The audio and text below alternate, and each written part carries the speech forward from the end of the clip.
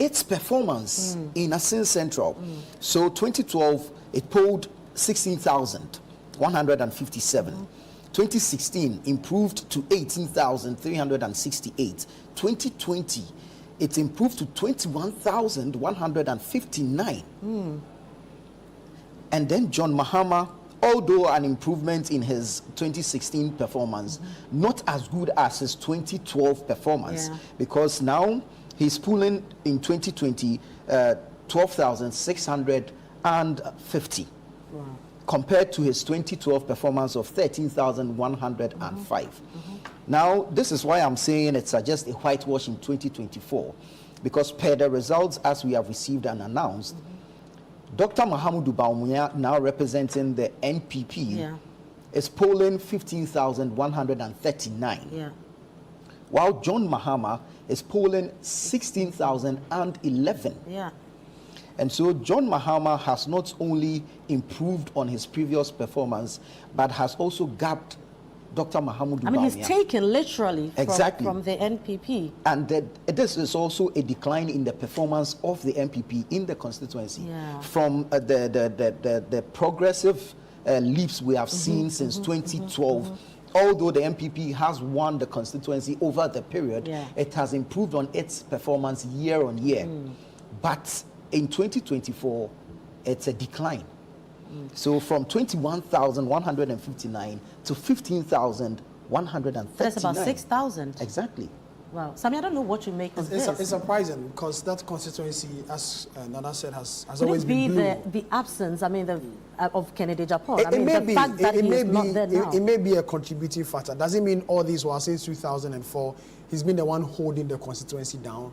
And with his photo not on the ballot this time around, and a new person, then the support is no more there. That's a question. Because we've also heard the Honorable Kennedy Japan talk about what he does for his people, even before going into politics, and I mean his relationship with his people and all. So could it not be that he has like a personal relationship with his constituents? That he does. I mean, as a person, I mean, you can't mention the Asin area and not mention Kennedy Japan and its influence there. But while I will depart a bit from him contesting the primaries of the party and the impact it has had on the fortunes of Dr. Bawumia, is that in the latter part of the campaigning period, we saw him strongly campaigning for Dr. Mahamudu Bawumia. He mounted almost every big platform that Dr. Bawumia was on. He actually even went out of his way to individually campaign for Dr. Mahamudu Bawumia. But wouldn't you say that was a bit too late? Perhaps. But knowing the influence Kennedy Japan has and what his name brings, I mean, it's Kennedy Japan we're talking about. Or maybe it could be the internal primaries or the primaries of the damage done then. And I've always, my years of experience reporting on politics, and especially the NPP policies, the internal election is always deadly than external election. It's always deadly because that's where you get to expose your opponent very well, because you are in the same element, you're in the same party, you have all the filler in quote about the person, so you go all out. And then after the election and you lose, you try and do damage control. But the kind of things that you said about your opponent. And who is saying it? Yes, is already in the minds of the Ghanaian voter. Because remember, when you're doing internal primary, even though it's an internal primary, the platform you stand on, others also listen to it. The ordinary Ghanaian voter listen to it. So then again, you ask yourself that, is it because of the damage he did to Dr. Bawumia during the primary that has, culminated in what's happening in his own backyard? That's a question you need to ask. Secondly, you also need to ask that, was he also in the constituency to campaign for the NPP's preferred candidates? That we do not know. That I'm not aware of that. And so if with his influence and he is not in the constituency to be campaigning for the NPP and Dr. Bawumia in an area he's still influential, it may cause a problem. It may really cause a problem. And I don't know if that is what we are recording in the Asin Central. Since 2004, it's always been blue. Why all of a sudden they switched to green? So I think there are some questions and some dynamics we need to analyze and see the outcome from this. I think slightly differently. I mean, I think it's a general mood of the country. Right. It could be the general mood of the country, because I mean, success without a successor is no success. So if we say that Kennedy Agyapong is so successful as an MP, so popular in his constituency, and he fails to have somebody succeed him on the ticket of his party, then that is a problem, you know. So I think it mirrors the general mood of the country. I don't think what is said about, for Kennedy Agyapong knew of this outcome. He said so during his rounds when he wanted to be flag bearer. In fact, it was one of the reasons why he wanted to be flag bearer. And if you go back and play a lot of the things he said, this is what is happening. He said the people cannot trust Bawumia. The people are suffering. The economy is bad. If the economy, or how did he say it? The exchange rate will expose you. Yeah. If the fundamentals are weak, the exchange he said all of that. The NDC Yeah. played it back. NDC was not playing it back in Asin Central necessarily. NDC was playing it back on a national platform to have a national effect, which we are beginning to see. So perhaps the central region is been a place that the NDC has been looking at for some time. Maybe that's beginning to yield results.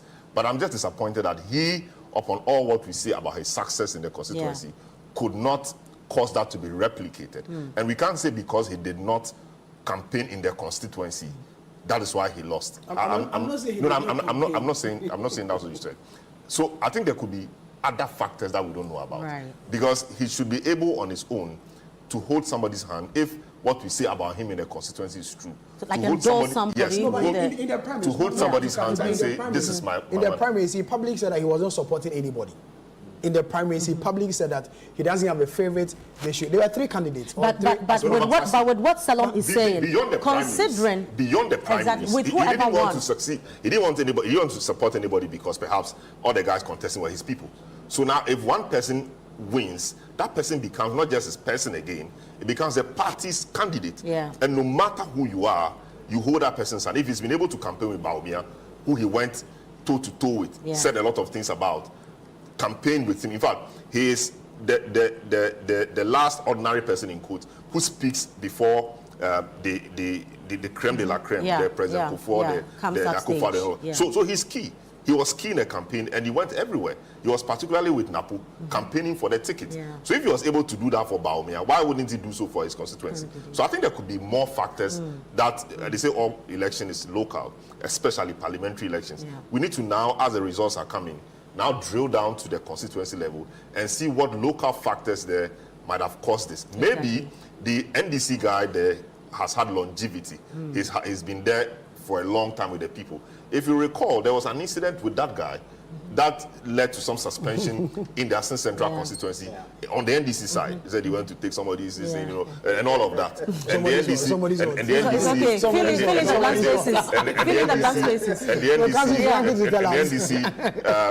so he was suspended as candidate. Exactly. But the NDC knew that that was the guy to take the seat for us. Exactly. So Johnson and Sitting Greater Adams said no.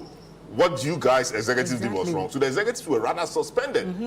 And the guy was restored. And here we are. He has gone ahead to win. Because the NDC knew that he was the guy to do the job for them. So the dynamics on the ground could be different. It's only disappointing that Kennedy Agyapong could not, you know, make his so-called popularity reflect in this election. Perhaps an indication of the general mood of the region and by extension the country. Or maybe it could have been worse, but for his influence. Perhaps. Because we don't have to rule it out entirely because with what you've just said, the general mood in the country, it probably could have also been worse, but for Kennedy Agyapong. And I'm particularly also disappointed because I expected him to have a successor. Success without successor is no success. I mean, Robert Jeffrey said that, and I think it's true. If you've done so, it's like somebody does well, builds houses, creates a huge estate. That's what we're dealing with the presidential. I know. Anyway, that's true. But they've always won the presidential in that area. Exactly. I expect that, you know, Bawumia should have won at least in this constituency, given all that he has done on the national level for Bawumia. Bawumia is my guy, and he's told everybody that Bawumia or the MPP, even if you not mention Bawumia, just say MPP, which was what he did mostly. That and look at the last campaign, the last rally.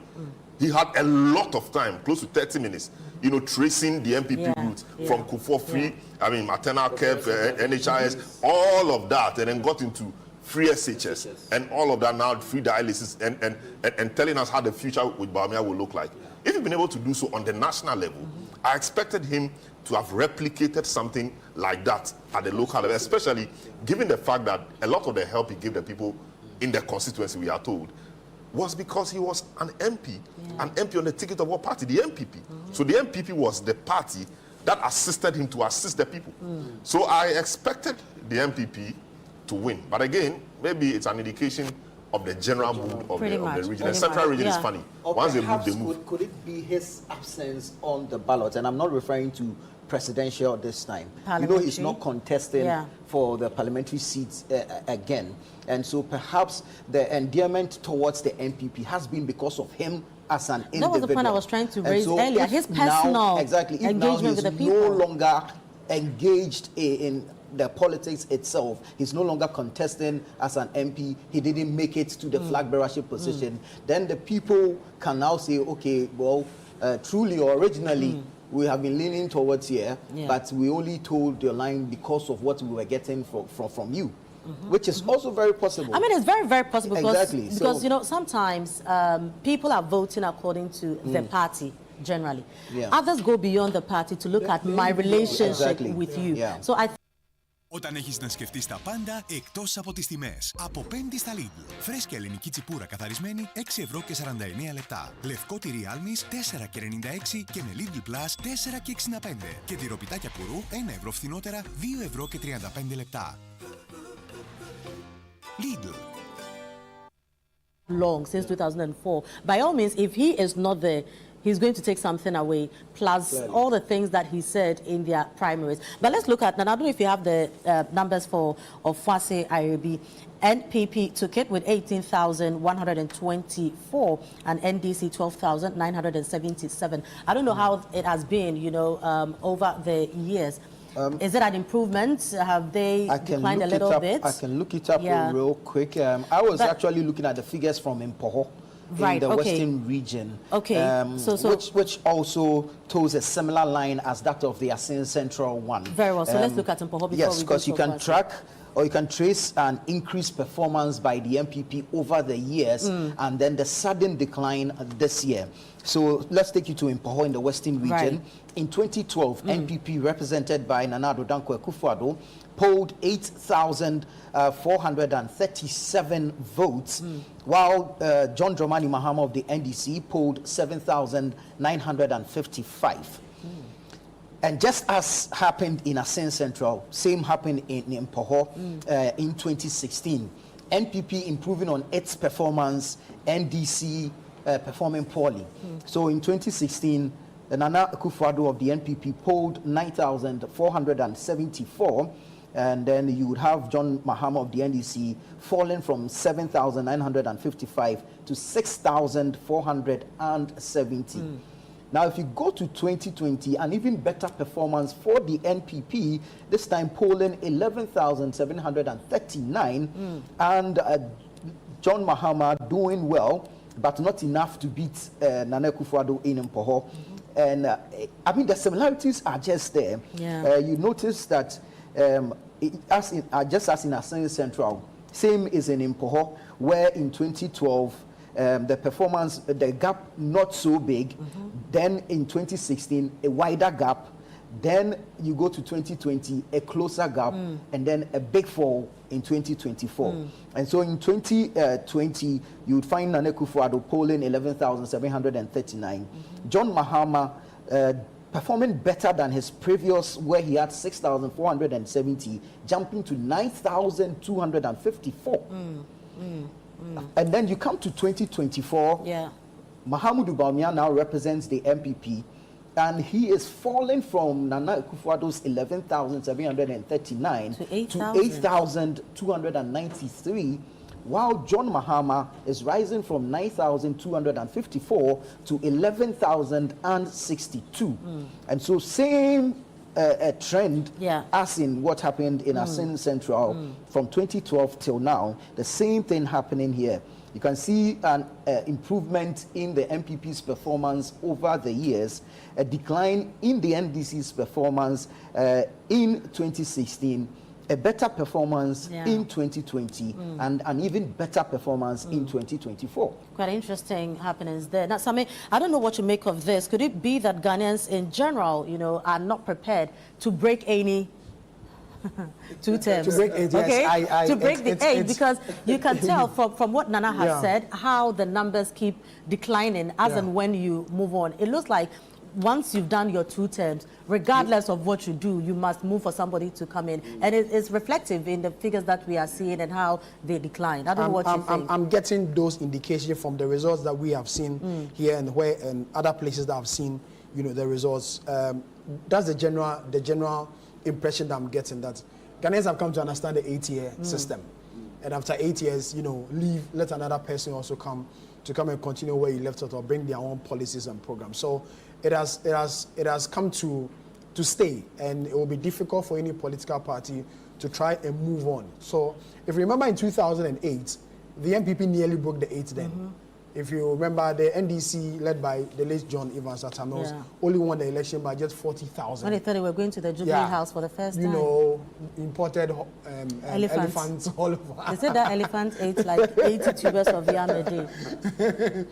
So that was where the breaking the 8 would have started. But Ghanaians realized that no, we don't want it. Just come and do 8 years. We understand the constitutional provision made for the 2-term system. When you are done, you leave, and exactly what we are seeing across the country. From the results that we have seen, and we are waiting for the Electoral Commission to officially come and announce it, that is a trend. The country is getting greener by the day, and I will not be surprised if the Electoral Commission comes in to make their final declaration. But then from the conversations my colleagues have had with the ASENs, especially the ASEN Central, I feel that because, that's my thinking, because Kennedy was not on the ballot, I'm sure the influence in that particular constituency, went down there. The more reason why the NDC, is winning, or John Mahama is winning the constituency. And then in the ASEN North, is already in an MPP, an NDC seat. We know of Jachi Kwesen and what's happening to him. It will be exciting to see the result from ASEN South, which is occupied by the Deputy Intim Fojo, and look at the figures from there as well. So we can do a proper comparative analysis of the entire ASEN enclave and see how it is. But then when you compare the figures of ASEN North from from this year to 2016, the MPP and John and Nana Akufo-Addo have won it consistently. So with the exception of 2020, when you look at the figures, that was in 2016, Nana Akufo-Addo of the MPP did 14,000, John Mahama did 12,000. In 2020, Nana Akufo-Addo did 16,000, John Mahama did 15,000, even though the NDC won that particular parliamentary seat. As I said, let's wait for the other ASEN constituency, and then we'll know. And you mentioned Ofoase Arebi. Ofoase Arebi, it's always been blue. It's always been blue, and I didn't predict, or I didn't see it turning to green anytime soon. The coming in of the Kojo Oppong has improved the fortunes of the party in that constituency. If you look at the figures, from 2016, Nana Akufo-Addo 22,936, John Mahama 10,960. 2020, Nana Akufo-Addo 24,000, an improvement in almost 2,000 votes. John Dramani Mahama still stayed at the 10,000 that he got in the previous election. In 2020, Dr. Bawumia brings the number down. 2024, sorry. Dr. Bawumia brings the number down from 24,000 to 18,000. Still, the MPP commands that particular constituency. John Mahama appreciates its votes by some 2,000. So whilst John Mahama was going up from 2020 to 2024, Dr. Bawumia was bringing the figures down from 2020 to 2024. So the trend in Ofoase Arebi has always been blue, and it will continue to be blue. Depending on the kind of candidates, the party is able, a strong candidate, the party foresees. The Kojo Oppong is a strong candidate. But the winning margin is not encouraging. It's not encouraging, and that is a challenge for the MPP. And that's when I want to side with Salon when he says that there's a general mood of change. There's a general mood of change across the country. Because if you look at 2020, 24,000 for for Nana Akufo-Addo, and 18, and then 18 for Dr. Bawumia, and then 10,000 for John Mahama, and 12. You could see that it's that's almost 13. It's almost 13. I mean, for you to lose by 6,000, that's quite a margin. The figures don't really look good. Just a quick one. And for a place like Ofoase Arebi, as you rightly mentioned, with the onset of Kojo Okonkoma, it brought more visibility to the area. Yes, that's and true. so you would have expected a better performance by the MPP in Ofasia Irebi. So I go back to my question, Salom. Is it that after 2 terms, Ghanaians just want a change?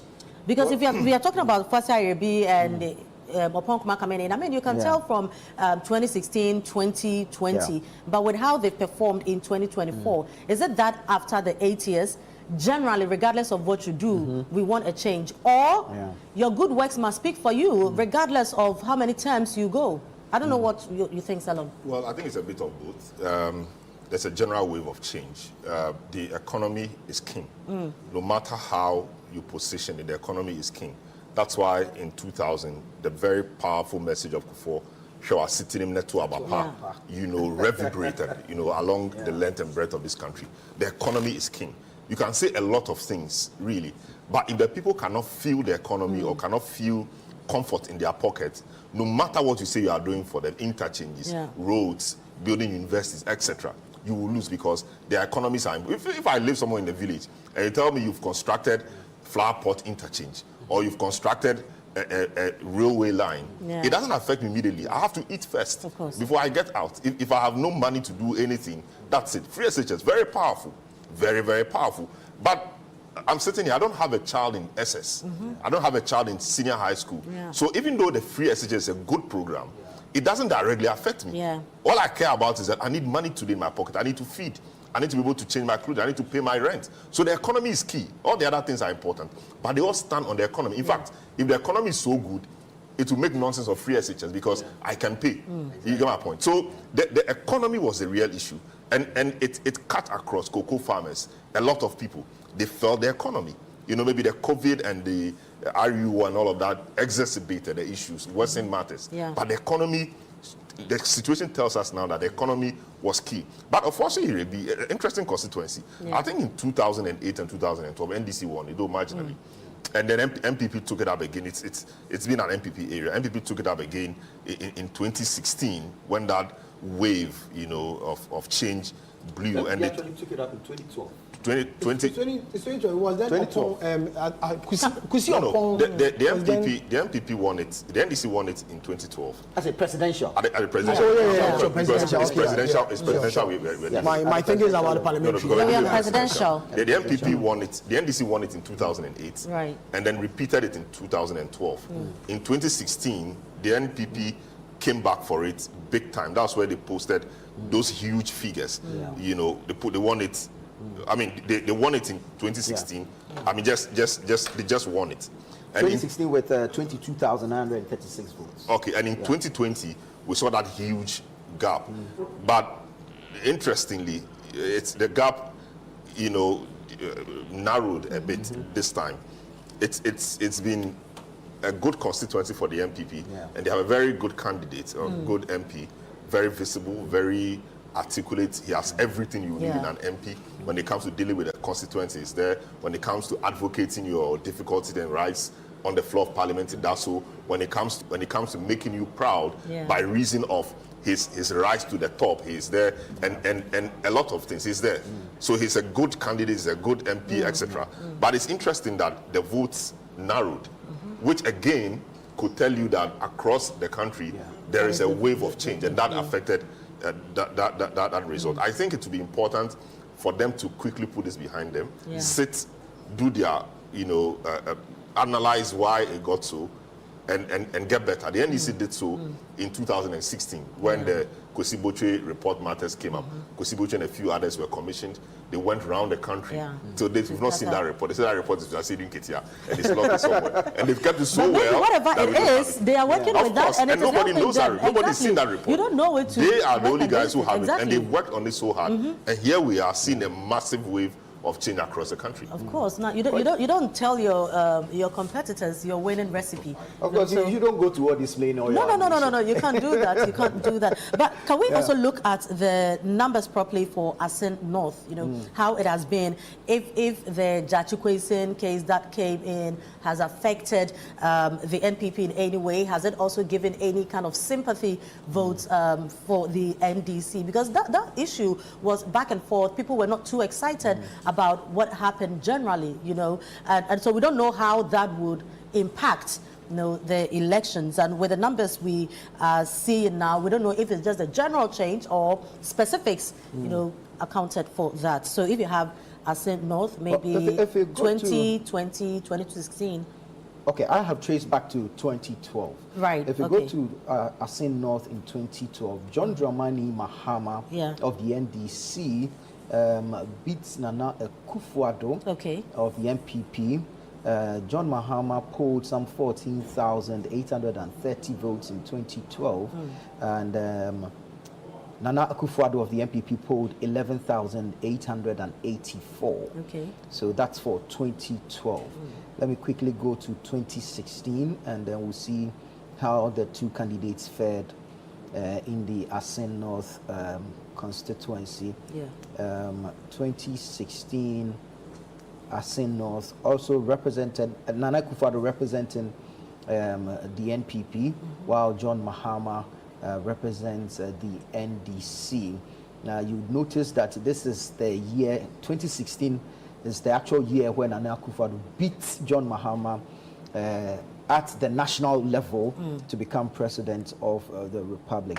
I'm still trying to pull up the results for 2016 for Assin North. Just give me a second here. But while we are looking at all the figures, you notice a trend that in the year that the MPP actually won the national elections or the presidency, there is a giant leap from their previous performance. Okay. So this will be 2016? Exactly, this will be 2016. Just as we saw in Poho, just as we saw in Assin Central, same as we saw in Ofuase IUAB. In 2016, you'd notice that the MPP actually does a better performance or puts up a better performance than their previous performance in 2012. So, let me help you out here too with the figures for 2016. For 2016, I'll do with the percentage one. Right, okay, sure, but I actually have the figures. The figures now. in there, okay. So for 2016, just like the trend I was trying to establish, with Nana Akufo-Addo winning the presidential elections nationally, he beat John Mahama in Assin North, although Mahama had beaten him in 2012.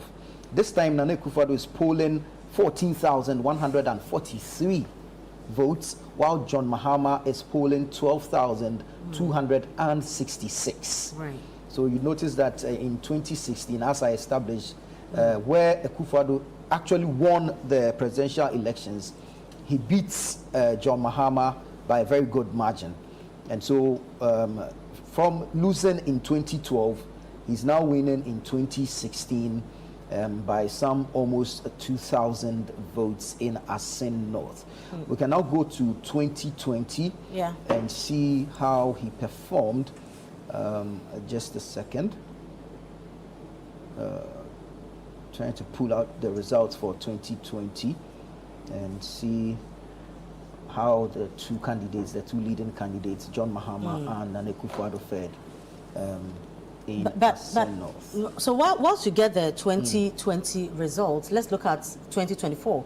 Because 2024, we are getting the NPP 12,705, NDC 17,762. Salam, I don't know how you would look at this while we get the 2020 results, but some 5,000 difference is quite huge. Yeah, the Assin North, because of that recent history, it's a bit interesting. The way people in the constituency feel that Gyakye Quayson was dealt with, I'm sure is shaping up a lot of things. MPP could have won it, but for the personality of Gyakye Quayson, people like him. People feel he's done a lot of philanthropic work and his demeanor, etc. People even think that he sacrificed a lot to come and serve his people, and he's faced difficulties. I mean, he faced a lot of difficulties, vilified, etc. The people don't understand a lot of the constitutional things. You know, he left his Canadian citizenship, etc., just to come and serve us in this village. And why are you treating him like that? And even the propaganda at the time was they said he's not a Ghanaian. How are you telling me he's not a Ghanaian? We know him. He was born here. He speaks Twi. We knew him before he traveled, and today you are telling me he's not a Ghanaian. Yeah. You know, that was at the propaganda level with no recourse to constitutional matters or legal matters. So that worked so well. And the fact that he was a good man, or he's a good man to them, that showed in how he won back the seat in 2023. Yeah. And the difference, I mean, the results here is not very different from what we saw in 2023. So I think it's the personality of their candidate that is doing the trick for the party this time around, even at the presidential level, even though you can't still rule out the general mood of change across the country. But in this case, the personality of the candidate has a lot to do in that particular constituency. You know, so we've had some big wigs of the NPP, you know, from time to time come out to talk to us. Yesterday we saw press conference after press conference, you know, accusations, counter-accusation, defense, you know, and all that. One person who spoke, I think around dawn, is former NPP chairman Peter McMahon. Let's take a listen to what exactly he said. What's it looking like for the NPP currently? Are you on course to breaking the 8? Well, the results are trickling in. I'm told there are some challenges at the constituency coalition centers. So, as me and you are here, we are waiting to have the certified results from the coalition centers. Okay, but I know we're able to know where we are going. Okay, but I know the parties have been doing their own coalition. How is it looking like for the NPP? Well, that is something that also has to come from the coalition that has been done in the constituency. It cannot come from the air. So constituencies or polling stations have to give them the results before it is quickly transmitted. I mean, we can't go beyond the Electoral Commission. But are you concerned about the delay? Very much. I'm tired as I sit here because obviously you are tired, I'm tired, everybody's tired. So we are concerned. As party representatives, has the EC communicated anything to you as yet? Not yet. We inquired and they told us they are also waiting for the results from the constituency coalition centers.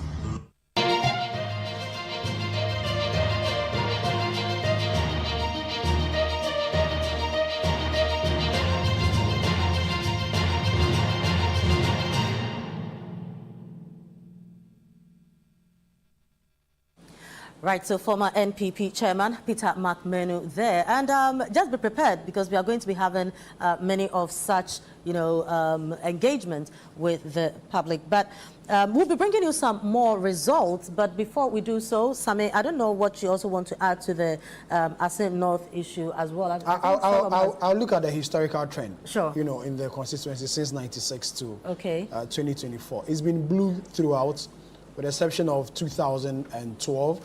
And then, yes, just 2012. Hold on that 2012. We'll come back to that. But let's take some more results, what we've received so far.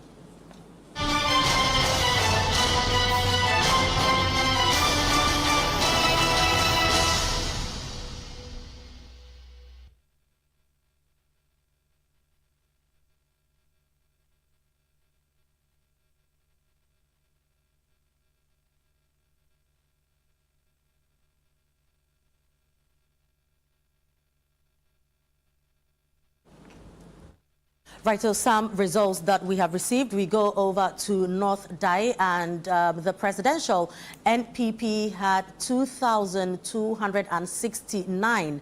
2,269. That is NPP's Dr. Mahmoud Bawumia. Now, on the NDC side, John Dramani Mahama polled 15,115. 15,115.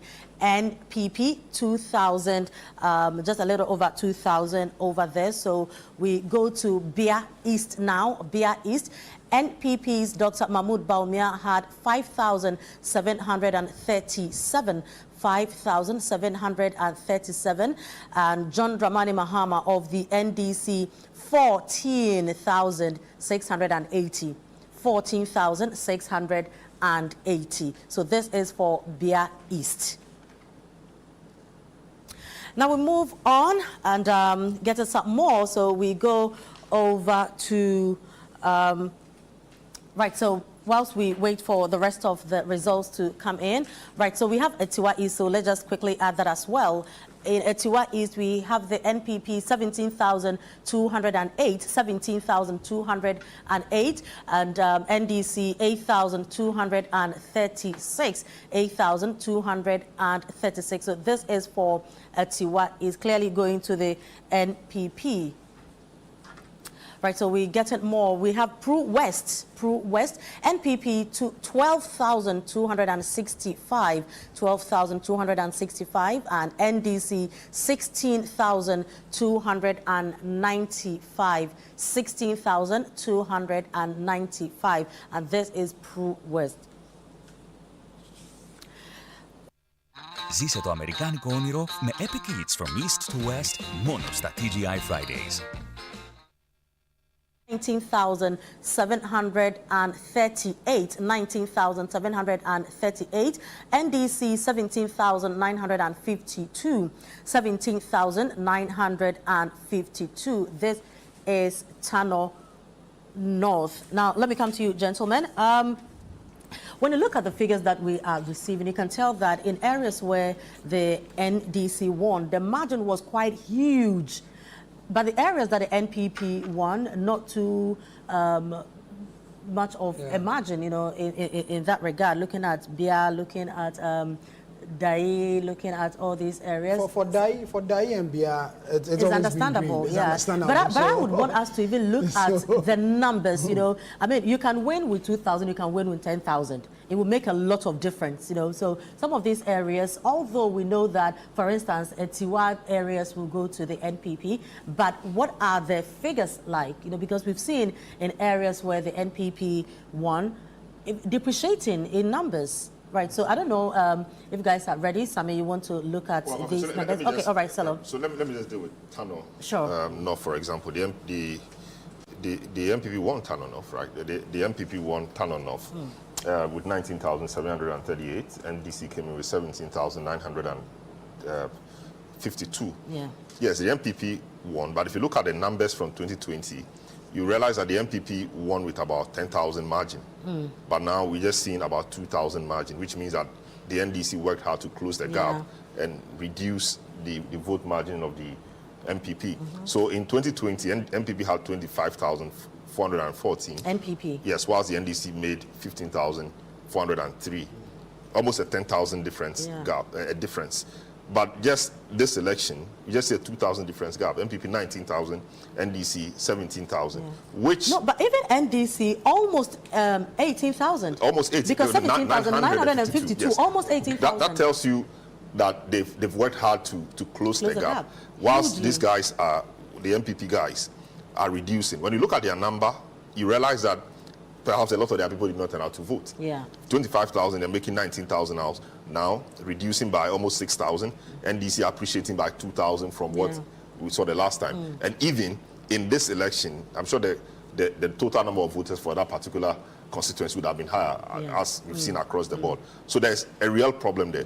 Either there are people who are apathetic, they didn't go out to vote, or something. It cannot be anything else, because there's no other person that took away a chunk of the vote. So apathy is key, and the NDC's hard work in that constituency has also come up for mention, because they were able to improve from 15,000 to 17,000, whilst the MPP dropped drastically from 25,000 to 19,000. Again, indicative of the general mood of the country, the economy being the key. Right, now let's look at Etiwa East. NPP 17,208, NDC 8,236. I don't know if... what we're looking for Etiwa East, I mean, I don't know if you have... I have it, so let me just... So Etiwa East... Okay, go on. Bia East. Etiwa East, similar situation. You know, you can also put not die. Similar situation. In Etiwa East, in 2020, the MPP made 19,769, 19,000, whilst the NDC made 7,536. A difference of about 12,000. A difference of about 12,000, yes. But when you look at this one, 17,000, dropping from 19,000 to 17,000, whilst the NDC appreciated from 7,000 to 8,000, an appreciation of about 1,000, Yeah. whilst the NPP dropped from 19,000 to 17,000, a drop of about 2,000. Yeah. So in the presidential, it is cumulative. It's not like the parliamentary that when you win, then it That is closes it. like on semester basis in the university. It is like Yeah. primary school or SS. Whatever you learn will in the end come to the exam, the final exam. So in the presidential, whatever you get adds up to the whole, and so it becomes important. So when you have your candidate dropping votes, 2,000 in one sense, maybe 5,000 or 6,000 in another sense, whilst your opponent is closing the gap, it's a problem in the end, because you will not be able to have that 500,000 gap you had in 2020. That is how it chips away gradually. So again, it appears that generally people are not happy, and so they went out there to vote to reflect that. Either they did not go, at all in protest, or they went to vote again. But the opposition, as always, is motivated to come out and vote, so their people can win, and that's what we've seen. And I wanted to take Bia East. Bia Yes, East has historically been green, having voted for the NDC over the years. If we go as far back as 2012, the MPP's Akufo-Addo polled some 5,267 votes, while the NDC's John Mahama polled 14,668. 2016, MPP dropped by just a few votes, polling 5,250. But there also, NDC dropped votes. So from 14,000, the NDC came down to 10,899. 2016 and 2024 are very similar. Exactly. The kind of wind of change that blew over the country in 2016 pretty much is what we are beginning I'm to saying see. that if you look at the figures from the year which Akufo-Addo actually won the presidency, which is 2016, there are so many similarities you can draw with the results we are seeing now. Early days yet, but what we are seeing now suggests a similar trend. And so you notice that if JDM is dropping significantly in 2016, Akufo-Addo is gaining in 2016. But if you jump to 2024, JDM is gaining while Dr. Bawumia is losing. Yes, exactly. So let's go to 2016. MPP did well, polled some 8,141 votes. But then NDC increased or performed better, jumping from its previous 10,899 to 14,683. 2024, NDC stayed within its 14,000 and this time dropped just 3 votes. Just 3 votes. And so from 2020, where JDM polled some 14,683, 2024 he's polling 14,680. So it's just a 3-vote decline. So we're safe to say that Bia East is a safe seat for the NDC. Exactly. They've always voted green. Exactly. They've always voted green. Bia East in the Western North region. And the numbers have not really changed, as we've seen in certain areas, looking at how the trends have been over the years. Yeah. It's just that there's a significant drop from Dr. Mahamudu Bawumia's performance as against Nana Akufo-Addo's performance in the last election. We have more results coming in, so we'll take them now and break them down for you as we move on.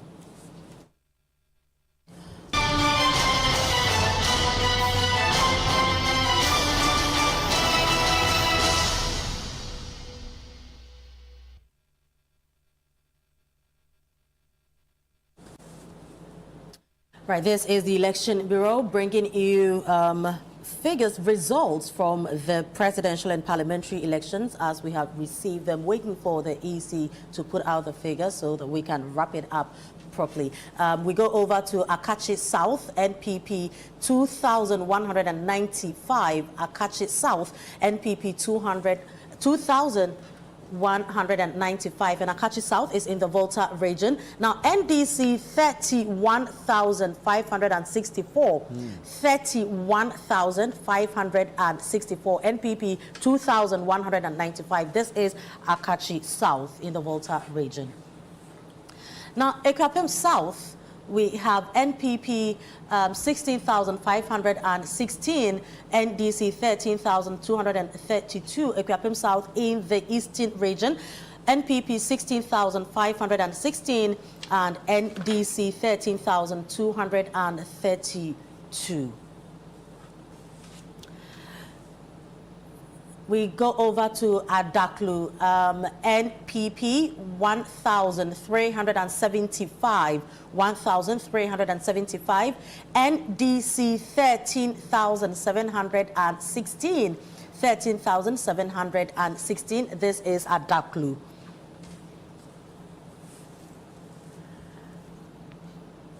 Right, so still having numbers, the results come in. We move over to Okre, also in the eastern region. The NPP polling 12,122, 12,122, and NDC 9,266, 9,266. This is Okre.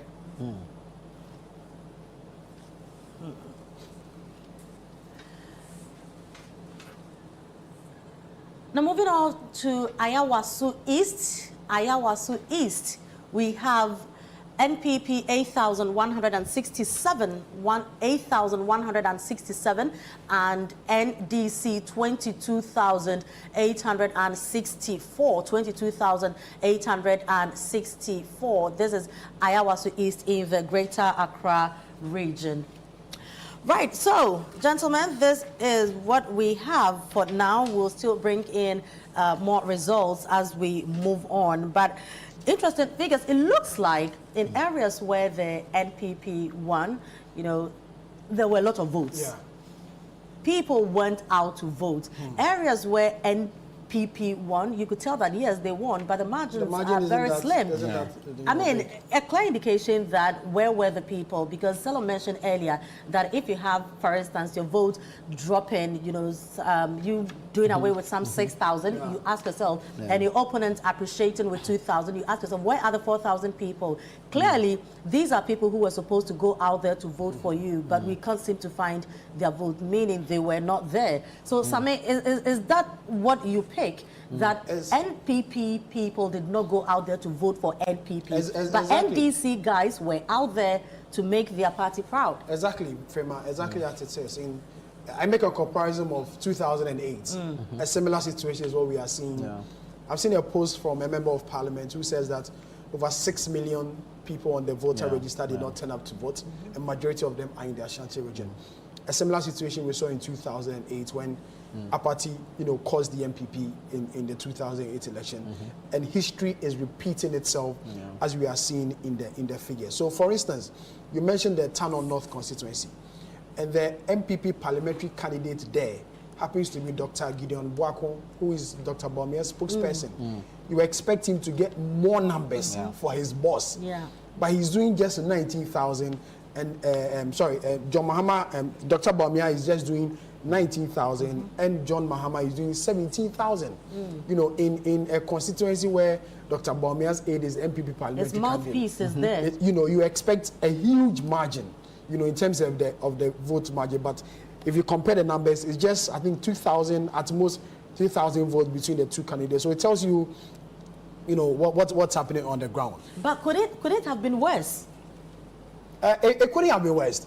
It couldn't have been. No, it couldn't have been. What has the trend been for over it's been a safe seat for the MPP from Frida Prempeh, you know, time till now. It's always been. But when I say could it have been worse, meaning that if it wasn't Gideon Boako, the mouthpiece of well, with the wind of change blowing, significant decline. you get it?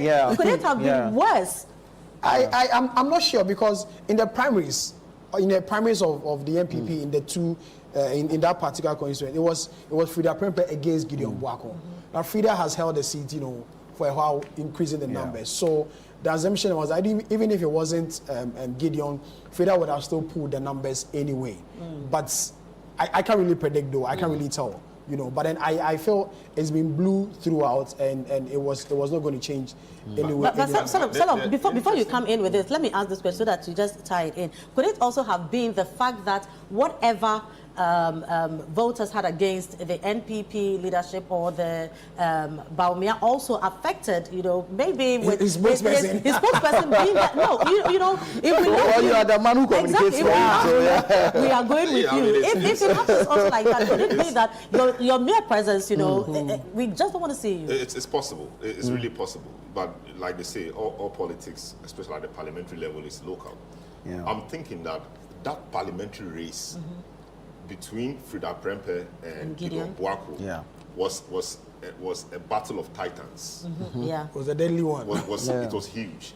We had Gideon Boako of the vice president's office, a key person there, and Frida Prempeh, who at the time was Works and Housing Minister. And people thought, because she was Minister of State, she became Works and Housing Minister. People thought that she was rewarded for her good job, etc. And then she loses the seat, not with a lot of margin. And just after losing the seat, she loses her ministerial appointment. I mean, everything went wrong for her. When two giants are fighting like that, it sometimes very much entrenched. And once it's very entrenched, there are deep, cuts. There are deep, the fractures are deeper. Yeah. That may have a toll, or that may have contributed somewhat. The fact that she lost her ministerial appointment soon after, after the primaries, we had some reshuffle where the gender minister who lost to Kabiru also lost her ministerial appointment and all of that. So Frida Prempeh was affected. That will also anger her followers and may not go out and campaign and vote the way they would ordinarily have done if the primaries was not that tense and was not that painful. So I think that may also play a role. I don't know how much of an effort Frida Prempeh gave to that push or that contest. Yeah. She may have done something, but I'm not sure how much of that she did. That could also account for something, adding to the general mood of change that a country is experiencing. One would expect that Gideon Boako would have used his influence with the vice president to tell them that the guy is likely to become a president. If he becomes a president, his boy, Tanonoff, will become Little London in the middle of nowhere. But that didn't. Well, really maybe help. they also felt, no, we are not going to go for your man, so definitely we know your future. So that may have affected it. Sometimes when the wave is, there's a reason why it's called a wave. Yeah. It sweeps everybody, and if it doesn't even sweep you away entirely, it creams off some of your gains and it reduces you a bit. So if the opponent works harder, the opponent is able to catch up. I'm sure that's what happened in Tanonoff as well. Right. Nana, so which one are you looking at? Should we go I'll take you to Akachi North pretty quick. But then one thing you would also notice that, too early yet to conclude, but one thing you also notice that any election year that witnesses a significant level of apathy, it goes against the incumbents. Yes. That's what happens all the time. That's what happens all the time. So most of the times you hear people say that opposition does not win election. It is incumbent that loses the election. Exactly. And it's very because you are the one. Because if you are in power, you offend a lot of people. Exactly. Including your own people. Yeah. People are disgruntled. They are angry. They are frustrated. So they may not go and vote for your opponent, but they'll just stay off as a protest vote. And exactly what we are seeing in this particular trend. It's always Ghana against incumbents. Exactly. 2008, same thing happened. 2016, same thing happened. So they're catching south. And then you can also see that it has an 8-year lifespan. There's an 8-year cycle. It happens after every 8 years. That's why my earlier submission. That's why my earlier submission. I said that 8 years is up, so your time is up. Whether you somersault. That's why I said in my earlier submission that Ghanaians have come to understand 8 years. Exactly. You don't go beyond 8 years. Whatever. Perhaps you can. Perhaps the voter feels 8 years is enough for you to have done anything. Do whatever you want to do. Because during when we were watching the constituency, you heard people say that voters say that, oh, this MP, he's done well, she's done well, but we think that someone else should also come. So is that our mindset? So regardless of whatever you do, as long as your second term is up, it means your time is up. But the mindset of change is always with the presidential level than the parliamentary level. Obviously. Yeah. A member of parliament could stay for a long time. The people still like him. They love there are so many examples. There are so many examples we've seen. Some have been in parliament, for all these years. Those people, you can tell the work that they do and how well they're able to engage their constituents. Parliamentary seats, you don't take it for granted. Yeah. Because you will go back and deal with the same people. Exactly. Okay, Yeah. so it depends. I mean, those who, I wouldn't say were complacent or did not engage our people well, but most of the time, you see those who also double as ministers of state, you know, always suffering because then you have too much work on your table, and so you are not able to deal with your constituents. But I don't know if you feel same way. It's very possible that because at that level, it is the human engagement. It is the mano a mano, the face to face. Because I know you from the community. You understand? It's not today that you become an MP and so we don't see you anymore. You are no longer and the guys in Lejokuku will define this for you. They will punish you for it. I mean, there are certain areas where it's not even about your performance. It could be something as petty as you not saying hi to me when you see me on the road. You're not playing football with us. You get it, and that's what I mean. There's so many things. And the local politics is always different from the national. It is very petty at the local level. It is always very petty at the local level. I've always said this story that, you know, when I followed Akufo-Addo in his presidential, you know, campaign from 2008. Remember, I went to a constituency in the central region there. And then once he was on stage talking about, I'll bring you free SHS, I'll do this. After the whole engagement, the chief met him one-on-one and said, Nana, free SHS, we agree. But the next town, they have a brass band. We don't have a brass band. so what we want for you is just get us a brass band. And we vote for you. Thank you. I mean, everyone has. I mean, that's what's important to the chief at that moment. Anyways, let's go to Akachi South and look at what the figures are saying. The MPP in 2012 polled just some 2,269, while the NDC did 29,761. It jumped to 2016. MPP improved on its performance, polling 3,260, and then you had the NDC decline to some 25,596. 2020, better performance, a decline for the NPP, where you had 2,789 for Akufo-Addo, and John Mahama also declining 11,160. Now, this should, I mean, this is where the crux of the matter is. If you jump to 2024 and see how the NDC performed regarding the presidential race in Akachi South. So mind you, there was a decline from 25,596 in 2016 to 11,160 for John Mahama. Look at what he's doing in 2024. 31,000. 31,000 from 11,000. And so this feeds like into 20,000 more. Exactly. This feeds into what we've been saying all along, that general wave, because from 11,000 to 160 should tell you that the previous election year people just did not vote. They had the numbers, and it will be interesting to know what the figures are saying regarding the number of new registrants for the elections, so that at least you can strike a balance in there. Because jumping from 11,000 to 31,000 is quite huge. But what did NPP do in Akachi South in 2020? What was the number? 2020 MPP did 2,789, and 2024 they've dropped 2,000. So they've lost about exactly some 700 votes. Yeah. Anyway, that is Akachi South. Let's sustain the voter region because North Ton. You asked me to do the North Ton constituency as well. It's always been green. It's always been green, and the best time the MPP performed well was in 2020 when MPP did almost 4,000. You know, the rest has been 2,000, 2,000. So in 2012, MPP Akufo-Addo did 2,246.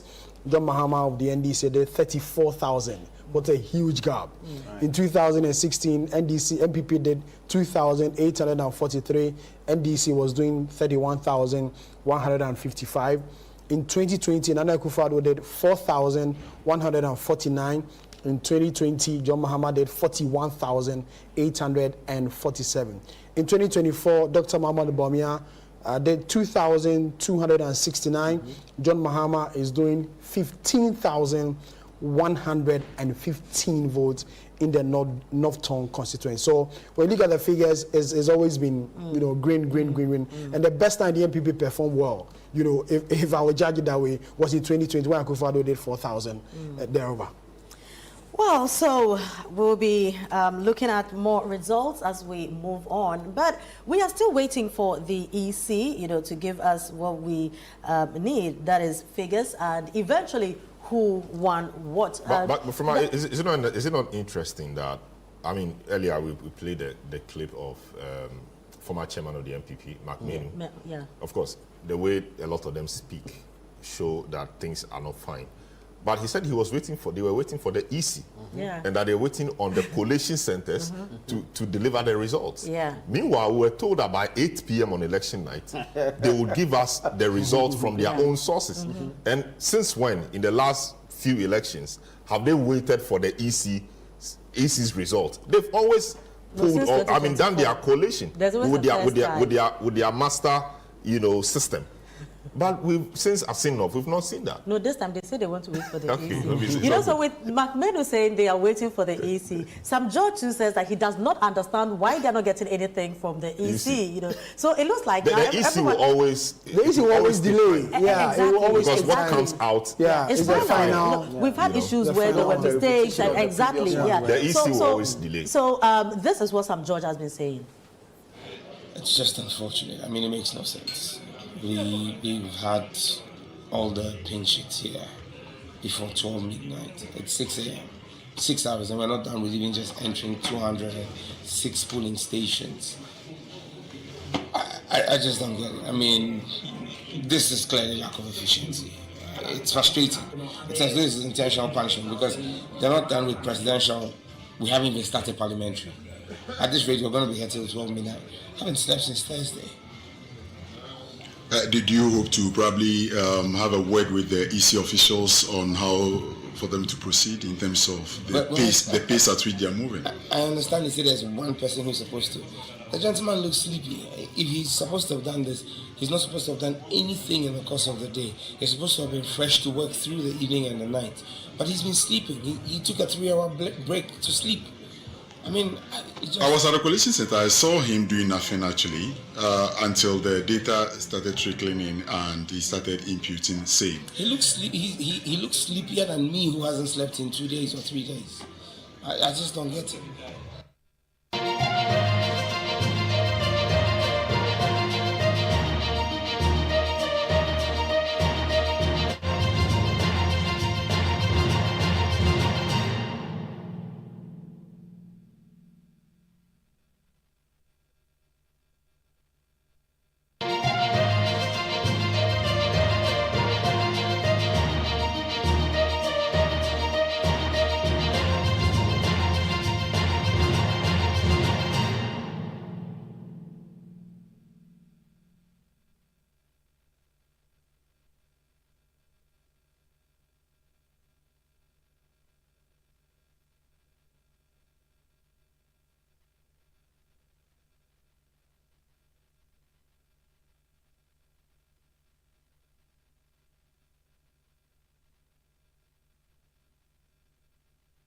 This is the Election Bureau still taking results that have come in. So we go over to Equiapem South, and with a presidential election, we have the NPP 16,516, NDC 13,232, NPP 16,516, NDC 13,232. So this is Equiapem South in the Eastern Region. Now we move on to Akachi South, NPP 2,195 and NDC 31,564. So all these results coming in are for the presidential election. Right, so we move on and we go over to Adaklu, where the NPP polled 1,375 against the NDC's 13,716. 13,716 for NDC and 1,375 for Adaklu.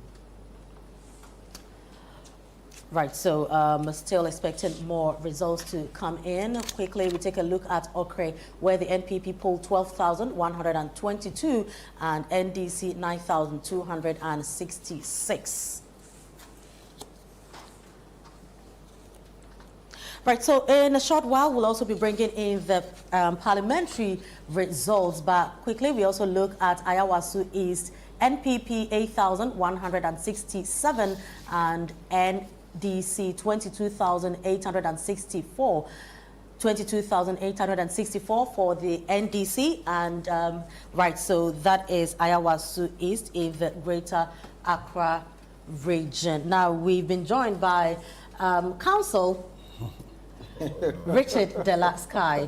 Now, is a serious issue at this point, or I missed it? No, just Richard De La Sky. Esquire. No, even Esquire. No, we want to add it. We want to add it. Anyway, so you're welcome. And, yes, I'm honored to be here. Yes. And good morning to all of us. Good morning. Yeah. So results coming in a short while. We'll be looking at the parliamentary elections, but generally with what we've had so far with the presidential elections, I don't know what you make of that. Well, I think, as I was saying much earlier, throughout the night, it seems to me that the results that are coming in are moving towards a certain direction. And the appetite for change appears to have found its way into the ballot boxes. And based on what we are seeing across the country, it does seem that it would take some earth-shattering miracle to confirm otherwise.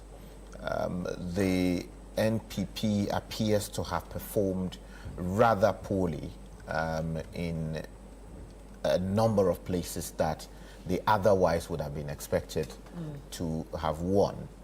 And a number of factors may well account for that. We'll be going into that. But my general impressions are that this appears to be a verdict or a referendum, if you like, on the tenure of the current administration.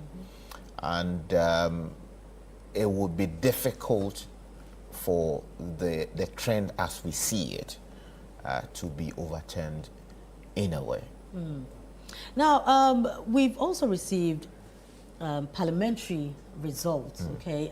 Pretty soon we are going to be displaying that as well. But let me pick your thoughts on some of the parliamentary results that have come in. For instance, Assin Central, okay? I mean, everybody would think that with the influence of Kennedy Japan, whether he's on the ballot paper or not, we'll still feel his influence in there somehow. But unfortunately, it went to NPP lost it, going to NDC. So you have the NPP parliamentary candidate, that's Anew Godfred, getting 15,926, and Shaibu Nurain getting 16,343. Not too huge a margin, but does that surprise you in any way?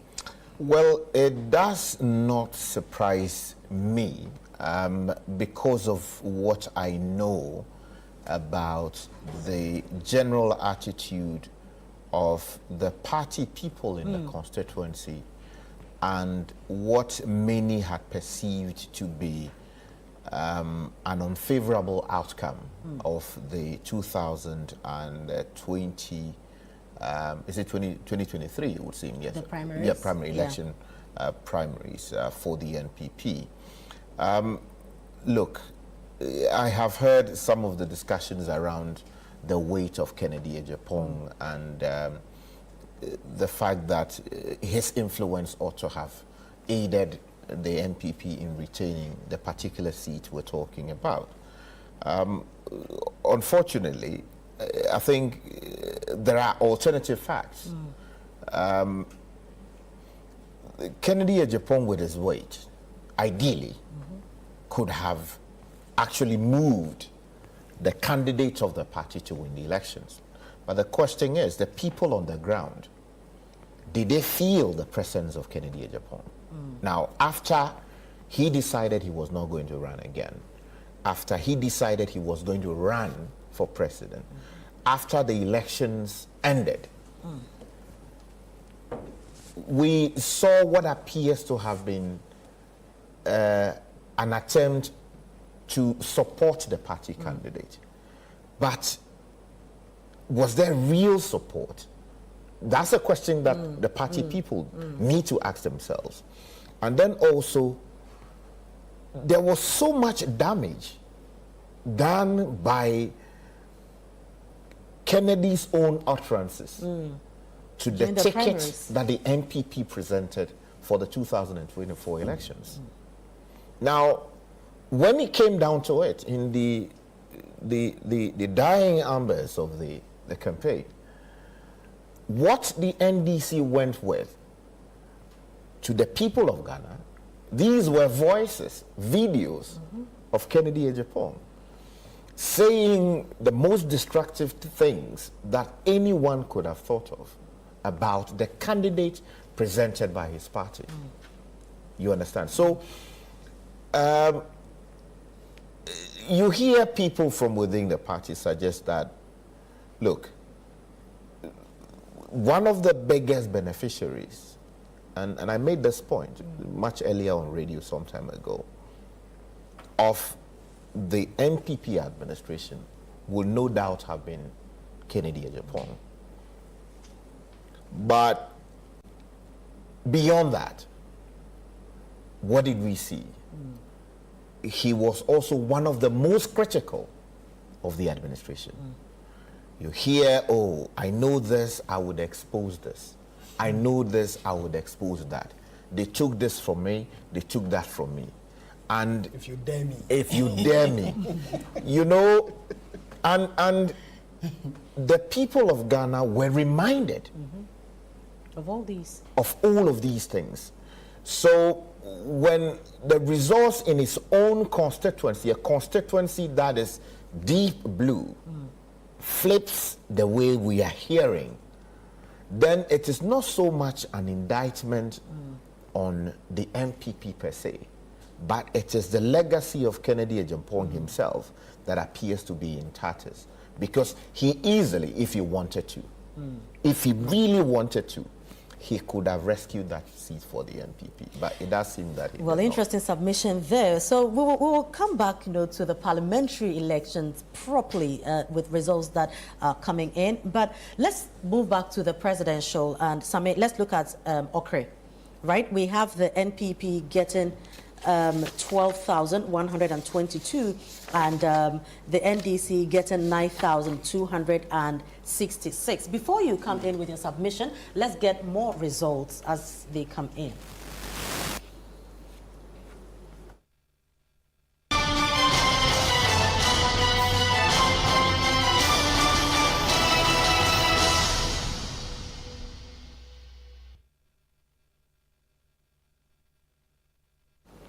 Right, this is the Election Bureau. Results coming in. We go to Abrim and NPP 16,841. Abrim, NPP 16,841. NDC 12,517.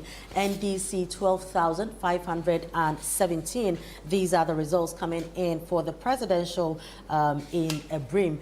Now, German North, we have NPP 12,837, 12,837, NDC 22,622, 22,622.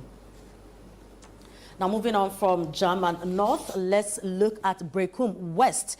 So we have in Brekum West, NPP 7,686, 7,686, and NDC 12,218, 12,218. This is for Brekum. Now we move on to Nabdam. The NPP polled 5,959, 5,959 and NDC 11,393, 11,393 for Nabdam presidential results.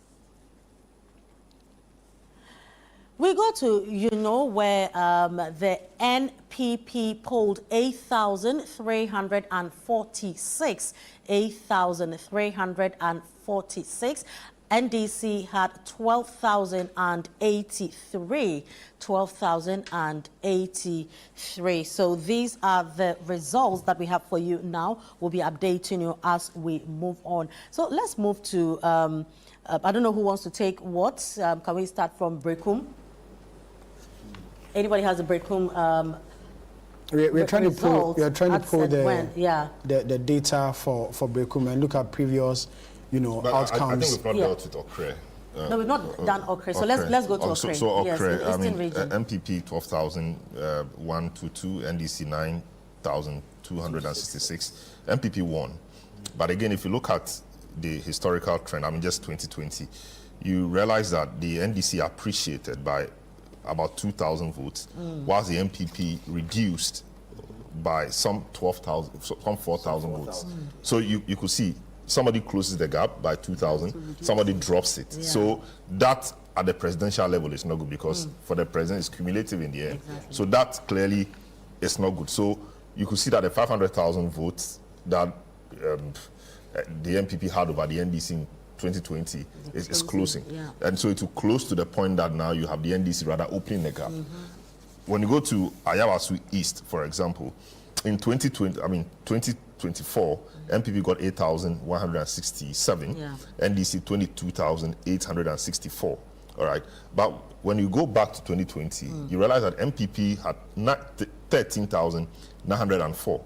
So there's been a drop of about 5,000. About 5,000 is being shaded off to now 8,000.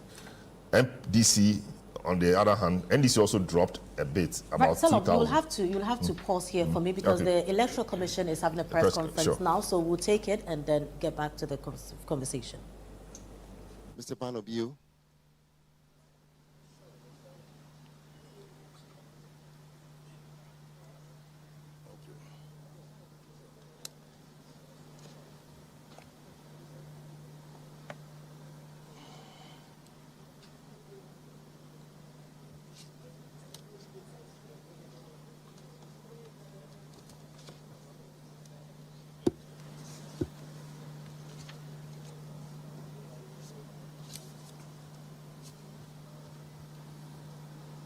Good morning, directors.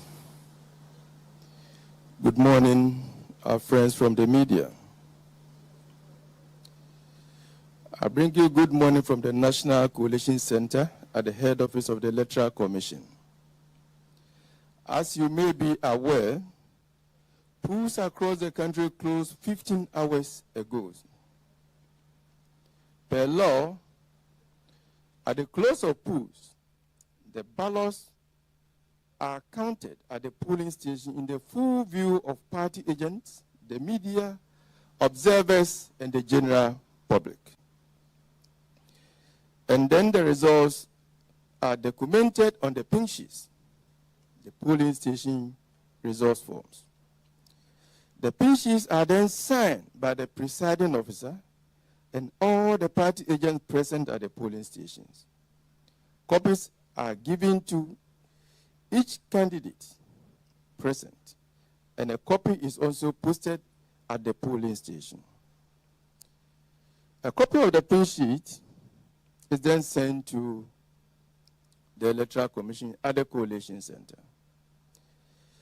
I want to emphasize that this pink sheet determines the final results of an election. It forms the basic document for declaring results at all levels. As such, for this election, the pink sheet generated from all the 40,648 polling stations and signed by the presiding officer and the agents would determine the final results for this election. Nothing would change. From the polling stations, as I indicated, the pink sheets are sent to the Constituency Coalition Center and collated at that level. The constituency results summary sheets are also signed by the returning officer and the party agents. the agents are also given copies of this form. A copy is then pasted at the constituency collation center. From there, the results are sent to the regional collation centers. And then at that level too, the results are collated in the full view of the party agents, who then sign and receive copies of the results. A copy is also posted at the regional collation center. It is from these forms that the results are sent to the National Collation Center via fax. The results, the regional results summary sheet that are completed at the regional collation centers and copies given to the agents are the very forms that are faxed to the National Collation Center. Once received, the results are also collated in the full view of the party agents who are here with us, and a copy given to each agent present. The results from the National Collation Center are also posted at the National Collation Center. Once this is done, the returning officer for the presidential election, in the person of the chairperson of the Electoral Commission, declares the winner of the presidential election. For the information of the general public, as we speak, no results have been received at the National Collation Center. And I repeat, no results have been received at the National Collation Center from the regions. Our feedback from the field is that the results are trickling in to the regional collation centers. Hence our inability to publish these results at the National Collation Center. We want to assure that as we receive the results, region by region, they will be published. We urge all citizens to exercise patience and follow the EC's periodic announcement. We will keep you updated as we have done over the past 24 hours. We also call on both our permanent and temporary officials across the country, particularly the constituency collation centers, to stand firm and carry out their duties as expected of them. We also urge the agents of the political parties to cooperate with our staff to ensure the smooth transmission of results at both the constituency and regional levels. We are grateful for your attention. Thank you. Thank you, Director, Electoral Services. On this note, the update for this morning comes to an end. We'd like to thank you very much for coming, and we usher you back to the NCC. Thank you very much. Bye.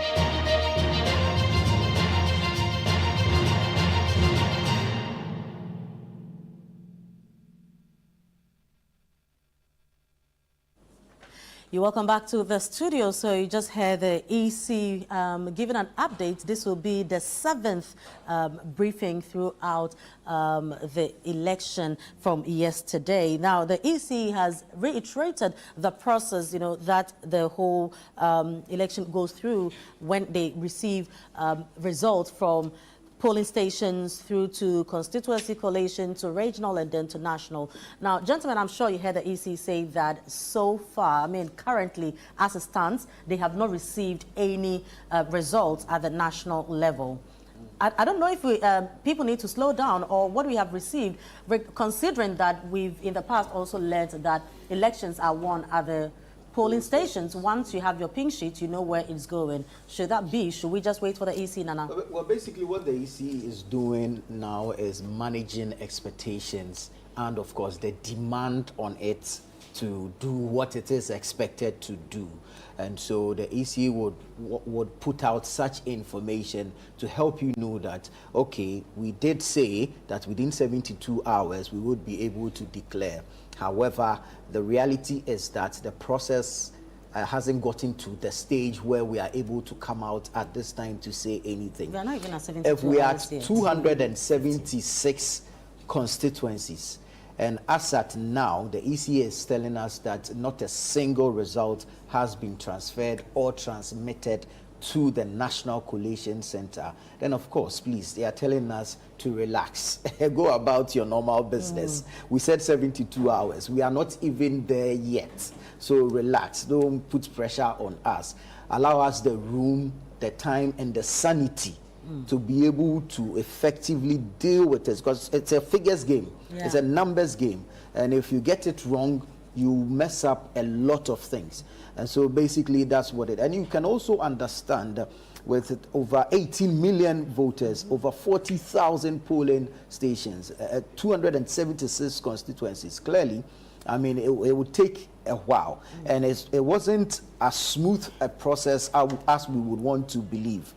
Generally, we can say it was peaceful, but we are here, we have reported, we have discussed, we have spoken about the pockets of violence, the chaos that has characterized the process in certain areas. And so, although voting officially ended at 5 p.m., the processes after the close of polls did not all commence and end at the same time. And so basically that's what the EC is saying, that allow us the room and the time and space to operate. We have said we'll give you the results in 72 hours. We are working towards that. But as at yet, not a single result has been transferred or transmitted to the National Collation Center. Salam, does this help us in any way, the EC presser? Well, I think it's great. They're trying to be transparent. And so you see the pressers don't last, they don't take long. They don't last for long, they're very brief, because if they realize an issue is coming up, they quickly come and address that issue, and then they go back. And it's great, it's good. What I think they're seeking to do is to explain the process, and I think we need to explain the process for the people to understand. There are various levels or layers to this. In the 2020 electioneering period, or elections or election cycle, we saw CI 127, which is the Public Elections Regulations 2020.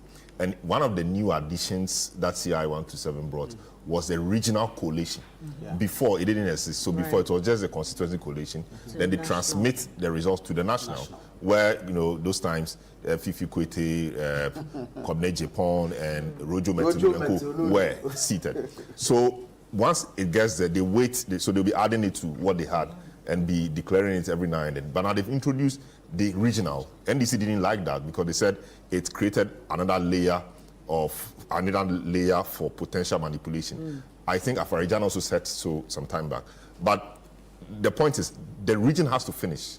When the region finishes, then on a sheet, the region can just transmit everything for that region, signed by the people there, to the national.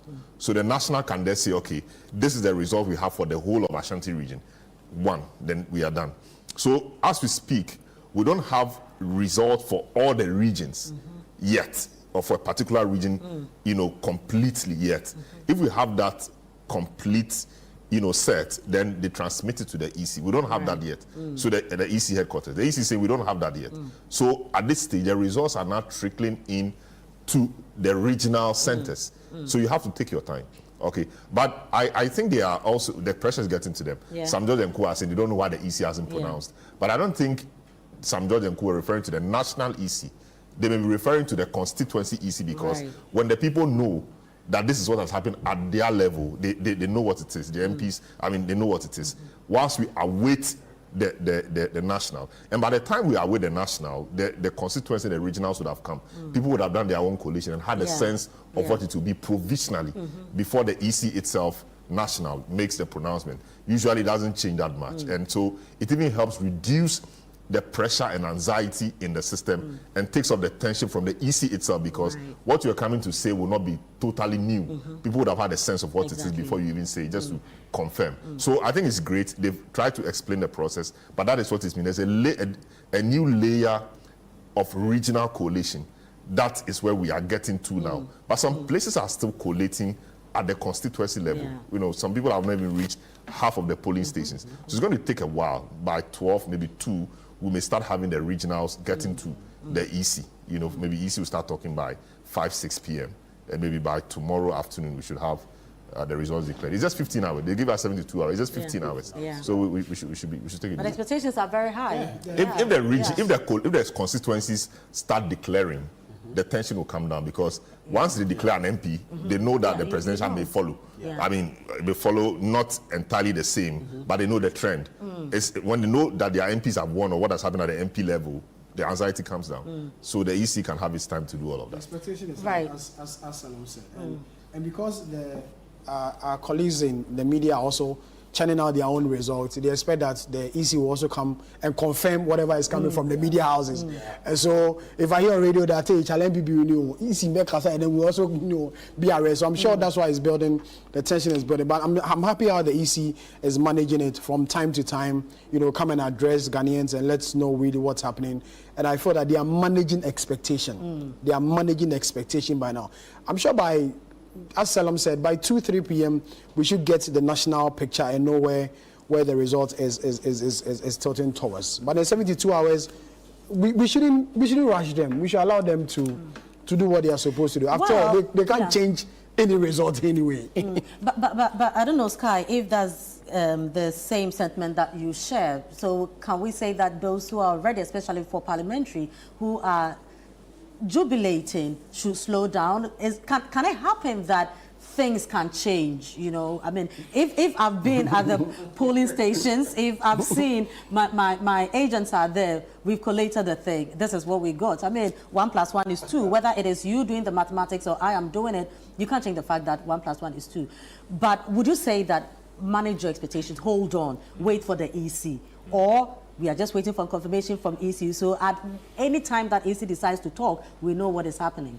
Well, since last night, I've been talking about management of expectations, because there are a number of layers to it.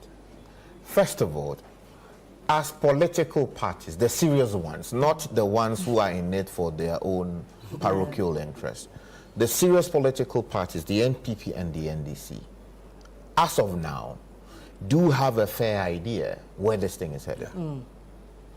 Because these are people who have deployed over 40,000 polling agents around the whole of the country.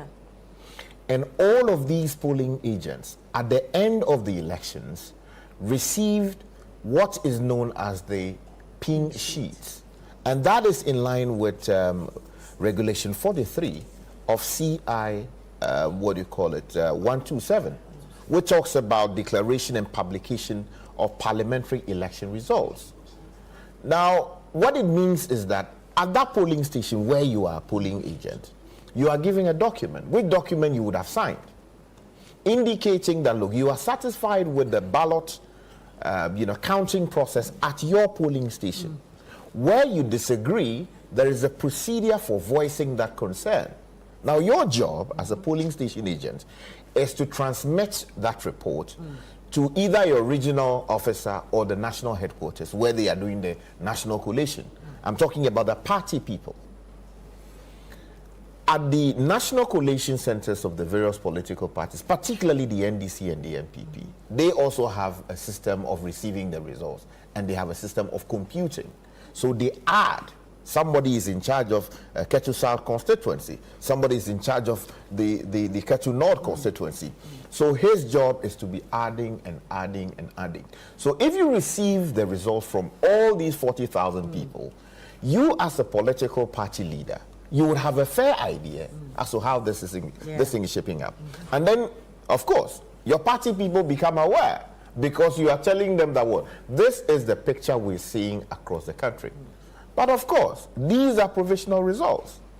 the only institution given the authority to make a declaration as to who has won at the parliamentary level and who has won the presidential election is the Electoral Commission. So at the constituency level, when the various polling stations making up a constituency come together, the presiding officer or the returning officer for that constituency makes a declaration in line with regulation 43, right? That, okay, we have added up all the polling station results in this particular constituency. And the numbers show that Frema Edu Nyame has won the, what do you call it, the Kwabre constituency of the Eastern region.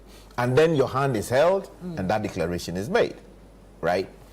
That merely confirms what would have happened across the whole of the constituency on the face of the pink sheets that were submitted. But I must say that even at the collation center, there's a requirement for a challenge. So, for instance, let me read a provision under the rules for you. If you go to declaration and publication of results, it says that subject to regulation 42, and I'm reading 43, immediately after the results of the poll for all the polling stations in the constituency of the returning officer have been given to the returning officer, the returning officer shall, in the presence of the candidates or the representatives of the candidates, or not more than 2 counting agents appointed by each candidate, 1, which is A, assemble the results from the polling stations without recounting the ballots in the ballot boxes, except where there is a challenge by a candidate or a counting agent in respect of a specific ballot box. So it is not all the things. So if there is an issue as to what has happened to a particular ballot box, you can raise that challenge. And then where there's reasonable grounds to believe that there is an issue, it will be dealt with. Now B says, fail the parliamentary election results summary sheet as set out in Form 1D of the schedule. Right. And then C says, give public notice of the total number of votes cast for each candidate.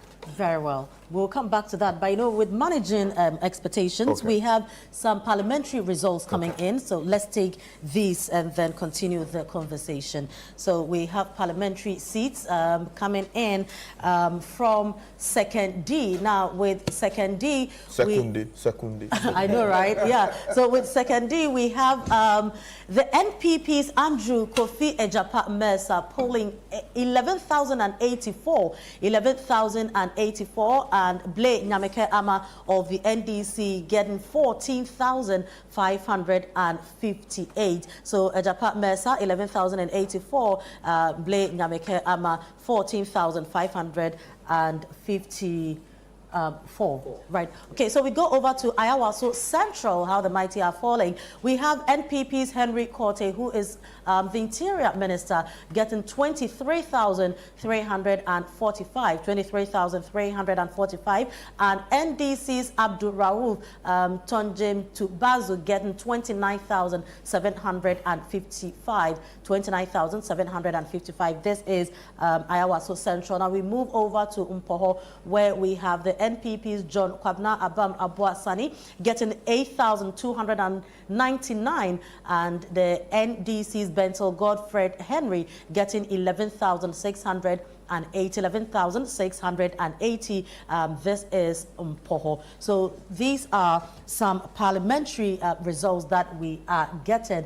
Quite surprising for Second D, you know, and I mean, this is strange. Why what would cause Ejapa Mercer or the NPP to lose Second D?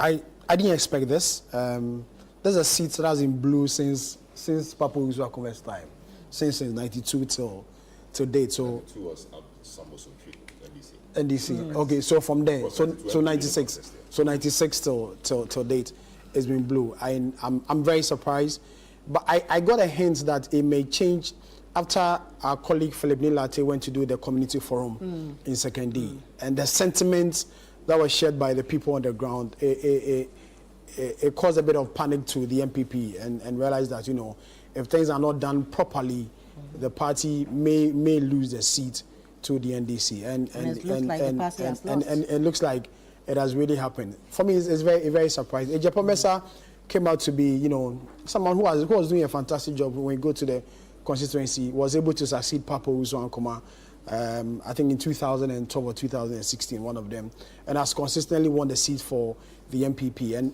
And secondly, being a constituency more or less like is a metro, how would I put it, elitist community sort of, you know, in that area, and they have always voted the MPP. So for this drastic change, I will side again with Salom that we are seeing a general trend of change. Elitism will not elitism help at this point. You know, so we are seeing a general trend of change, you know, in that particular constituency. Because if you look at the same Ejapon Mensah in 2020. Right, so please hold on. The NDC is also addressing the press, so let's hear them. Are almost through as a party, and so we have provisional results that gives an indication, a very clear indication as to how the people of this country voted yesterday. And I'm happy to inform you, and by extension, the good people of Ghana, that from the results we have seen so far from our internal coalition, provisional results, it is very clear that Ghanaians have rejected 8 years of corruption, 8 years of state capture, 8 years of wastage, 8 years of nepotism and cronyism, 8 years of economic mismanagement, 8 years of insensitivity and arrogance of power, 8 years of crass incompetence and ineptitude. And it is very clear that the people of this country have voted overwhelmingly for change. They have given the National Democratic Congress an emphatic, resounding, and a landslide victory. And in fact, the provisional figures we are seeing from our internal coalition show that this landslide, this overwhelming, resounding victory given the NDC in both the presidential and parliamentary election is unprecedented in the history of Ghana as far as this Fourth Republic dispensation is concerned. That is taking out the 1992 elections won by Flight Lieutenant Jerry Joe Rawlings of blessed memory, our founder. And so, ladies and gentlemen, we want to update you because clearly we are all experiencing significant delays on the part of the Electoral Commission relative to the collation of results at the constituency level and the declaration of parliamentary results at the constituency level. And as part of our quest to promote transparency in this electoral process right from the start to the end, we deem it necessary to update the nation now on the provisional results we have so far collated as a political party. And so if you look behind me, you will see 8 screens. And on these 8 screens, you will see a summary of our collated results for the presidential election. And from the screen, if you look at the far left, my far left corner, you will see that so far,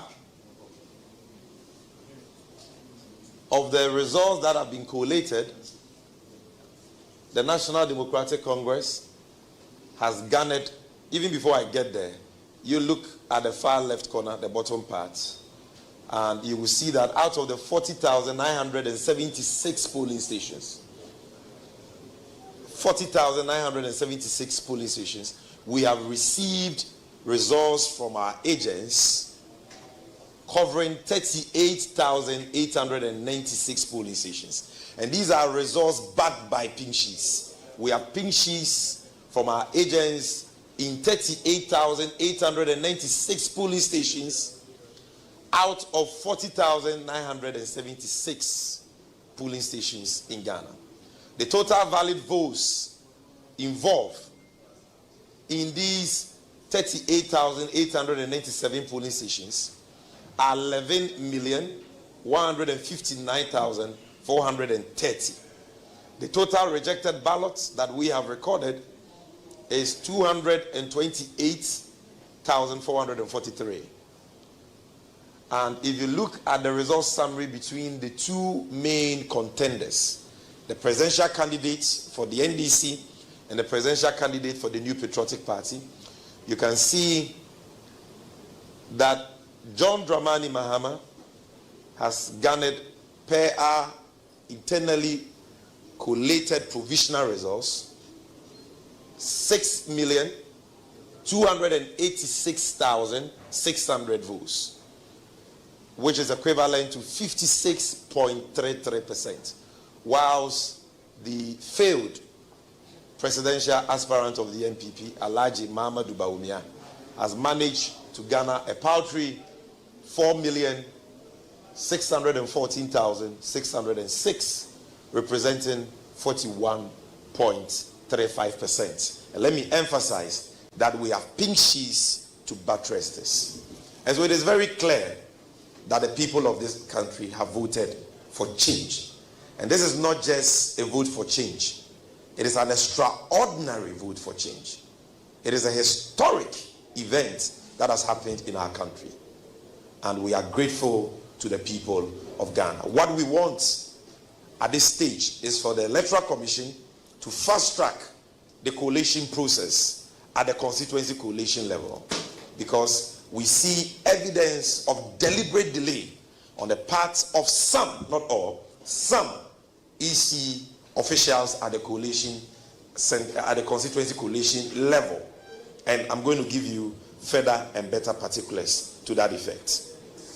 Now, aside this, we also have provisional results for the parliamentary elections across the length and breadth of Ghana. And the trend is not any different from the overwhelming presidential mandate that the great National Democratic Congress has been given by the people of Ghana. We have it on authority that in the Upper East region, out of the 15 constituencies, the NDC has won 15 over 15. 100%. We can also tell you on authority that in the Upper West region, out of the 11 constituencies, the NDC has won 100%, 11 over 11. We can tell you on authority that in the northern region of Ghana, based on our internally collated results, provisional, the NDC has won 11 out of the 18 constituencies.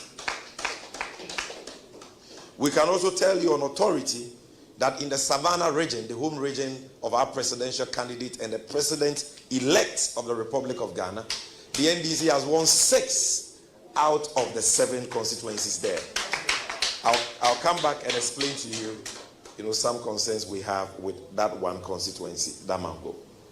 Then, in the northeast region, the home region of the failed presidential candidate of the NPP, Alhaji Mahamudu Bawumia, I can tell you that from our internally collated results of provisional results, we have won 3 out of the 6 constituencies, and that is Yonyo, Tripoli, and Bukubu. For Savannah, Yape, Bole, Sola, Salaga South, Salaga North, Daboya have all been won by us. There is a challenge with Damango, which we are trying to rectify.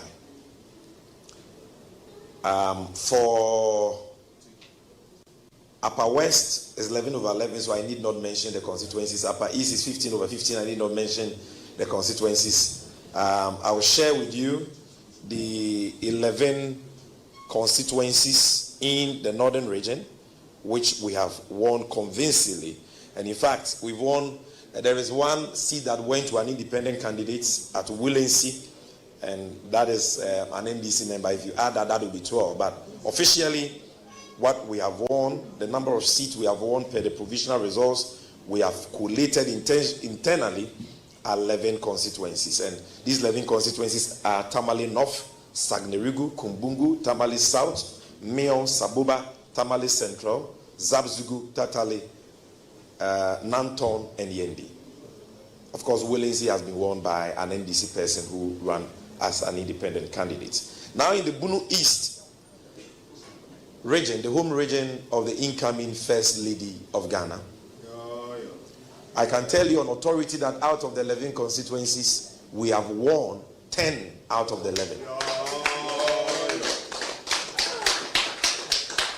And the only one that we didn't win is Techiman South, but all others, so I need not mention them, we've won.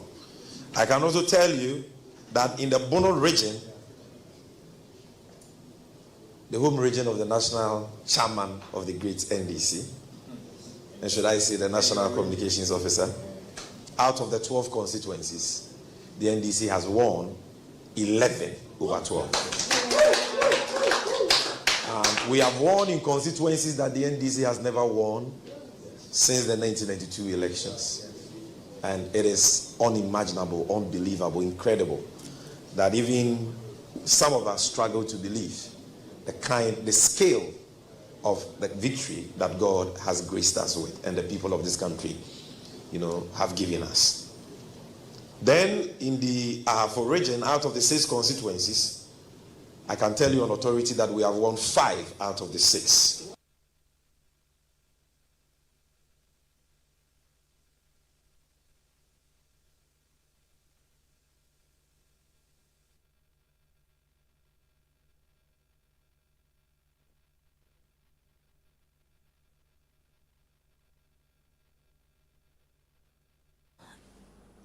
The NDC presser being addressed by Sami Jemfi. So, gentlemen, this is what the NDC is putting out, trying to give a national breakdown of how they think they fared in that regard.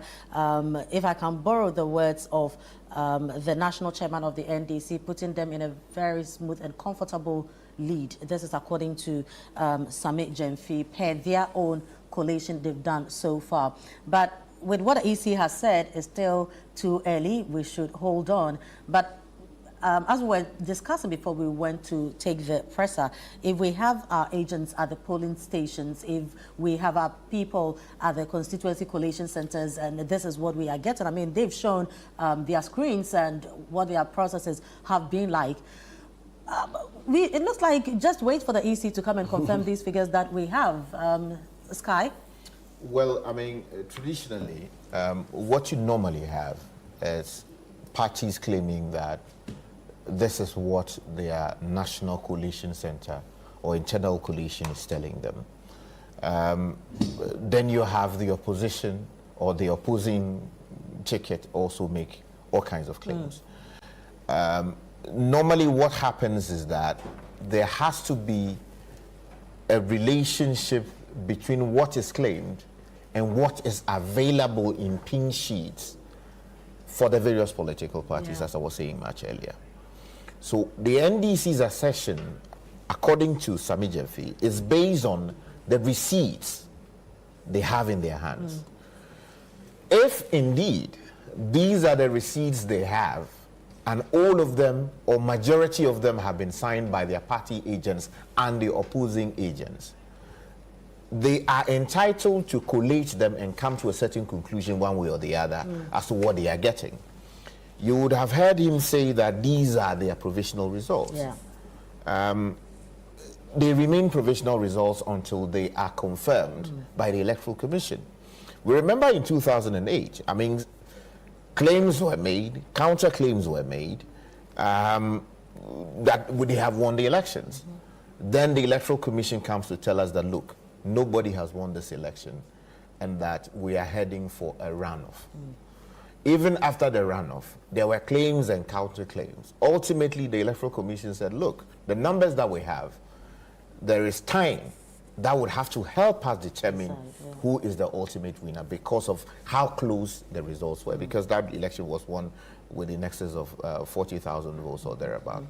So time eventually determined what exactly happened in 2008.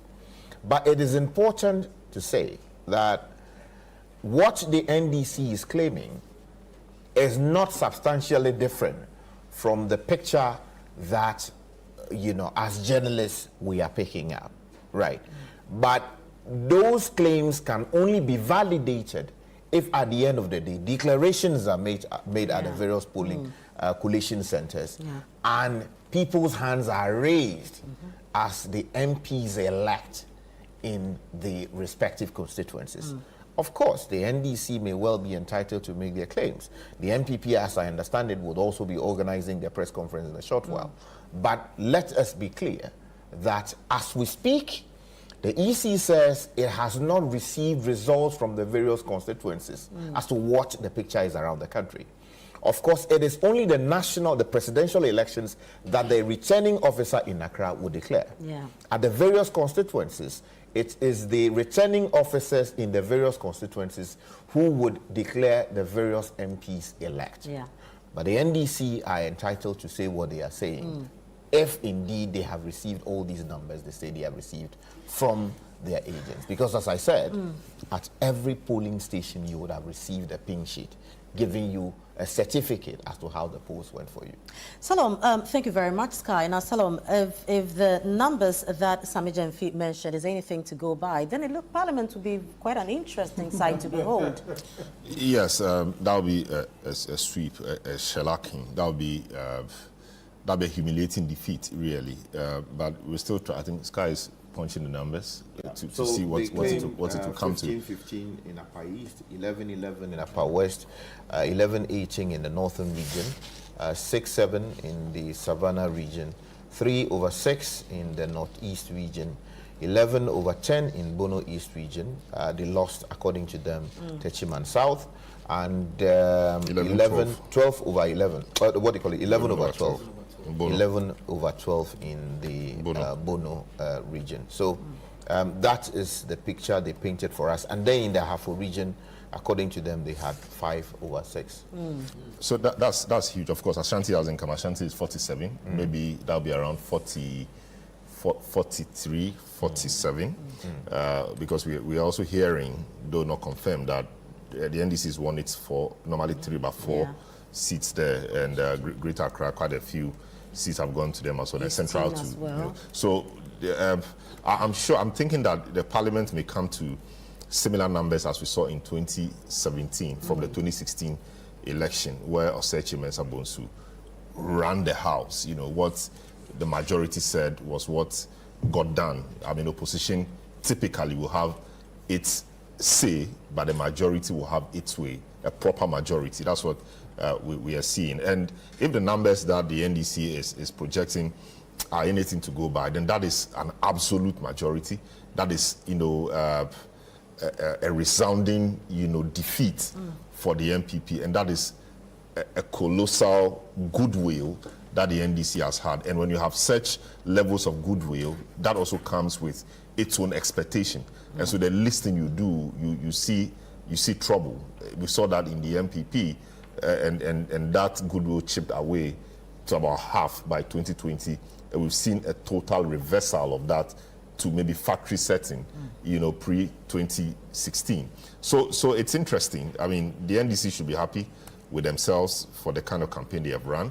But what I also urge is that the language must begin to change. The tone of the language must begin to change. So like the failed presidential candidate, I mean, I've said no to nepotism and corrupt leadership. You know, it may be true, but, you know, you have to be gracious. You have to be gracious in victory and be measured in there. Because in the end, you have the country to govern.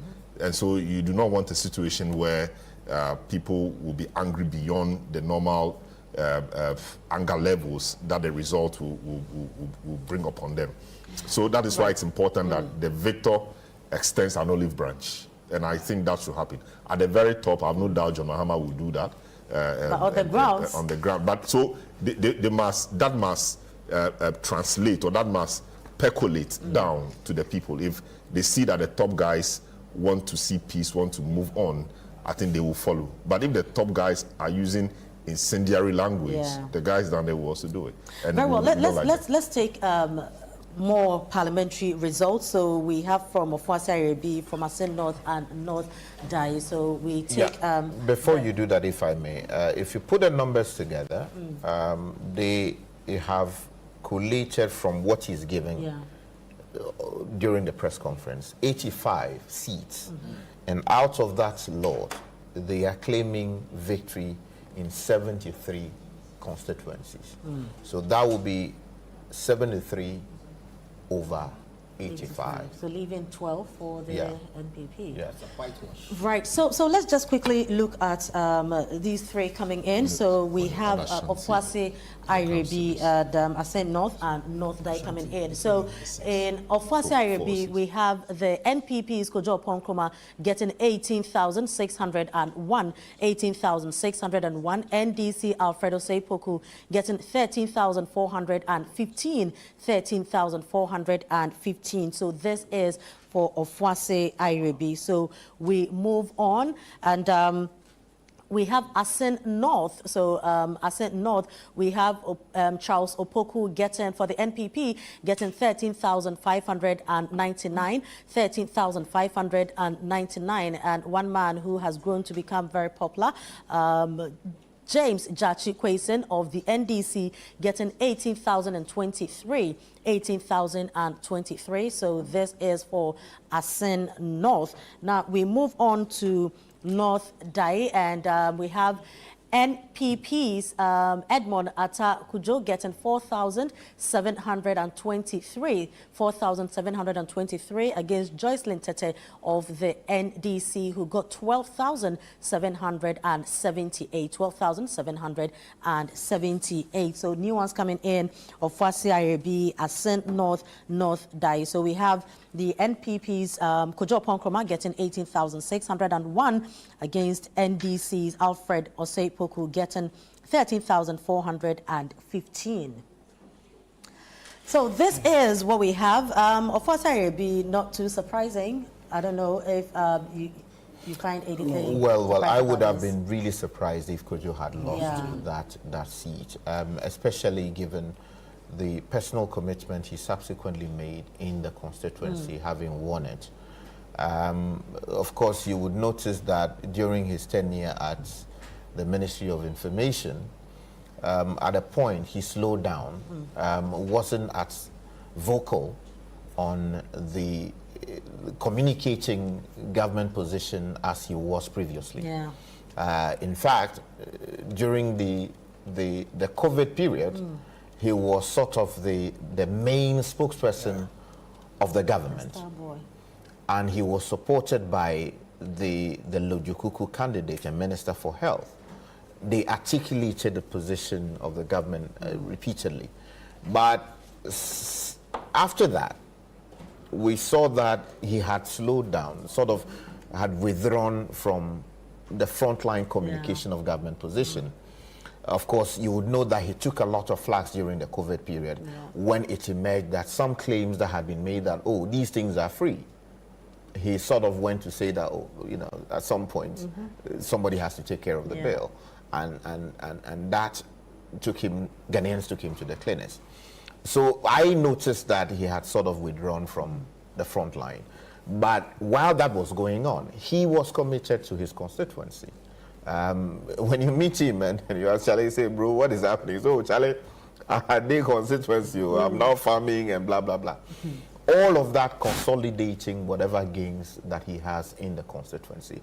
And therefore, and given the things that he did as Member of Parliament investing in these areas, I'm not surprised that he has won.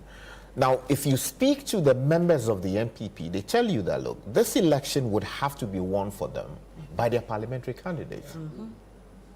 The best they would do is to push the elections to a second round and hope that they are able to win the majority of seats in parliament and use that as a bargaining chip. Now, the question is whether the parliamentary candidates perform the magic.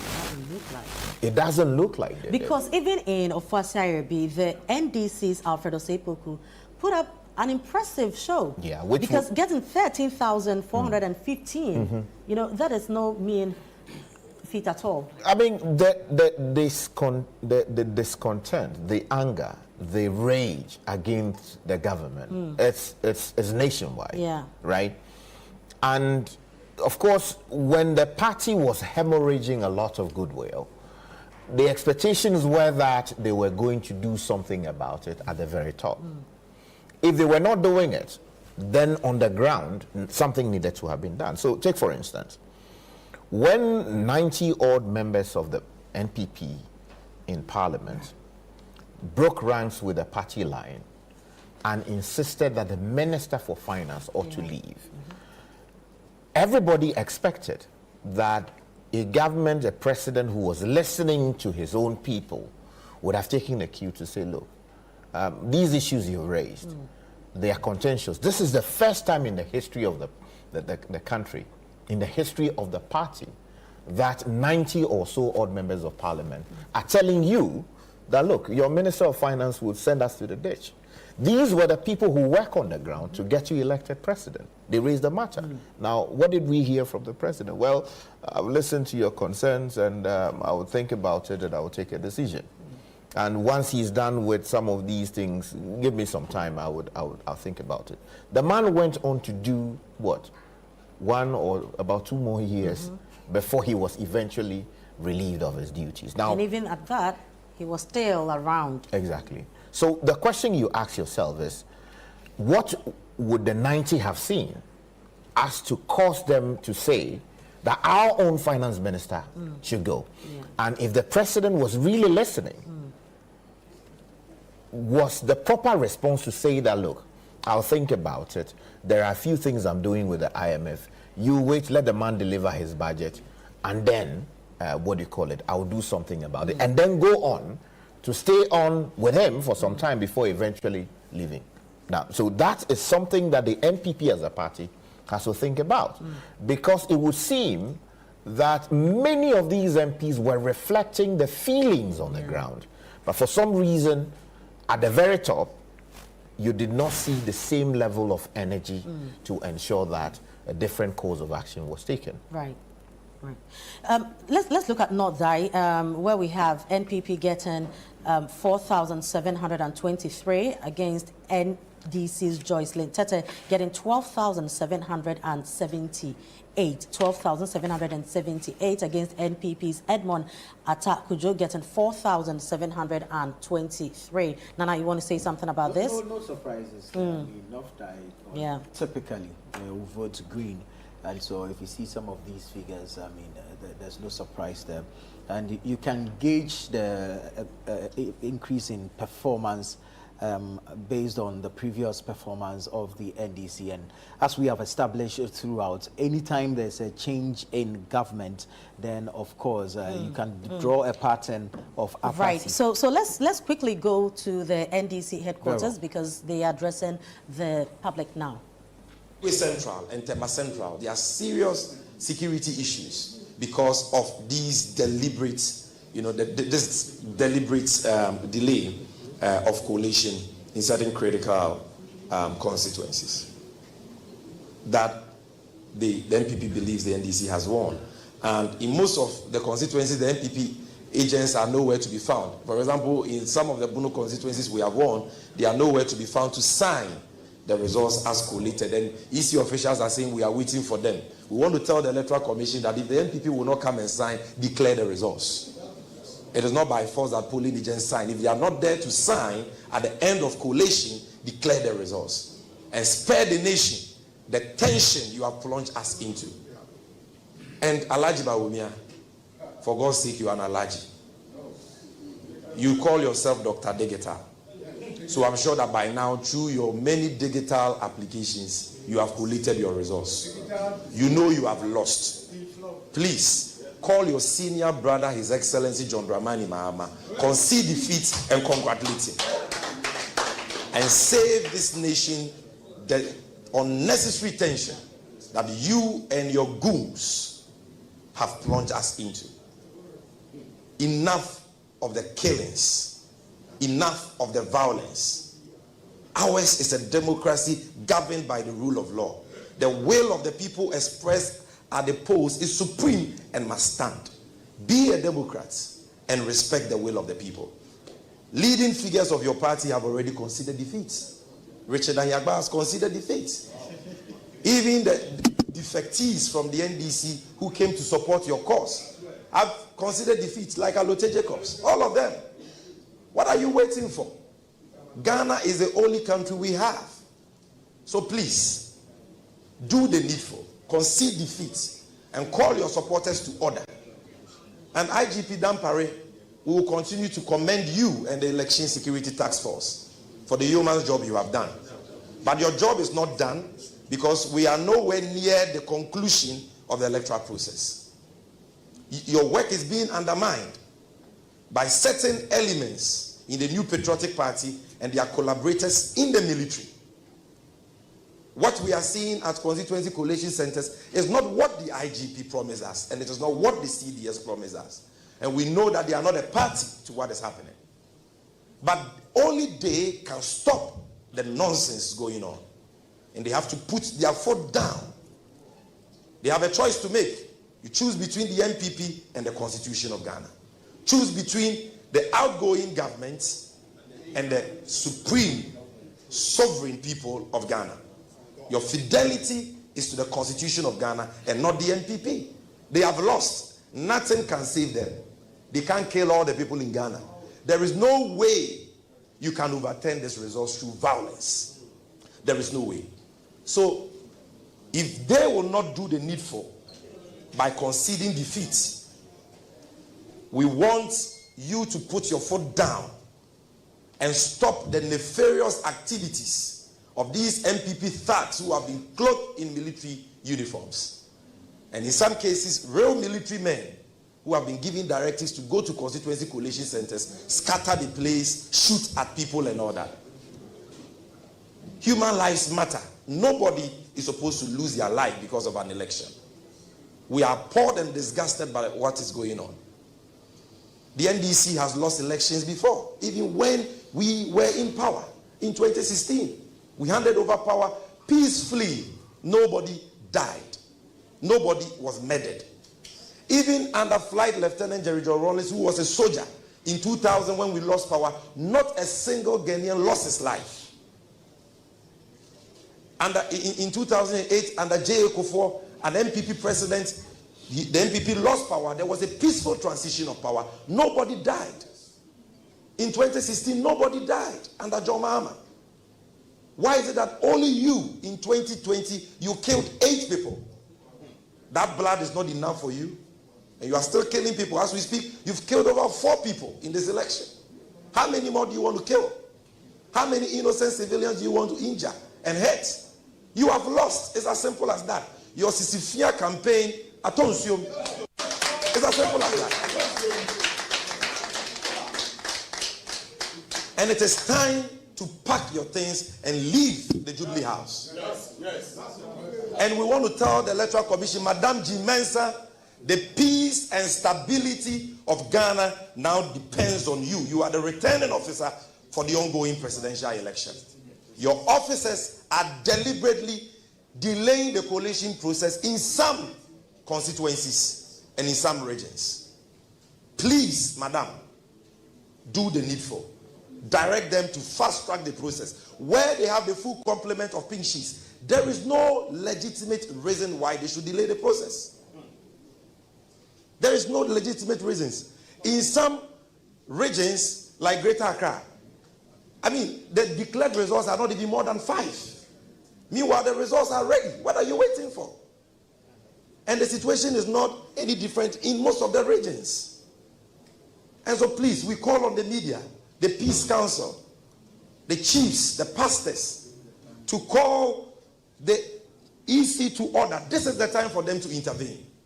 The NDC has remained law-abiding and peaceful. We've acted responsibly against serious provocation from the NPP.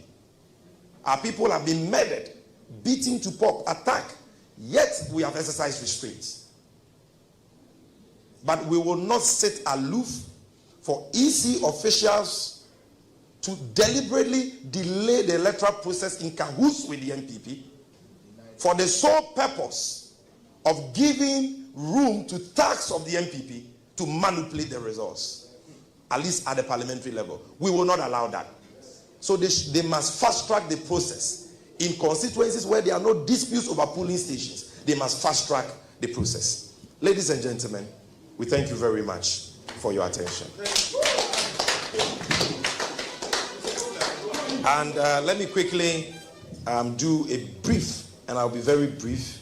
Let me do a brief summary in 3 of the presentation I just did. Abusuanfo, your friend Moha and your bonnet.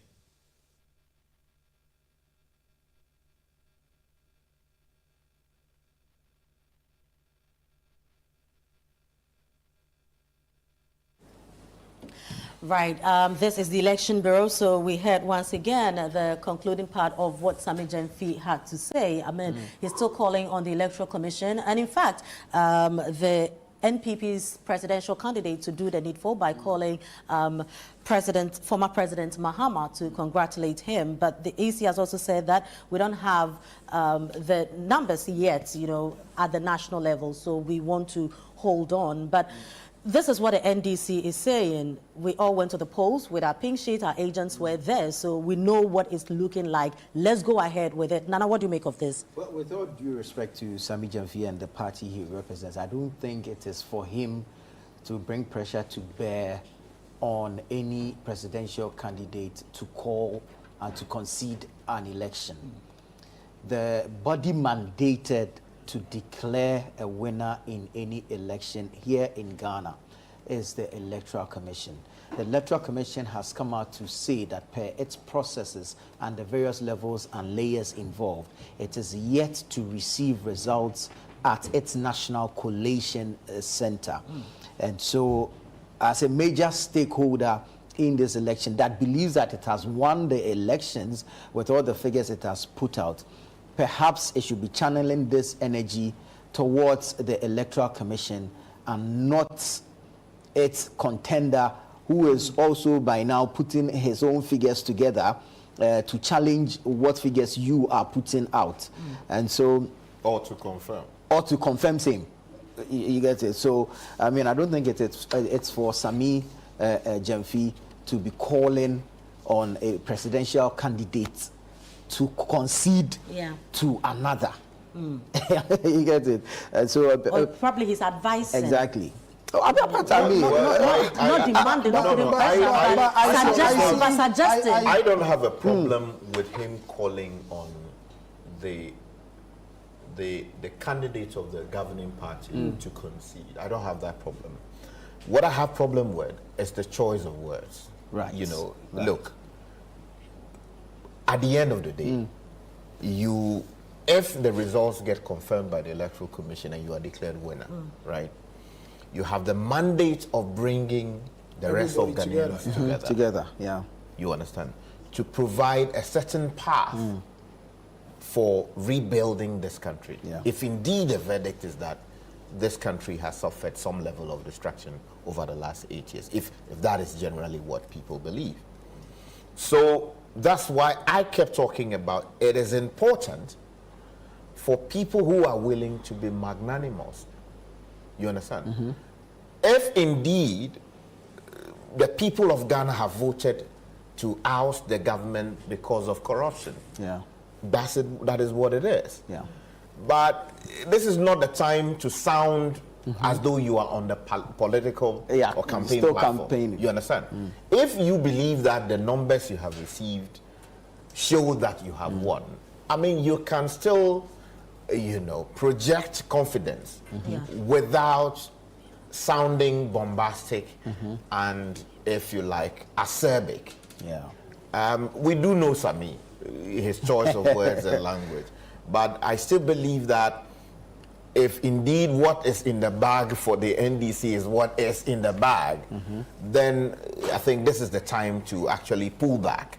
Very well. And sound a little more, if you like, a little more decorous, if you like, because I don't think that the bombastic language sounding acerbic. But Pascal, are you surprised? In 2016, we saw a similar comment from the MPP when they were also winning. The point I'm making is that it doesn't make any difference. Yes, you see, because this is politics. You need to excite your base. You need to, ginger your base. Now the figures are coming out from our own projections.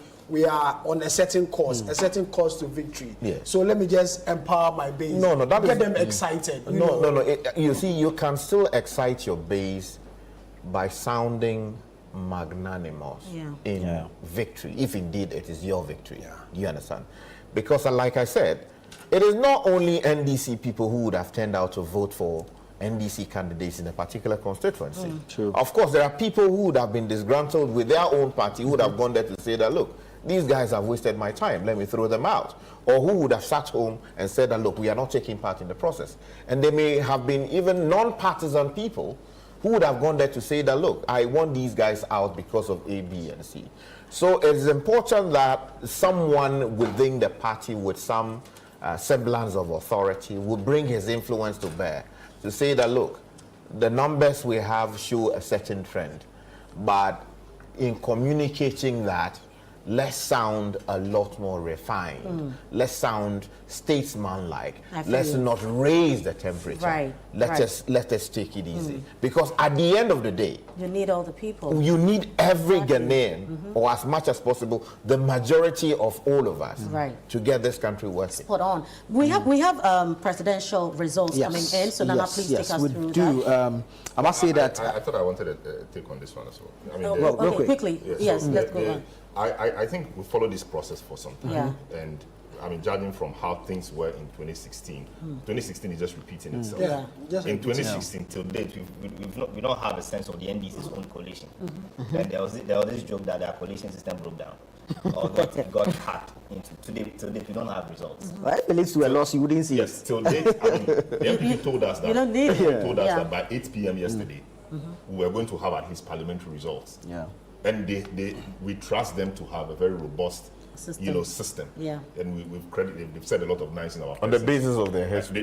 They've said a lot of nice things about persons manning that system. And so they have a system. They've perfected it, they have a system. And if it's the pin sheets they are all talking from, then they know what it is. All right. So we saw in 2016 how Sami Ewuku, then youth organizer of the party, and I wonder why the Samis are many. They all play different roles. Sami Ewuku, as youth organizer, was so incendiary and fiery, around this time, press conference upon press conference, and he was used as the youth organizer to charge the youth, so that if anybody has anything contrary to what the pink sheet was saying, the person will be warned or be cautioned. That is a similar thing they are doing now. You have the result. In the end, it is a result that will be pronounced from, or the pronouncement will come from. That's what they are doing. Of course, they know. That's why he keeps saying provisional. He is not saying confirmed because it is not in his. It doesn't lie in his mouth to give the confirmed. He knows, as a lawyer and by law, that is the EC's job to do. And he keeps calling on the EC to do the needful. EC came out about an hour ago to tell us that the results haven't come to their place. And they are saying that some of the polling agents and people have run away because they know they've lost, so they failed to sign. And he's telling you that the law doesn't say that they must be available necessarily. What the law says is that if they are not there, it doesn't stop the process. So what the EC must do is confirm from the electoral officer, the presiding officer for the polling station, was this what you saw? Are the other polling agents, when they are available, is this what you saw? Why is the guy not here? We don't know. We've looked for him. We can't find him. Let's go ahead and declare it. If they have a problem, they know where to go. They go to the court. But somebody who has allegedly run away cannot stop all of us from having anything. How many, we've not even, how many confirmed results have you had from the EC? It's been 15 hours after the election. How many have you had? Very few. At this rate, we may continue for a long time. And the more we continue, the more the anxiety builds. We heard the language, and I earlier had called to say that the language must be toned down. The language must be one of, it must be conciliatory. But if they come again, the language will be harsher than this. They come again, the language will be harsher than this. If you think you have won, why not calm down? There's a trust issue. There's a trust issue. But you have their documents. Hold on. All your documents together, and you are heading towards this direction. We all learned, when the NPP went to court, that you need your pink sheet. Everything is at the polling station. You are so sure of what you have in terms of your pink sheet. whether EC takes 3 days, whether EC takes 1 week, it does not change the fact that this is the pink sheet. Yes. As of the time that the NPP was going to court, we had the election for God knows how long, but the pink sheet were still tendered in as evidence, and this is what we used. Yes. So why not we calm down? EC says in 72 hours, not even 24 hours. I'm with you in principle, I'm with you in principle, but I'm telling you that from what we saw in 2016. All right. It's the same thing. So you will come back to this, but let's get itself. Yeah, but let's get the results coming in, and then we come back. It's important. You see, the fact that something happened in 2016 does not without more mean that we should repeat it without learning from it. The conduct of the NPP in 2016 cannot be the standard for determining what is proper. I get that. What is statesman-like. Very well. So let's just get more results. We'll come back to this. Nana, let's go through. No, Salom. You let's get the results. We'll come back to this. Yes, we'll come back to this. So you let's get the results. Yes. So please take us through the. Yeah. So far, we have received results for 42 constituencies out of the 276. So I'll run you through the verified. Yes, please. Through them real quick. I'll start off from Impoho. I'm doing the 2 leading candidates now. And so Impoho, Dr. Mahamudu Bawumia is polling 8,293. And then you have John Mahama, 11,062. If I take it to Asin Central, Mahamudu Bawumia, 15,139. And then you have John Dramani Mahama, 16,011. Ofwase Ajirebi, Dr. Mahamudu Bawumia, 18,124. And then you have John Dramani Mahama, 12,977. Okay, Asin North, Dr. Mahamudu Bawumia is at 12,705. 12,705. And then you have John Dramani Mahama, 17,762. 17,762. When you go to Navrongo Central in the Upper East region, Dr. Mahamudu Bawumia, 10,899. Navrongo Central, Upper East region, Dr. Mahamudu Bawumia, 10,899. And for John Dramani Mahama, you have 26,035. 26,035. And now Electoral Commission. Say ntutunye beba na fi Electoral Commission. Yeti ha no pay. Yenti say MPP ni NDC fo edi ntokwa bi asim ba bia o. Yenti and mostly say bi wantwi bi ba na ifri Electoral Commission no kwan ya ofa so ye n'enwuma ni ade. Eno anaju ye kan o ha me ka say wo hwe se ne omo si chair polling station mo yade papa Electoral Commission did so well. Say not more than 750 at a polling station. Now says yes, ye kan abana na ye pon 30 minutes. No ma kan wie. No fan say bi mo ho nya ha ne ade acha by 8. No ma kan wie. It is a party no eye ne neme ya all political parties. Na wo agents na omo dey results in brewa. Okika mboma. I say by midnight there say wo hu ba bia wo gina. Na sometimes they say the will of the people is the will of God. I can say in all sincerity, Dr. Bawumia has worked. And he worked. There's evidence to show. Say, oh yeah, you want born no more than maybe a maybe a na nyankopon obeka sisa amre on per se because President Kufuor Nangasa okomplenu a wani e do mra na nyame na pese oba no o mane bai until he has done his best. Say Olusu election and no nkyere say wa amono mode no, you can't take that away from him. Oh yeah, Juma do baby no kasa kwa na ni esi one day no to me the 6 areas okwa Ashanti region no 3 constituencies a day obono ho mode na yire fantastic woman. She was all over onyina omo ya mode but time ma nyankopon oka say obeyi kanini na esi o ye ko hwe obi ne o ma no wen o so mi ma no mo nie na o so o ma nyina ni o so aka ba ko pe a ono kura de keto ebu mo de mo no kwa didi ase mo nkofa ne mra so o mre no so aba bia obi e ba kofa waba. A lot of people did not give Mahama a chance. Well, sabi see ebe kan okra do ba bia resource wise no o go tell position 8 years enya mrewo. So businessman bi kura be boa no ankasa so ni sika se kofom. And so omoyere omo kakra beti esi party general secretary na party chairman na we na ni na nkamfo na me I can say Ghana has won. Yeah. How I wish me paya me boy say nyame na ntimi o say yaso na din dia. The last election nipa age we and run ajusi say yante kura nipa 3. Na sabi okoba mpo etise na wuni ho. Me I lost my father at a tender age. I mean my brother was as we so not having a father is not a joke.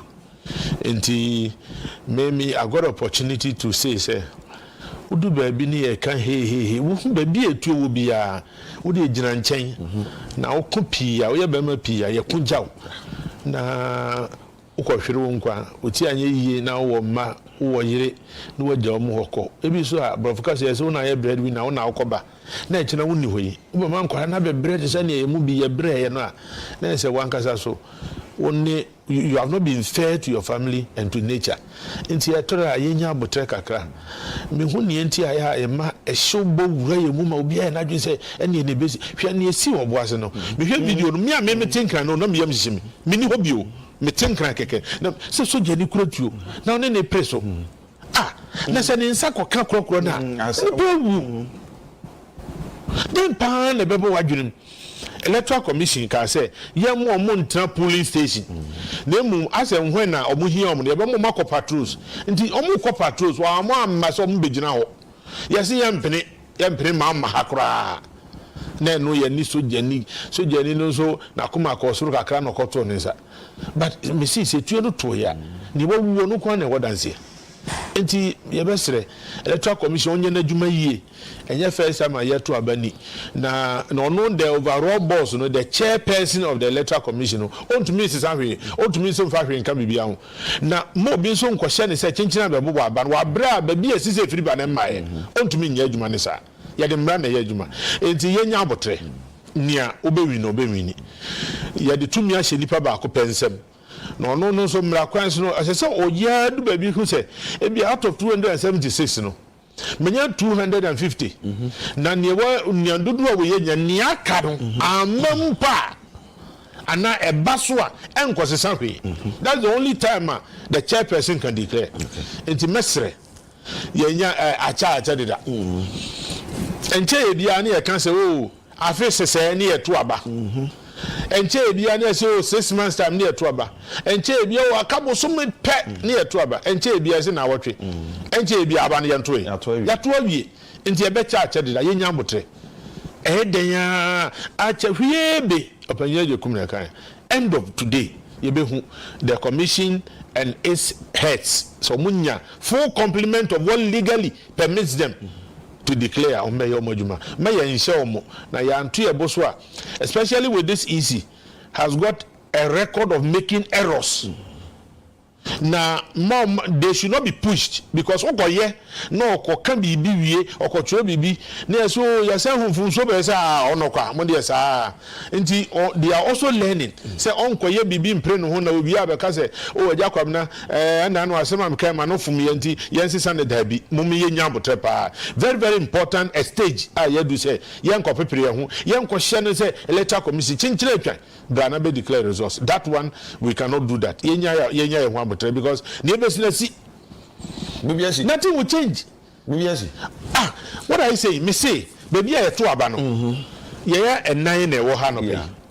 Nti ye nyina fa say 9 nyina represent different parties. Ye kan bi ye wo atro. Me ma atro. Ohima atro ana kwaku atro. Nti se ye da 3 days kwa na atro e na nsisa. Na atro e na nsisa. Tiram se de e business no. Ase awie, nothing will change.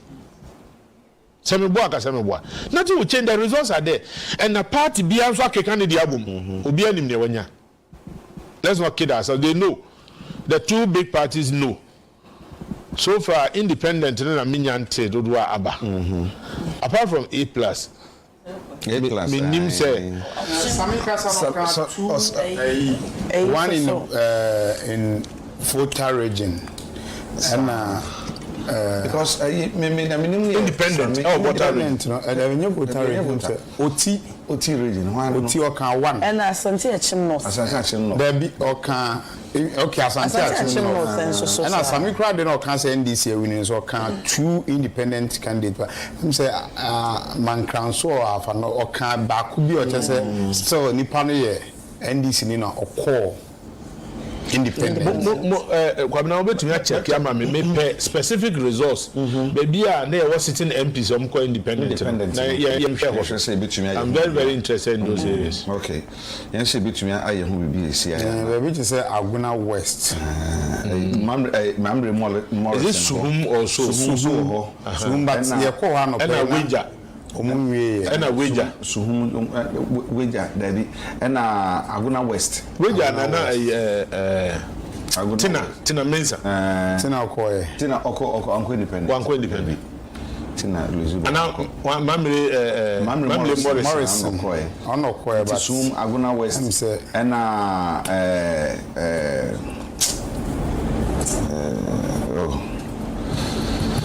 Suhum Aguna West Akabako na Agogo Asante Achim no Asante Achim Asante Achim independent on any political party no so on no MPP ma primaries near there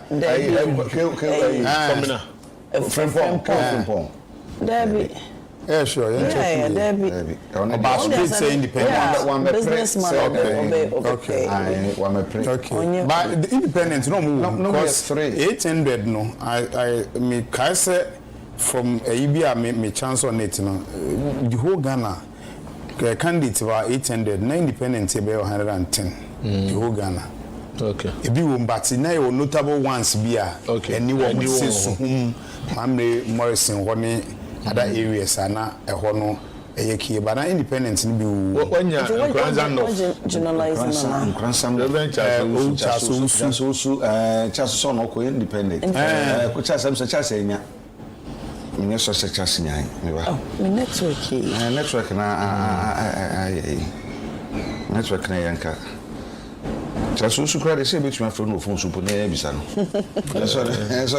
but it's been calm apart from a few skirmishes bia enra anajo no e cause na no pay use be bia na nti sami Jemfika sana me ka bibi se odi das no se na TBM no me yidi se emabunu e wo Ghana for one way or the other omofo se politicians no omo no mo dele oso mo de na ehye eno mo dele nti no a wo hwe de ye kure bofo aye pon ye kakara na tum se be bia be ko bia emabunu hu se nima bi nkoyi a omo gina se we de ye mpene ena na indiensi one party so ye ndi so ye MPP se bi omo se bi nkoso a pepepe ye bi nkoso a omo resist se we de ye mpene and all social media no so a youth na can say dey o take him for granted a ye mpene nti no o say sign caution bi animal politicians say ye koye nim no omo toto omo no ma no hu say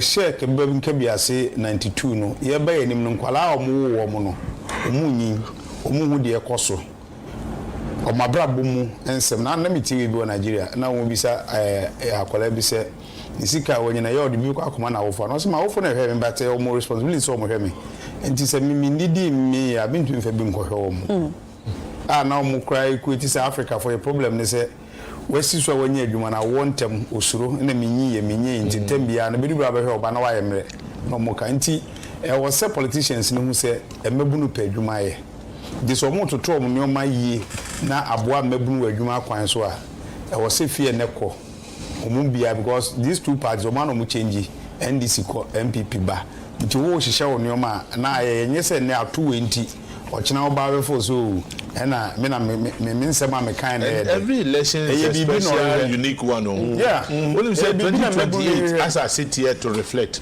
it's also going to be unique because 2028 you know NDC is too new well I may be wrong but say It's like Jane. Likely. Obetumi asamba if she is the vice. Obeba be contest here na wama age is not on her side. Yeah. It is so as it here two NDC the two candidates and beba. Yeah. And how would the MPP also be? Every election is a special one. Yeah. The dynamics may bring a lot of changes. The next election starts today. Yeah. Say now can Eduma Omonti and also Okasa Obeka ho. Yeah. One year obey ho. Say we lusu one year obey. So we wini one year obey no. Say the Okasa e sha ase no. Yeah. One year no Okasa anso kire se ene no wa sha ase sen. Medi nkuni mekasa ase. Medi nkugu kwan be na mefa nkugu na medi no. Ni nyina anso e kasa kire wo mo a ebre no so a yekwa akofra wo se koto abama me no e ka bibi kire wo mo. Tise wodi nkunim na okasa ho ante na ukoya hantan a question mark ho wodi nkuguo na wanye antum se agro na mekọ na nye nkunim kwa na bekọ ama me nti wo wanye nkuguo na antum wanso okay medi nkuguo Matias a eno so other way around betumi akodi atia next time kwa akodi ne pen so kope vote asamsebe Anche beko Dr. Baumia di fie enra on se beko di nkomo eni masemo bebeka nti enche oye enra on se na ye di nkomo na be se book bi central region ya church fabi esro nyo nti you know all these no again let's go back to the so-called smaller parties who may not even admit that they are small.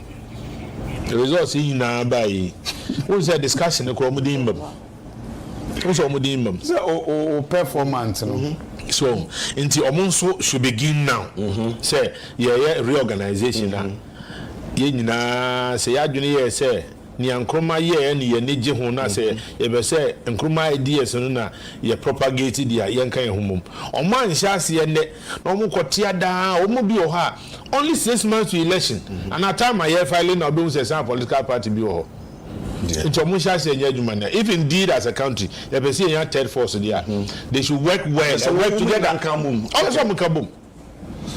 All right so we share your chair Dr. Baumia Fie and Yakwa Kudru no chairman team and Justin Kudia general secretary and Yura Openi Oware and Afi Opare Ansa and share at the Kokono and papa wako no operansa benkum so no menshada ehunu ha anti chairman team na Mr. Wari and afi timira krabwaje so na begina wa netiko ekire ha no na fe Justin Kudian so na ewechiro Rubisha Space ewo chairman team achi nche hu nipako na ehuna na bekati anche Dr. Baumia ene bekasa ni fie na ye share sisi and abna I then I expect to say Dr.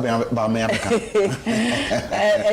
say ye share results are even do electoral commission and certify and that's on one one thing but say ye do composition ye chi abato abakwa obviously no say who lose and medium who say dear ye ne papa mu pa ne say se wulusia ntem so na waji atom na wadase me hu ne se ba na sa ede no nyam kese pa ebrew e me hu se wo obi so ahoso pe asonje so hu enye da nyina na obeka se wo nim pass me lusin so na o pese bi obeka no crache wo chi different no na be wo yenko court ye ni se enti de enye de kira fitie no abepem sa bre ni de baby ameti no me hu ne se MPP party no omolusi they be saying yes here exactly enti the mission ni say Dr. Nomodo Omia obe address na chidifo na waji atom na wa congratulate NDC amayoku kendini na you know moving forward ya shade easy and so edibeba that is what I'm actually expecting. Okay you can so say now expect o share kwan say obebe can be fufuru bi ana say sadia abena ken say now say bi awso so say na hwe the page gina ho no wo mo dimi na say manimu asia ye ne nasefo no ugidi say bibi beba Yes, I could copy the animal the chance or who no. But in most cases, in the year who are about to mono, say na parties, you know, and qua mama address na typhoon fee neighbor. Yeah.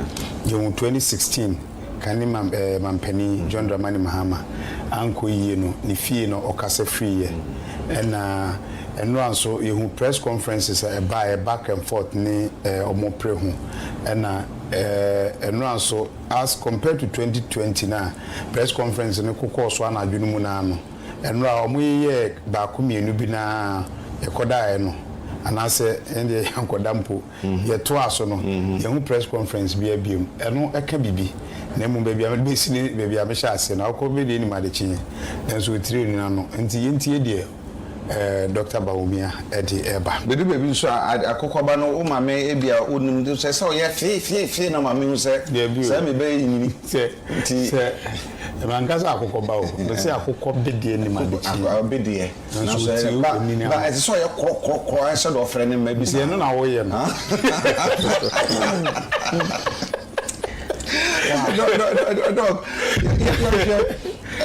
we say ekobase asam na me ka say ekobase dia doctor Baumia di oba be kan say oba atum say wadi nkugu say ye den no yen democratic credentials no value ben na de ka ho e ma bia saman say hu ni yen e fa ka memam ka bia mamu ehu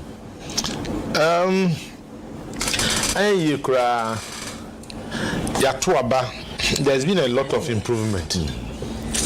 Ghana had maybe near to about box cry a day papers the gum no now and yet transparent. You do baby, yes, you near pictures of Kranka home, Yanfa picture at the back on black and white. I feel your assistant black and white, I had a colored. We've come that far. Ya boy home model. Inti kakra do baby as you.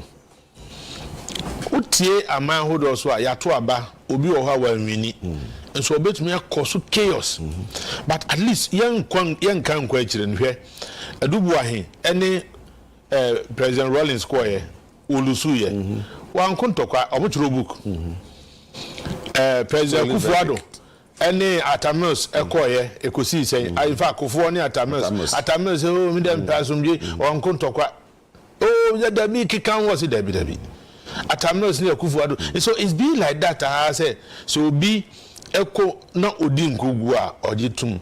The worst case scenario is Obeko Court. Now, your court Supreme Court to say the elections are won at the polling station. Didn't make us say, Obiaman and Nimko, but yeah, to Abano. And in the phobia can say, Obibe to me at to Abadie. And so, and you know, never tell you, Bedin Kunim, all kind of. Because obi to me kanya 110, 111, 112, 213 into 112 no instead of 213 e won say wabu biegum so all kind no bet me so asesa you know results no but we have done well as a country. China make us Ghana has won, not any particular person or individual. Say ye despite our differences. Me say one call election da. Ye can say ya. I know na me catch you. Me say o ma me wu da. Now so enya I me kai pa say me papa ka baby. No be a be gina na dan for pa. Me money di. Also munya botre mehwe se kina no be sha ase dia minim so enti it's been like that to say oh enema nkoyie eye the fact to say hwe na enipa ni bi ayo madwen say oh bi ne asie bia yemfa ento nchen na ya nyintum say asoman no ebia enne na ya nto amam ebia enne na omanfo ne mpema say ebia ochina the biggest example I give and say there was once a man no ye Sehubekwai traditional council one and paramount chief or traditional council president and no ko once ani enchim na western region oko western regional house of chiefs contested president Olusi and yet the following year, and yet 2 years later, that same year, our national house of chiefs president Owini. Regional national Owini. In Tiabia na enne anko yama. Senya midi wa chia. unni mochina ni obenya enti se wudi nkogu okura e mane hawa ma say that's not the end of life, because you are not the first person to lose election. It's not the first time a political party is losing election. No. You only sit back, reflect, sober reflection, and then you begin to. And one here, you are going to do a very bad blame game. And away, you say, and away, hey, no matter what you do. See, yeah, a person okay. Obi to me, boss, near Channel 1 or Bobo on 70% will lose match. Sometimes it does not matter the individual effort. Collectively, we say we have what we call individual individual accountability, collective responsibility. And every individual should be held accountable for what they were given. But to say winner. So be I and papa so there, then we are perfect human beings. Okay. That could not have been. Enti nebe sibia yensum na yenye ya die boko ya boy results. Your life goes on. There are a lot of people on one fan honey party ben e power. Okay. Oye na juma ni nya so say Dr. Bawumia Dr. Bawumia ba ntimu enko ne fie oni enko tie de ekoso. Okay. Can you hear me? Are you sure? It's okay? Yes. All right. So, are you guys ready? Should I go? Which part is it okay? Yeah.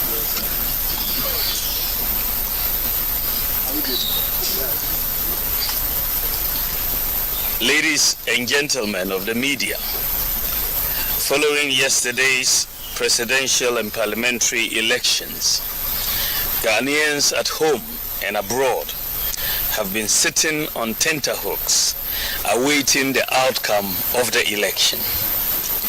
Let me say that the data from our own internal collation of the election results indicate that former President, His Excellency John Dramani Mahama, has won the presidential election decisively. The NDC has also won the parliamentary election, even though we await final collation for a number of seats. However, I believe ultimately that these will not change the overall outcome. I have just called His Excellency John Dramani Mahama to congratulate him as President-elect of the Republic of Ghana. I said during the signing of the Peace Pact that I was sure of two things. Ghana will win and peace will reign. The people of Ghana have spoken. The people have voted for change at this time, and we respect that decision with all humility. I thank God Almighty for how far He has brought me, and I submit to His will. I am making this concession speech before the official announcement by the Electoral Commission to avoid further tension and preserve the peace of our country. It is important that the world investor community continues to believe in the peaceful and democratic character of Ghana. These are our most important assets. Ghana is more important than our individual political ambitions, and we must always put Ghana first. While this was not our desired outcome, I say this is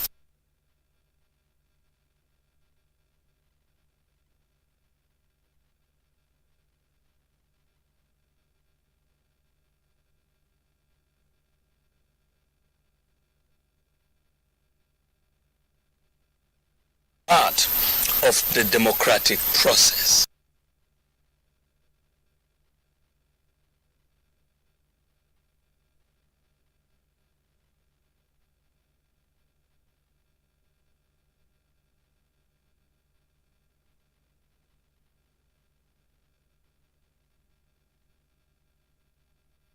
full support in the transition process. As committed Democrats, we pledge to ensure that we have a very smooth transition so that the business of government will continue seamlessly. The MPP would offer the needed support to the new government in a very responsible way. Ladies and gentlemen, we have conceded defeat like any consummate Democrat would do, but we have not abandoned the fight to transform Ghana and expand opportunities to all sections of our society.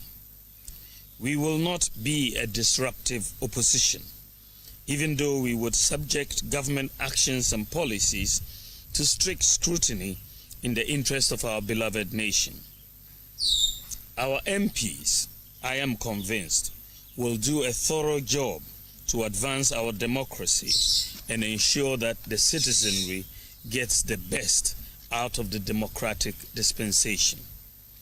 To the rank and file of the New Patriotic Party, I know the feeling hurts, given that this is not the result you worked for.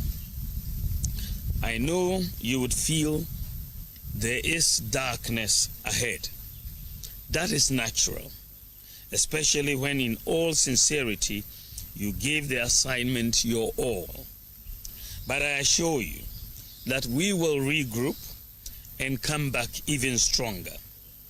We will take stock of events and pick lessons to guide us going forward. In the interim, I urge you all to look into the future with optimism and hope. We may have lost the battle, but not the war.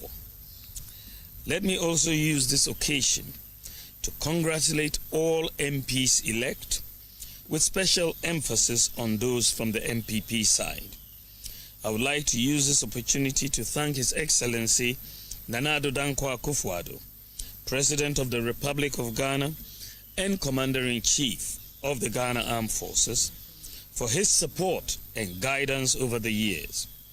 I extend sincere thanks to the First Lady, Mrs. Rebecca Akufo-Addo, for her support and wise counsel throughout my tenure as Vice President and during the 2024 electioneering campaign. I would like to thank my wife, Haja Samira Bawumia, who has gone over and above the call of duty in her support for me. My thanks also go to my children, my brothers and sisters, and the entire Bawumia family for their support. I also thank my running mate, Dr. Matthew Poku Prempe, and his wife Alma, for their strong support in this campaign. I am eternally grateful to our revered traditional rulers, religious leaders, and the generality of Ghanaians for their support. I thank former President Kufuor, the Council of Elders, executives, and the rank and file of the New Patriotic Party for their solid support. To all Ghanaians who voted for me and the MPP to implement our proposed bold solutions, I thank you for the confidence you reposed in us.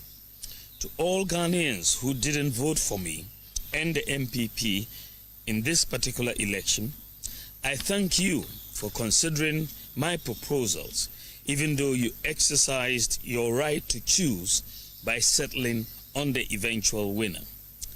Let me also thank the Electoral Commission for overseeing yet another transparent and fair election in Ghana.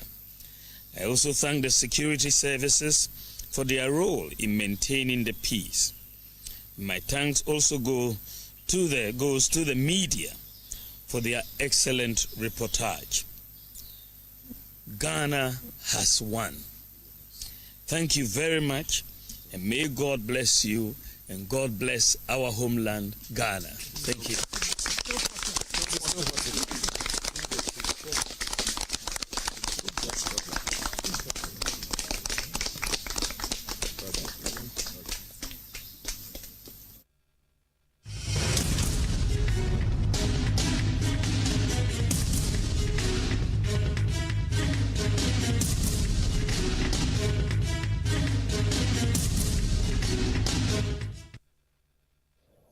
And that is a major breaking news from the camp of Dr. Bawumia himself actually, giving his concession speech. Officially, gentlemen and lady, we can say that John Dramani Mahama is the president-elect on the back of this concession speech delivered by the Vice President. Winston. Exactly, and that brings to an end election 2024 more or less, because while we wait for the official declaration from the Electoral Commission, at least we do know now that John Dramani Mahama has been elected president, because Dr. Mahmoud Bawumia, the man who was expected to give him a raise, has actually indicated that he will not be president because he's lost the election and has, as a result, called John Dramani Mahama. And Mamavi, this is something that we haven't seen before in terms of the swiftness of the concession speech. And formally, we just have 43 constituencies so far in. We're nowhere near even half of what is required for any of the candidates to even begin to think about conceding. But we've seen that today. It's also because of how overwhelming and how dominant the outcome has been. For both him and his team, they know the outcome already. Exactly. And this place in context is historic in the way it's unfolded. I wonder what your thoughts are on this. You know, he's been largely considered as the digital man. And I remember when Sami Jemfi held the press conference, addressed the media, mentioned that he should by now also have the results, what the NDC had. So it's no surprising at all. And I think this is timely. I like the fact that he himself has come out to do this at this particular time when we're also recording some violent incidents. But let me say, in all sincerity, Dr. And I'm Bawumia, sure that this is going to calm a lot of nerves. It will. And indeed, Raymond, give me a second. And if you're just joining us right now, Dr. Mahmoud Bawumia has just conceded defeat in the 2024 elections. John Dramani Mahama is now the president-elect of the Republic of Ghana.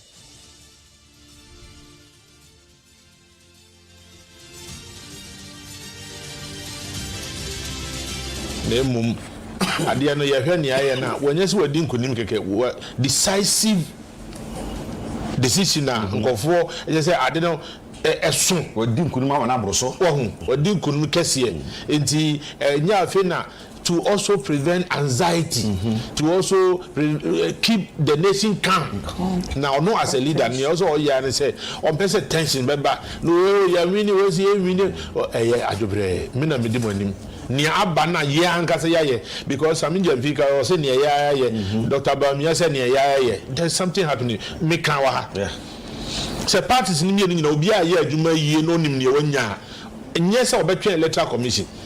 At least today, this confirms, he said, the tendency of electoral commission and its workers or maybe are less. So they may try, especially at the lower levels, but they don't have much of an influence. So when they say, so Dr. Bawumia has done what he's worked. You can't take it away from him. He's been everywhere. He went to, out of 275, so-called 274 constituencies. He went for almost 8 months. This man has not had sleep. Where? Nigeria has worked. And trust me, Samira, she's an asset to the party. Oya Jumapa, sometimes I wonder, say, the way we see in the campaign, and also take, not she's done well. Look at these young guys, miracles, fantastic young guy. Oya Juma, Samioku, there are people who have worked their hearts out, but Nyankopon no say. Who are we to challenge God? Ghana moves on. The next election, as I said, starts today. When Kenya say when you say 2028 person win the election, and Kenya could do 2027 June. Asana wako keka ho abom enkanka ne smaller parties na obetwenya ye file and oko file bi. Some of them one call even up to Kaswa so rally and answer campaign. Some of them never saw them on any platform. So or campaign. So on posters we free do police depot no. Be 7 million. Posters we see me sincerely abubo election to me aka. Kofi Afalu posters. It's all over the country. Anya crowd. Ayarega posters. It's all over the country. Enti enya posters no kwa monko na munni nipa no nko kasa. Mototo mo niema yie. Na se susu ampa yesi 275. Na se wo party no o feel only 50 parliamentary candidates. There's something wrong somewhere. Your party has not been so exciting and interesting enough to even warrant to say ngofo benya interest to come and contest on your ticket. Then you have a lot of work to do. Enti as a people, we must learn and begin to assess what went wrong. Now the next election, let's have continuous improvement. The next election now without commending the people in the media. Say my juma maybe they me buy after one. So me kwajima home make. I came back seeing people that I left here. Still no mda so jinem animado ohima and a few others. Cameramen would do what camera no hwe no. Ono also hwe camera na camera na hwe. Wa bre. Nipa no so bra wa bre. You are human. What you say? You have all done well. Obiaya there from security everybody has done well. And throughout the country, we can all go back and say to aba e Ghana no ye to na somdwiem ye wie the other countries will be to me said at the time as one no assistant constitution ye we ko ehu bi Ivory Coast but Ghana no we have matured say you can't even try it we are party for company enti nyame adom Ebenezer ne odi ebeduni enti ye da bibia so obi aya de mesre if you are going to jubilate be measured because makawa ha say obianu so election enya asem ketuwa o kan ni ahwe bosi ya wokobo ya odi ya t-shirt bosi your boy ni ayaya your boys are here and Sunday and sano the bro it said drinks what you say you can say it said ebia na enombo but you bought drinks, you bought food, you bought water, transportation. MPC ni nyina Accra. Now they have a distance pass so be constituency all kwaba few on kwa saying where and tear and a lot of logistical support ebia wo as a candidate also with the shape they have all done well enyemre na say ni nyina kanfu an lose election na ko gyina ho serena obi ani bebre nti ebesere you can celebrate, nobody will take it away, but do it in moderation, do it in your area. And your opponent if you na akobonyum akosa ye nipa de we have emotions and me say election that will be can say you be face emre now as at now people will begin to nurse their wounds. Now what transfer can say hey theory na ye can minya yanka anka man fasika we yanshim enso ahye bi nska it won't come back. It is almost done. It is done. You can't go back and erase tomorrow. It's happened, it's gone. The future is what is important. We've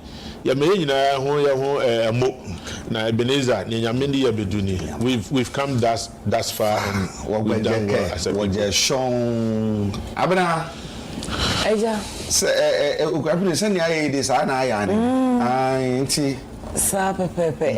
I'm glad to say talk I can't a honomono yes sutro mi numa any honey now you political party or my winning jubilation no yenye bibia in moderation see make us especially one more compound house usually wouldn't pass or woman is so glaring send the pass me or party and as a party B. The fact say political party a winning doesn't mean say konako huru opponent na and only my assessment is almost what we want to huru ni esim bebe so kwa no munni mu bia you know only someone in the party and aba party I mean only ajekeke yema yemi and now this is not the time almost so you know moto motor riders or more belonging to a specific political party, which any did through that one way and walk pra. And Yebebo a year, His Excellency the Vice President Dr. Alhaji Mahmoud Bawumia Abaso. Wachre nimpenyi ye, eni nimdie, eni sedie nadrimu dredo esifa. Ene obia yete ewa mama imbiso, wunche bibisi yesi no, menteme huase ena mempene nese onimpanse wedi nkugu. Na nso setu mi afe ni mu ye ni denti no na wo yesa. Na nso ye papen wanchre nesa. And the beautiful aspect company say what's in your phone edi afre omampanyini elect mamen kanesa John Dramani Mahama this is so beautiful meaning say chidifo nyina so besua bibi edi free mu obi wo no man ka aba ne se kwa phone ko no ndwempo no de afre no aba bi je no waka na sem no wi na woko but what kire say kabi mamen kabi no edwuma ene Ghana for akasa so munim say moving forward no wo mo ewo anisuade hunu bi say 2028 is just at the corner etete eya eni etiri enti passes o mo pe say Ghana for ede bedu 2028 na sachira bi beba na o mo di tumi amom dia said the Dr. Akano I 100% agree with him. It starts today and meya ubetna say na when who baby o sim to wo baby say wo and again meka 8 years down the line and honestly a lot of people were expecting this even though no shocker no wumudie now so abanesa into yesre ajobrewu. This is the time where so be a man and also for you we have vuvuzela amanfo asho vuvuzela as a souvenirs so and the whole country nina a green and a be painted but yema yenina ho na yenya ahye make us be obi tonwade be nipa ne MPP ni wo de vuvuzela e wona sumu ya de bi a be irritate no yenya ahye and to the MPP for so mo lose no mesre ajobrew and carry frustration and kogu obi so e ka table ne tene ye e na wona wodi nkunuma you jubilate ba ni nyina mo ne de kokobo e kwa mo bia nyina yenya ahye ye ni kamfu ano Ghana first Ghana na edi nkuno eja dida se ohima kwagu eja debe se yes ewie debe kan se asidanka se na dumara kwa se no ama ho kwan a enyi ye tosumi no na futu no be kwa ma se wa oye teacher for no se kampanya be di akire e fa phone frɛ kane mampani John Dramani Mahama odi nkuno e fire we kire se ya manyo no moye yes omunya atamfo nti wo a wogi wani ekeka nsem ne ade no hu se bibie si ai kire se ya manyo no moye enye ntokwa watefo na frɛ no wafa we kire se ye koku ba ko na di nkuni ye nya atamfo teja de meka no ne se ye mfantu ye ho fo na ye hu se ye amanyo sem ne kabima min kabi asumdwe ye nton dwom in tamsika obi wo sika pa na nso oni asundwe ese nyame ayewe ya man ese ya to aba na wie ya bobo amanyo komienu ya kese no age atum se mi na medi nkunim do nso age atum se mi na medi nkubu ye besre ya kendi fo ne se menkoye kasantwi menkoye na me na mabaso menkoye na me na medi nkubu ntimi na obetwe ebi yen hwi no man no ho kanu sanse de si ye nyina omom ko gina koto aba no oman ne kan kontinu mkoto aba no obi wo opposition oni mo bia ne nso oman ne kan konti yiri se de onu hwe etirima ebeboa ya medi twa to ye nsentrofo no ye kasa ye nhwe ne ye ne nkrakra sanse aman a ebo no odo na ta fin nsentrofo kasa enya abase na akwakotena radio so akota mo bia si wa ahoro me se usi nioma wo ofie na osimesi yesi no party we ba na wa be horo na ke cancer na ngika John Mama will handle the fear set what they are doing just a name now that the meaning of so yen hwe kasa na efi nne no adwuma ewo oman Ghana so no efi MPP so abeda NDC so oman Ghana ni ne odwin de obedi ho a free neko no odwene so benya free NDC for ho san say adane nti so we NDC ne hu say oso no aba beda oso san so no MPP no so a free oso na mum entwam ebre no wo ho e meka si ana kwaku beda se Midas Papa, I say, we share for near NDC headquarters, our Dabraka, and a free party necessita for alcohol.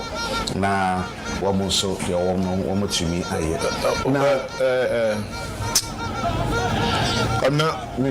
What should be so soon? And kind of yet to a baby. Na nipa do na kogu electoral commission headquarters. They prepared and they got their own resource. This is one of the lessons. Electoral commission head office and headquarters. Strong room, smaller room, when you have resources, when you need that. So people must know, prepare, and prepare. That's it. It's about Nadia Bakwan, some mechanism. And pay for me, no, and they see a kind of about Obafa telephone wa friend ne nakasa na wonso a wo ye chitani wo di echire keke na wo no atwetuo pau wa bone kunu wa twese kan suru wo de awo no wo de dua bowunua no wa di natam wa di dam wa pra no o se ntwa yi kura eti ye hunu se nyina your man ba ko emma na se ye ne se bebo ye nyina eti ma me fa sa mo kwan na me fa se da piesie and from Obi Biara was sharing. And from Obi Biara, what I achieve, you may come to a tie I want but to bring one corner that I must say. Happy Yaduma and also Yadamase for the next thing, Yadase, Roger Corte, Kennedy or Sante, with manager no, and a fee, editors, Prince Obipe. And I feel if we are MCR for us, and cameramen, Obibia, cleanness, makeup of 4, Ubia, Bejuma Papa, and some Ketra. Sounds so, and Mabushe, Abribia, so Yanutina, the Muyan answer, so criticism, I to me, Chawada partner, and Tiamu Kudu, aha, and the Pamela comes to Mumudi, the first of every Mumudi, over to reach over the 4 Facebooks are actually in our Kamubi, and a mano a year effort. Aha, now, and you better said in Coma, you better said not Eddie Commerson said. I feel you be krum ya kwahesa what is saying ya ma kosen krum amafo ni die te saying manta mahodo na kosen ene sane mani nyina no so ye de hu samo abebrɛ mu na mahu sɛ de jubilation no esi ɛkɔ ne mu a bi amampani da hwɛ ye bɛkɔ na ya kwahwɛ so de fie te saying ne nyina ye ne ma UTV ye boabo ye ho ne ya hyehyɛ na ye de abrɛ mu. God bless our homeland Ghana. Thank you.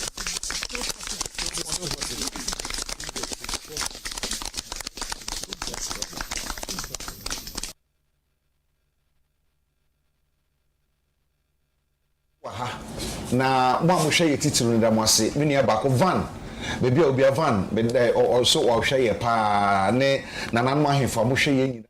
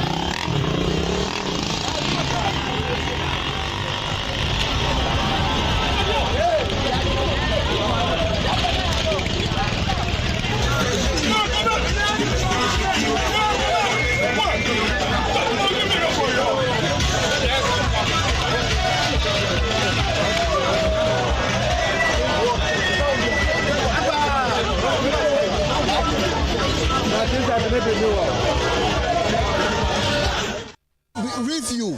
We have to put. We are not going to cancel the free SHS. we are going to review the free SHA and put it into order so that every student that goes to school have this thing. We need a quality of education, not a mass of education. We want the quality. So this government that come in, NDC government coming now, one advice I'll give to the Mani Mahama, he have promised the nation. He have promised, not NDC alone, he have promised the nation. Now, it's not for the party alone, it's for the nation. He should make sure that all the promise that he made in our name, he should make sure that he go accordingly and implement it so that come 2028, we have the grounds to campaign. We're still waiting for the official EC results, but they say uneasy lies the head that wears the crown. Judging from the overwhelming victory that Ghanaians have given to the NDC now, don't you think it will place a lot of burden on the NDC to deliver to the expectations of the people? Actually, it's going to be tough. So, as I'm saying, we need all Ghanaians to come on board. MPP, NDC, we are from the same source. We are one people in this country. We need MPP have to come to support us. We are Ghanaians. We should support each other. We should let the past go by past. We should let the bygone be bygone. Let us live in peace so that together we can be able to work for this country. Together we can be able to do something better for the nation. Thank you. Thank you for talking to us. I'll talk to you. So more people are arriving here, and groups. I can see groups of people are arriving here. Christmas tree no. Christmas tree no family. Na airport hono yeba ho. Airport hono yeba ho.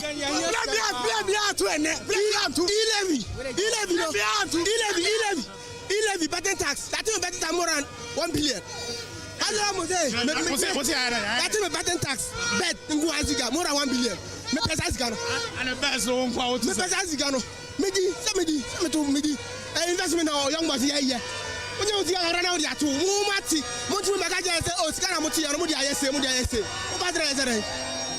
So mi va no mo prepare why. O mo le o mo buzu kama ba na o mo dia.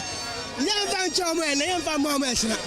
Ene ya akame kwa ka 7th January ewa kakuboro kase kame kwa let our market to the house ene get our market ya better over a number of people are arriving here with Ghana flags. Hi. Hello.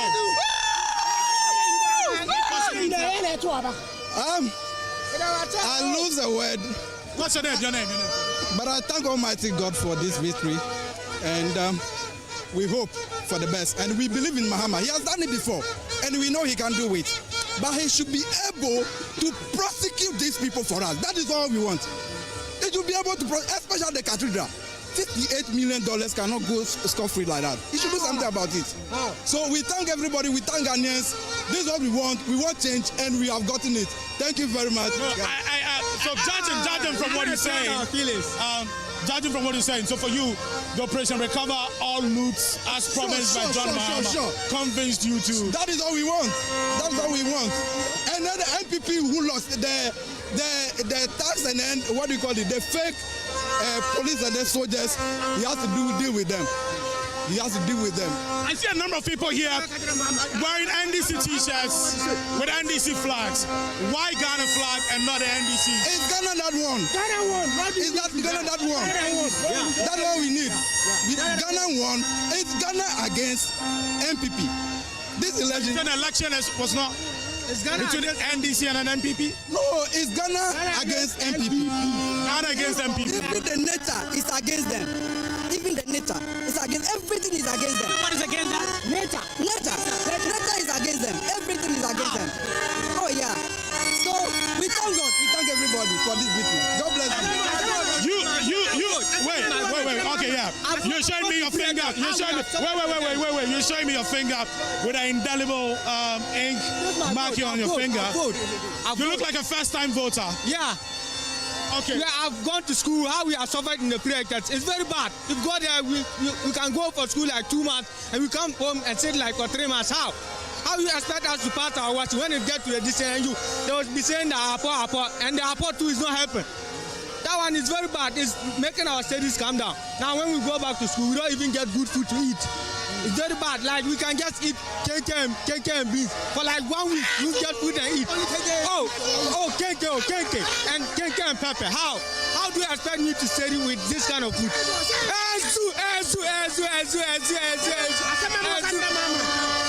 So are you still in school or you're out of school now? I'm in school. You're still in school? Yeah. Right now I'm in year 3. So I pray that when Muhammad comes to power, inshallah, we'll pass our wasi with good results, with flying colors. I'm hoping that when Muhammad comes to power, he will make our decision easy for us. I'm sure once you were at school, you probably heard, the talk that if John Mahama, was elected, he was going to cancel the free senior high school policy. No, I'm sure you heard that. Yeah, I heard that. And you also heard him correcting that if he's elected, there's no way he's going to cancel the free senior high school. Yeah. So what made you still vote for him? Yeah, I know that when Muhammad comes to power, we'll enjoy the kind of food that we are eating in school. We will eat that food again. Sure. And I'm sure for it. And our distance to our teaching too is very bad. Sometimes, like, we come to school, the curriculum is bad. Our studies too is very down. No books, no you go to school for like, when we are in year 1, we go for school like 1 year, they did not even give us uniforms. We are wearing our white like that. And white too, if you wear white to school, you have to go, if you go to school and come back, you have to wash it. And that one too is very bad. And me but my name is Alokore Uma. Okay. Thanks for talking to us. My name is Isaka.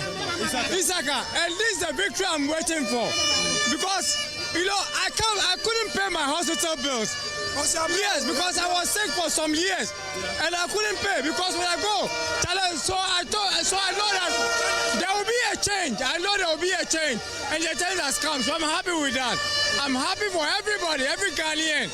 At least we all wish him best for us to go forward.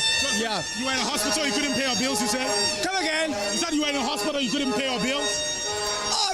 Some of my medications. Okay. Yeah, some of my medications. Even I'm on 7 drugs, and which are very expensive.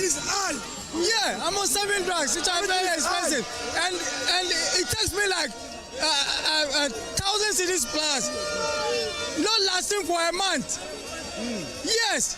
So I think we need a change. Okay. Yeah, we need a change. We need a change. And you think John Mahama is going to mitigate the situation? Yes. Things are going to be stable.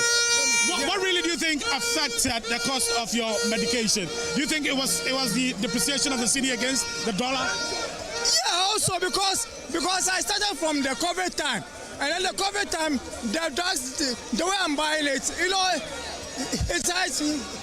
went up. So I couldn't, because some of my drugs are from on the COVID, about 4 of them. Yeah. So assuming, we went up. Okay. So actually we need a change. What's your name? I'm Isaka Mustafa. Isaka Mustafa. Yeah. Okay, thank you for talking to us. More party supporters are arriving here at the NDC headquarters. Right. Some of them holding their vuvuzelas. Yes. Hi, what's your name?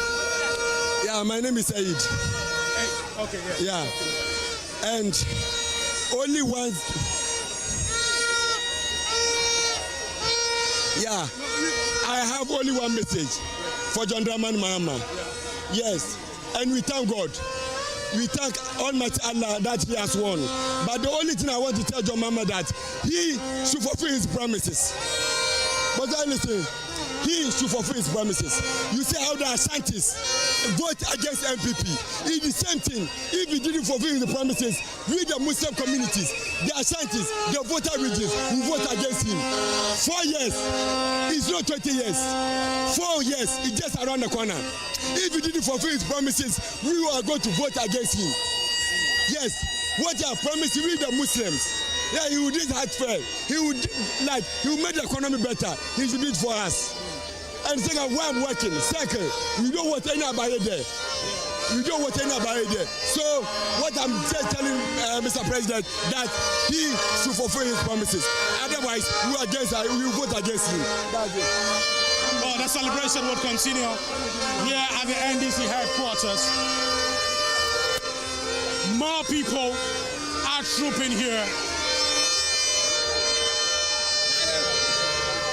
Some of the security men I've been speaking to are expressing fears that they will not be able to control the crowd at some point because more of them are arriving here. Hi, what's your name? My name is Adjoy Japoma Ansong. I'm a communications team member for the NDC National.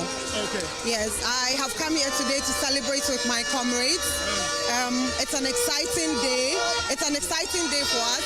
Me in particular, I've been very emotional about this win, and I can't believe it is finally happening. But first of all, I'd like to say a big thank you to the people of Ghana. I mean, at some point, I began to feel like perhaps the NDC is the only group of people in this fight.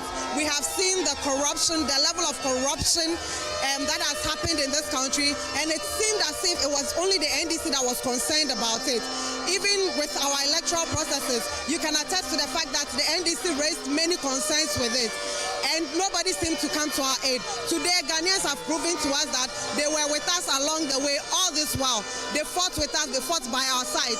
And the most shocking results is those from Ashanti region. I cannot believe that Ashanti came out for the NDC. They have proven to the world, and they have decided forcefully with their votes that they are very discerning people. You see the vote turnout in Greater Accra, it is marvelous. My mind is completely blown away.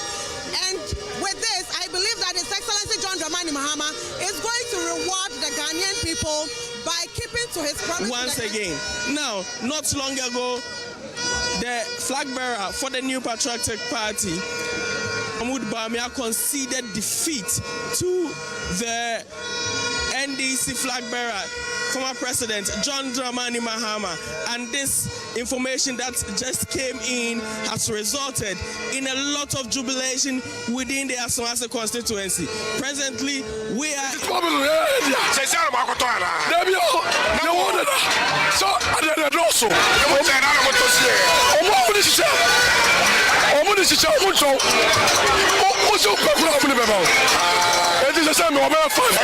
It is possible for Mama to come.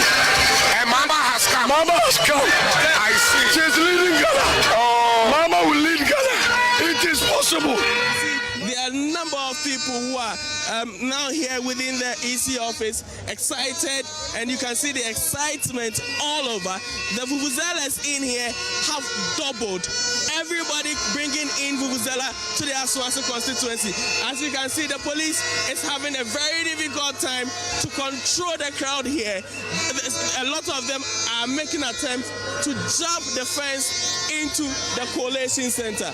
So it is being tough for the police to control the crowd here, but they've done their best. They've ensured that the people have remained outside the fence. As you can see, they've taken their position, and they are doing a very good job preventing people from coming in. A lot of them are excited, and they would want to come in, witness the final declaration of Muntaka Mubarak as the Member of Parliament for the Asawase constituency, and also hear the declaration of John Mahama as the winner of the election in the Asawase constituency. As you can see, they're excited, and the numbers continue to double. A lot of them slept here last night. They slept rough in here. Gentlemen, welcome to Joy News. Welcome. From yesterday, you were so sure of victory for John Dramani Mahama and Muntaka Mubarak, the concession of defeat by the NPP flag bearer. How is that making you feel now? Oh, I didn't say Ghana for you now. I don't want to see now. MPP ni and say na yebako, but nipa PI vote maximum because of a committee na ama amount for PI vote no bebre because we share inflation said the 19 said amount for muda com school sama yesisan in the BB and amount for no omubuafu our PI vote but ni na say asawasi a seat ni na obi ani da asawasi su enye yi say obefa asawasi ope akofa $10 million befa asawasi a wontimi fa seat because Muntaka was simple John Mama sit said the one lead kura yentimi nka omu de omaya kakra our parliamentary no because of yedi amu sika intini bayire ntuma 50 million 20 million the amount pa baku enti maximum say amount for bear vote kakra me so amedina me na me world leader Ashanti region world leader for NDC enti yetina hanu yenda ya adwuma no for mama anya bibia na mpese mama ntie se first na mpese mama ntie ase ye bere ni na amafo ma discan ni na ese wonti omu ina ntum ansa na enwu atoye. Thank you very much. So essentially what he's saying is that he thanked the people of Kumasi and the Asawasi constituency for endorsing John Dramani Mahama and Muntaka Mubarak, and also he says that the Asawasi constituency is not for sale. The NDC will work to keep the Asawasi constituency, and he wants John Mahama to ensure that corrupt officials of the NPP administration are brought to book. Gentlemen, now and also what victory of John Mahama no send them out feeling oh normally manage but the back in I say they must say I'm be because sabi a crime before they get a for fast so na easy but where they must and I say make a champion people for say omu ani every asowasi and before omu ani every asowasi is no go area. All right, thank you very much. Thank you. So what he is essentially saying is that the Asawasi belongs to the NDC, and each year they'll try their best to win the Asawasi constituency. I would want to get into the crowd, go in there and listen to the people. This is where a number of the NDC supporters within the Asawasi constituency are, coming and they are massing up here. As you can already, they have their music vans in there, and immediately the declaration is done, they will ensure that they go out, sing and dance to the tunes that will be played by the gentlemen. Yeah. I didn't think I would share an NPP t-shirt because send our excitement in this in Yana. The entire Mr. T-shirt says about Wanyantakwa. And see yet to Abanawi no. Ana NDC for so ya who say a partner dinkunim. And see your person say MPP atare no. Na yembefra endisa na mfanfra endisa atade no na obi ahu se abatoa nyantakwa obi di nkonim a obetima beka no ho na mo ayede na mo ajubileti but me ankasa me NDC ni. So he is an NDC supporter, but he is wearing the NPP t-shirt, and he says that it's to signify unity among the people of Asawasi. He wants the NPP people to join them and jubilate together. Gentlemen, welcome to Joy News. How do you feel now? I'm feeling good. Money because of say my brother. President Okada chairman. Me use Praga for zoo wall. Me chairman or honum or association chairman. So MPP for bar or mo try say aduma na yado my kwama ya to mugu aduma ya tema me kwa ho kirem. Me so mo yiri me no wam kolansia me to kwazu kurom ha. Tina bra my brother boy na ya ajeja. Tina me for so say kwan bia so partner be the power. No to be ya card say Praga aduma na yi matuma ya bia ya na ya bia hwa me yiri ne me mma. Ntanu ata say ne da mani aja me gina ha. Ya from Abdul Nasir. Strong man. So Abdul Nasir says he is an Okada driver or Okada rider, and he voted the NDC to ensure that if the NDC comes, they will ensure that the Okada riding business is given the necessary. They are made to ride and make money for themselves. So there are excited people here. It's very difficult to hear because of the vuvuzelas that these people keep blowing in here. Gentlemen, send our Philip both to defend, and then already send this corner. John Dramani Mahama, Awene, Muntaka Mubarak, and so Awene, send a boat to defend for Muhusa victory. Oh, first of all, you're the Yankopans, so I may say win. The Yankopans are BBM fast than and the expected free Mama.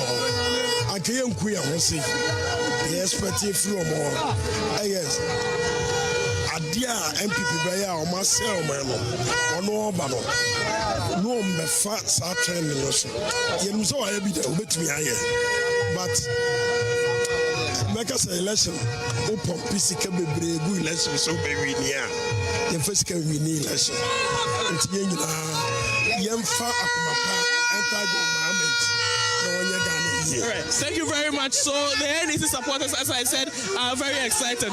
As you can see, the music van keeps playing for all of the NDC supporters who continue to gather here to dance and jubilate.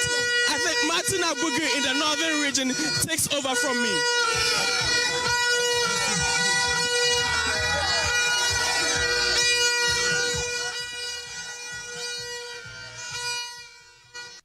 Northern Coalition Center, where coalition is still ongoing. We are left with about few polling stations, and then the coalition will be over. But already the place is gonna go with jubilation. Now they're for elect for the area. Just walk in at the time the MPP presidential candidate declared or conceded defeat, and so the entire area went brought with jubilation. The jubilation is still on. His party van that carries instruments that they use for campaign has arrived at the northern school of business, and the jubilation is outside, whilst those who are inside here are also enjoying this. So we are going to speak to some of them to find out, how did you get the information that the NDC had won? Well, we've been monitoring the results since yesterday. We've not slept. So we knew we were winning from what we were monitoring. We were just waiting for them to concede. And thankfully, Dr. Baumia came out and told us he had called John. And so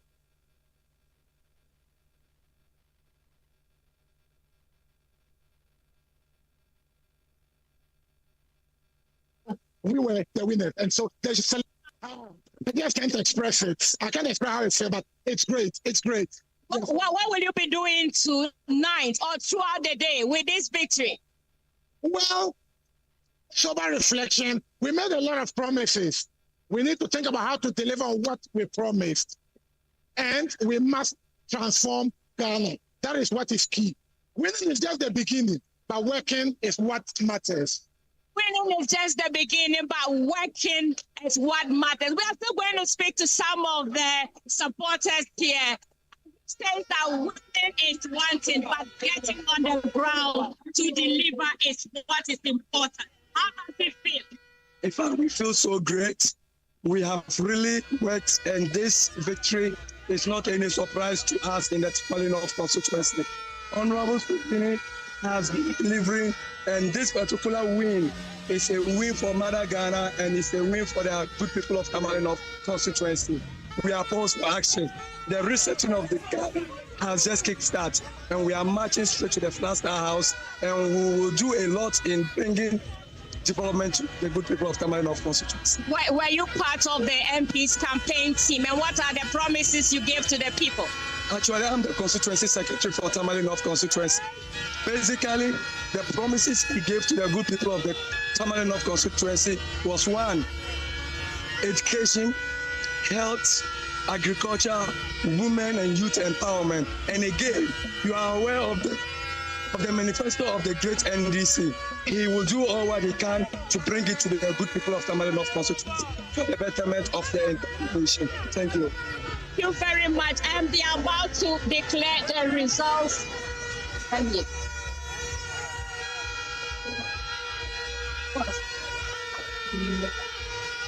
We are having a center.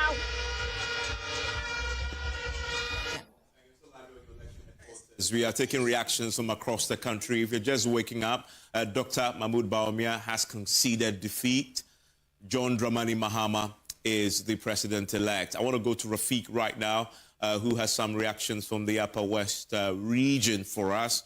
And we're seeing this all over the country, people just erupting, spontaneous jubilations. Rafiq, we've seen a situation in Accra, we've seen it in the northern region. What's it like in the Upper West region, where the NDC says they have swept that entire part of the country and not even lost one? Tell me.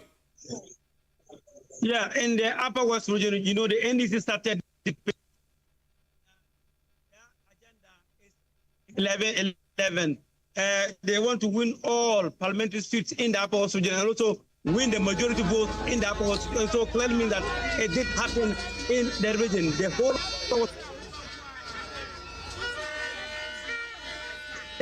11 against 11, and that is what has happened in the Upper West region here. And so I am at the West Central constituency of the Upper West region, currently located at the regional library, where Dr. Rashid Hassan Pelpo, the MP for West Central, has been retained as a member of parliament once again. He polled more than 38,000 of the votes that were cast in the region. And so John Dramani Mahama also polled 50,000 of the votes. So if you look at the last results, the last elections, Dr. Rashid Hassan Pelpo was able to beat Naija Umu by about 6,000 votes. But this time around, he increased the margin to about 2,000. In the case of John Dramani Mahama, it was about 48,000. Now it has moved to 58,000. And so supporters of the NDC are really in ecstatic mood. They are really in ecstatic mood right now. And then also, the West Central candidate is now speaking to the press. Now let's listen to him. Right there, Dr. Rashid Hassan Pelpo. This issue in a more comprehensive manner, working with the my government and creating conditions and value to make sure the people benefit in a maximum way in all the things we want to do. So and I also noticed that the classrooms have been ignored, chairs and tables have been broken down, and all that. I've tried to address many of them, but with power we can do more. Many of the places many of the classes that are torn apart by the bad weather and or an age, have to be addressed. So I'll tackle some key issues which are going to be peculiar to this place, but I'll tackle it also from the generality, which are the promises we made towards Ghanaians. You'll be listening to Honorable Dr. Rashid Hassan Pelpo right here. You won by over 38,000. Were you really surprised about the result? Very surprised. Surprised that I could have done better. I needed to have, my expectation was that we would have a 10,000 difference, over 10,000 difference. Now we got a difference of just close to 9,000. So, but it shows that we estimated rightly. And I can only say I'm grateful for what has happened. And I'm thankful to my people for having this trust in me, being the safe time contestant, and still giving me this margin. I'm very grateful and I'm thankful for that. I'm going to ask you this question: is that the last time that we're going to see your name on the ballot paper? Well, for every politician, you have an objective.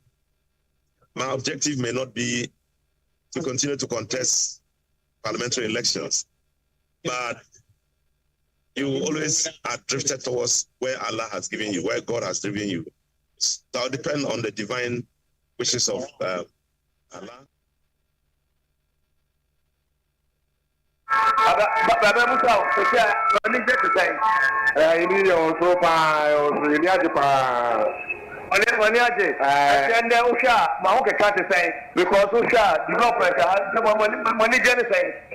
The new set of describing, but to do the youth in the they really wanted this food, they really need it.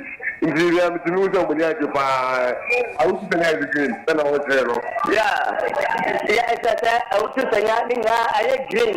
That's a Omaniache, Omakuma da Pom. The man is some chance of better one. I have 12 better than I want to say, West, Presidential, and so easy for them, if them was and a parliamentary so and so just but Oman Kasa I police will say Abane there a Guzala Tete, almost only Mammy or Dende, Papo, Dende, Mammy or Dende, Papo, Dende, and airport. nti saa ɛyɛ deɛ baabi no ka sɛ nigerian signboard esi a ɔmo soso abobobom ɛsɛ ɔmo pɛ sɛ ɔmo tete nigerian signboard a esi ɛkɔɔto hɔ no a tenten no ɔmo tete no ɛna mpɔkɔfɔ ka sɛ nso mo yɛ saa ɔmo ngyae ɔmo yɛ saa ɔmo ngyae nti mpanyinfoɔ no akɔ akɔ sɔpɔ nti anigye ne deɛ aburo so nyɛ bɛkɔ gbɔmu ayi ne yɛ gudubura ne yɛ akɔhwɛ wɔn so sɛ anigye ne sɛ na ɔmo ti ho no ɛwɔ so sɛ yɛn wɔ ɛsinie. Seth yɛdase paa nti wodu bujumbura ma na wama yɛhu deɛ kɔ so wɔ saa berɛ yɛkɔ Michael Akrofi hɔ nom ɔkɔfɔridia Michael tumi ka me bɔ akɔ aba na kɔfɔridia ɛte sɛ kɔfɔridia ɛyɛ bɔkɔɔ fi anɔpa berɛ mu abɛsiri ɛberɛ a ɛyɛ Ghana man penny abege His Excellency Alhaji Mahmoud Bawumia eba abontin abekasa na wagya fi sɛ abato yɛ ɔkɔ wadi ncho enunti ɔmanpani dada ɛyɛ John Dramani Mahama na edi nkunim no anam so ɛma ɛyɛ NDC asitafoɔ no atom ho gu mmɔnten so ebi kora sɛbi ɔmo ɛto a huhu ɔmo sɛ ɔmo amenyoko anaa bi mu no ne nyinaa ne sɛ ɔbɛpɛ flag a ɛyɛ NDC flag na wakyɛ si kwan so na akyɛ sɛ ɔmo hinhim mafa ɛyɛ Kofodua ɛmɔnten so ɛyɛ New Durban South aba ɛyɛ New Durban North no ɛyɛ si Kofodua normal technical ɛbɛfɛ fidiase abisi ɛyɛ akwadum barrier anaasɛ akwadum bridge so wobɛdu akwadum baabi bi a wobɛfa ɔkwan no so no agye sɛ wohu sɛ nkurɔfoɔ ate sɛ ɔmampani abɛdesire akasa agye ato mu sɛ wadi nto ɛno na ɔmo de ɔmo ho abɛgu mmɔnten so na akyɛ sɛ ɔmo yɛ tete na moto nenam mu na wei nenam mu a ma nam mu a saa abram no ka sɛ mɛdi sohom a sohom so nyinaa no mmeranteɛ no ahyɛ aseɛ ɛreba mmɔnten so no kyerɛ NDC asitaafoɔ no ɛba abɛgye ɔmo ani wɔ lɔre kwan so akyerɛ sɛ ampa abato ɛkɔɔ so yi ɛyɛ adeɛ a NDC ɛna ɛdi nkunim na ɛno ɛna amene ebi mu edi nkitaho so ɔmo sɛ ɛti ɔmo sɛn na ɔmo so ɛyɛ ɛsan sɛ nea ɔkɔm agya ne ne nea ɔmo hwehwɛ ano sɛ ɔmo bɛdi nkunim ti ɔmo adi nkunim a ne kwan so ano no na ɛnyɛ fie sɛ sɛ nkoa na ɛdiane ɔmo hwɛ nneɛma bebree anim na ama saa no ɛno nso na ɔmo nyinaa akɔto aba ma NDC adi nkunim a ɔmo bɛtɔ ɔmo agu mmɔnten so agye ɔmo ani etumi ne ɔkasa deɛ ɛpiem antɛm mu ɛyɛ bɔkɔɔ isi etu so ɛkwaliti ɛyɛ result na ɛwɔ 33 districts no conferences no na yɛn ho sɛ ne abatɔ ne sunsansoɔ no ɛkɔɔ so na mmom yisi ɛma mmɔnten ne declare yɛ no na ɔmampanin abɛdesire abɛka sɛ wagye atom sɛ wadi nsuo no deɛ ɛma ɔmo kwan ɛma ɔmo gye ɔmo ani nti na ɔmo gye ɔmo ani ɛna nɔfɛ yo abusua okay Seth yɛbɛsan aba hɔ no abusuafoɔ saa bɛ yɛkɔ akɔpie mu ɛwɔ sɔfo Uzu bɛ mpana sɔre yɛnya ne nti yɛ sɛ ɛyɛ Sami Gyamfi akɔ akɔpie mu hɔ no ma hɔ kasa nti yɛnkɔ yɛbɛsan aba sisia muhumi wɔ ha ɛnyɛ bɔne ɛm sɛ yɛn nyinaa yɛnim adeɛ soronko a Onyankopɔn wayɛ ama NDC amanyɔkuo. Praise the Lord. Yɛn nyinaa yɛnim ade kɛse a Onyankopɔn wayɛ ama Ghana. Kofodua ɛmɔnten ho abɛgu mmɔnten etumi ne ɔkasa deɛ ɛpiem antɛm mu ɛyɛ bɔkɔɔ isi etu so ɛkwaliti ɛyɛ result na ɛwɔ 33 districts no conferences no na yɛn ho sɛ ne abatɔ ne sunsansoɔ no ɛkɔɔ so na mmom isi ɛma mmɔnten ne declare yɛ no na ɔmampanin abɛdesire abɛka sɛ wagye atom sɛ wadi nsuo no deɛ ɛma ɔmo kwan ɛma ɔmo gye ɔmo ani nti na ɔmo gye ɔmo ani ɛna nɔfɛ yo abusua okay Seth yɛbɛsan aba hɔ no abusuafoɔ saa bɛ yɛkɔ akɔpie mu ɛwɔ sɔfo Uzu bɛ mpana sɔre yɛnya ne nti yɛ sɛ ɛyɛ Sami Gyamfi akɔ akɔpie mu hɔ no ma hɔ kasa nti yɛnkɔ yɛbɛsan aba sisia muhumi wɔ ha ɛnyɛ bɔne ɛm sɛ yɛn nyinaa yɛnim adeɛ soronko a Onyankopɔn wayɛ ama NDC amanyɔkuo. Praise the Lord. Yɛn nyinaa yɛnim ade kɛse a Onyankopɔn wayɛ ama Ghana na sɛ woyɛ onipa na onyame wohyira wo a na wofa onyame ase da di a ne kyɛ sɛ woyɛ onipa boni ayɛfo ɛno nti nkonimdie ne baeɛ no ɛwɔ sɛ yɛde aseda ma nyame na yɛde aseda ma nyame a me same gyamfidie inim sɛ aseda yɛde ma nyame na afei ne yɛfiti aseɛ but meka no wɔ makoma mu sɛ baabi a ɛwɔ sɛ yɛfiti aseda no ase ɛyɛ the great prophet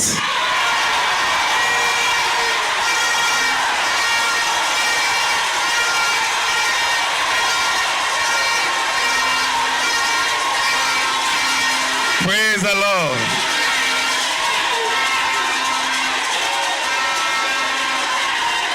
The great prophet Onyankopɔn ɛde na kyɛ Ghana ɛyɛ papa Apostle Owusu Bempah Sebi di onyame ayama NDC ne Ghana ni onyame ayama ya papa John Dramani Mahama no onam ne nkoa ne mfena na dimfo na sofo pi so mpai bo wona futuo won konhye ena ode aye de ode ayama ye no na mom me de ento abo ne adwuma ye nyina me obi a medi mu akotini ye no honamani ene de ye ne sunsun mu na metumi aka sɛ ye pe onyame adifo onyame asofo a omode omo ho bo afore na omo fa ekun yi sɛ omo ko na omo yi omo akoma mu de akoma pata ye gia ye papa great prophet Owusu Bempah oye kokromo ti ayensa ne homo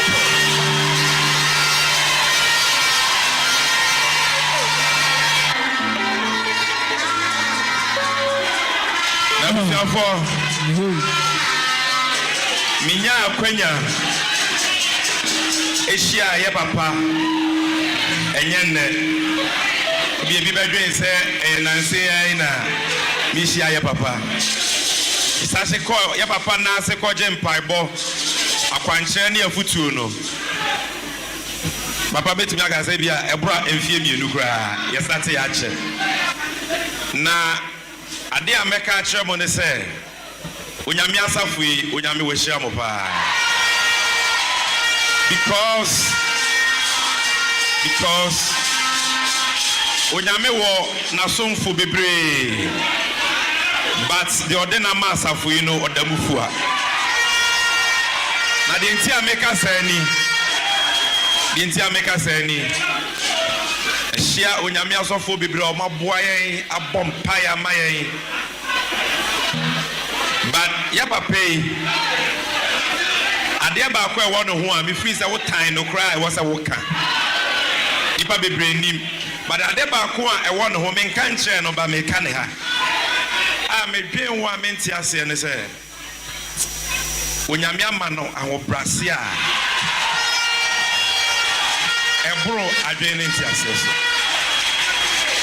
because o hwe baby onyame pagya no wo honhom mu ene adoma kyede e wo no so ne nyuma onyame de na ye na hwe wo na mumpo obra wa bɔ ne de owo na ye nkran ketewa yukra no papa e kasa wo ho a ahobrase a wono be kasa ofre wo phone so wo kɔ ne ho.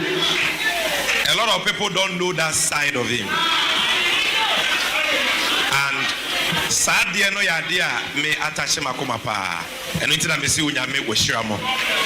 Na na ho brase mu so ade ba akoso a ma wonso ne se ade a woke pia. Me de menim obi experience, but me de ne san ye de adie bia waka kyerɛ me anaa waka afa deɛ menim ho bi ayɛ no kura turudo ɔnka wotumi hu sɛ ɔnka mfa baako koraa sɛ ɛnyɛ dɛn ɛnka ho praise the Lord na ade a mɛka atwa toɔ nsɛm ne deɛ mɛsɛ mɛka a yɛnwie nnɛ but deɛ mɛka atwa toɔ ne sɛ wɔse wɔyɛ ade a ɔde n'akoma ne ne nipadua nyinaa na ɛyɛ sɛ ɔse ɔnyɛ a ɛnyɛ adeɛ ɔbɛyɛ because anadwo anɔpa awia ofrɛ papa a wo nsa bɛka no wɔnsa nka no korɔ ɔbɛretɛn no wokɔɔ na ɔfrɛ yɛn na ɔkyerɛ yɛ deɛ nyɛ wohu mu wonam mu mesrɛ mo mu nyinaa mo meɛnka me ho ne yɛnka nkyerɛ papa sɛ onyame nhyira no enti papa wei deɛ ahobrɛaseɛ mu meba unannounced NDC amanyokuo nyinaa yɛbɛsan so aba biem wei deɛ ɛyɛ mmea me same gyarefi wo ba prɛko pɛ mmea na maba sɛ afei na nkonimdie no ɛbaa yɛ ni 30 minutes 1 hour koraa enti yɛba ha na yɛabɛda onyame ase na yɛada wo so wase na berɛ ɛsɛm no woma yɛ kwan a amanyokuo no nyina yɛbɛba ne sɛ asɔre no mobɛgye yɛ ɔmu nyɛ yɛ nyina yɛaba eti yɛ nyinaa yɛbɛba na yɛma baako pɛ so yɛbɛba aba na yɛ nyinaa yɛbɔ mpaeɛ a yɛmmɔ mpaeɛ ma yɛ papa yi sɛ onyame bɛma no nkwa tenten ne ahoɔden na onyame bɛkɔ so ayusu no ama Ghana wei mu ne adiifoɔ a Ghana hia and yɛde onyame ase sɛ papa yi se papa nyame nhyira wo yɛda ase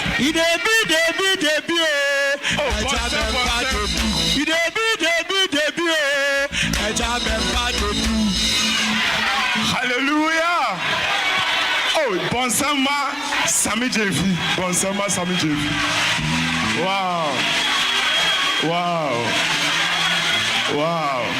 Oh, church, I thought to give the Lord a clap of free, a better one. Sorry, John Naso. Na yedede.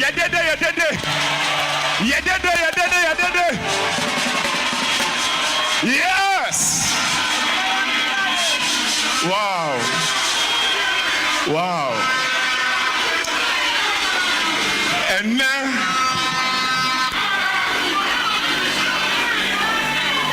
Owusu Bempa, the great Owusu Bempa. Oh, he is here in our midst. Oh, I said he is here in our midst.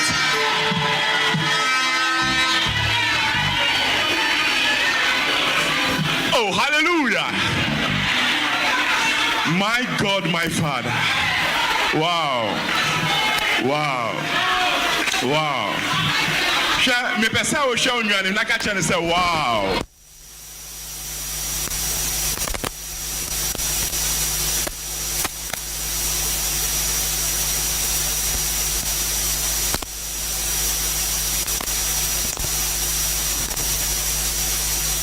Really help us in some way. I'll say that we the youth, for instance, we don't have job. Okay. Most of us we have degrees and stuff, but we still at home. But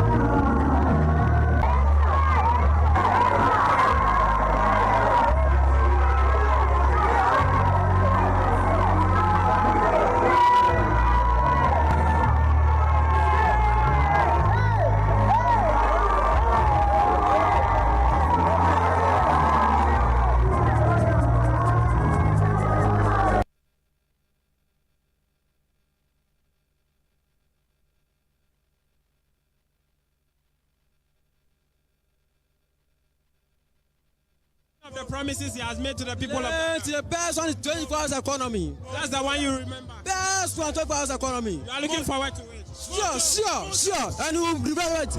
You will deliver it final. Talk to me. Abosu, many achipa sama ama abosu. Koya di echrache. Ushwe di oko manu ma abosu ye bro. Ye bre. What would his victory change for you? Mama, why any ma play company juma me ye. Mama to pay no. Which company are you looking forward to working in? Rubber company. Yes. I mean, apart from that, which policy do you remember of John Dramani Mahama? 24 hours economy. I see. Plus. I see. And so he also remembers the 24-hour economy. Talk to me. What does this victory mean to you as an individual? Oh, we are happy that today we NDC have come back again on power. And we thank Almighty God. Our enemies' thoughts, our opponents' thoughts will come. We are back again. And the reason why we are happy is that JM is come to cancel e-levy for us. And tax, betting tax, and bring us the free education. He wants to continue. JM says he's not going to abolish it. They say he's not going to abolish the free education. He's going to continue and do it better. So we are happy. What do you expect him to change about the free SHS? Oh, this government, they have been doing double track, and I pray that when Jay come, he should cancel the double track. He should open the more e-blocks that he has built that he couldn't finish and he left from government. He should come and continue, and then he should open it so that all of the free HSS students should come together and be going one track, not double track again. And so, Evans, those are some supporters of the NDC here at the Ayawaso West Wuogon. I mean, this constituency has been of focus to a lot of us because of the incident that preceded. But apart from a few pockets of chaos that erupted on the University of Ghana campus about some disagreements, as well as the coalition process, which has witnessed about some 4 different issues about introduction of some fake ballot boxes which halted the process for some time. They are happy. A few of them are calling on the government when they come to power to revoke the e-levy as well as the betting tax the government has promised, amongst several promises to revamp or review the free SHS and all of that. I must tell you that when the Greater Accra Regional Chairman of the NDC came here late in the night, Honorable Ni Ashimo, he called the election in favor of John Dumelo as well as the former President John Dramani Mahama. We are nowhere close to the end of coalition here because, as I said earlier, the presidential coalition is even yet to be completed before we transition to the parliamentary coalition. But from what we've heard so far, the supporters are happy. They are convinced that both John Dumelo and the former president, John Dramani Mahama, has fully turned the Ayawaso West Wuogon constituency green, something that has not happened in a long year as far as the parliamentary election is concerned. From the RS Auditorium here in the University of Ghana, my name is James Aveji Evans.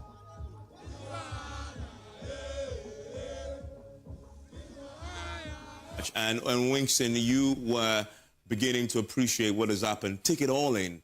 I'm not sure I've finally internalized this yet. Is this still beginning to make sense to all of us? Well, I think it does. We've seen the results, some of the results from the Ashanti region. We've talked about it. And it tells you something. It tells you one thing. I think the NPP itself has realized the need for some soul searching. The NPP realized that they need to, engage in some stock taking, particularly after Nana Addo Dankwa Akufo-Addo's presidency. The party, if you were to ask the NPP,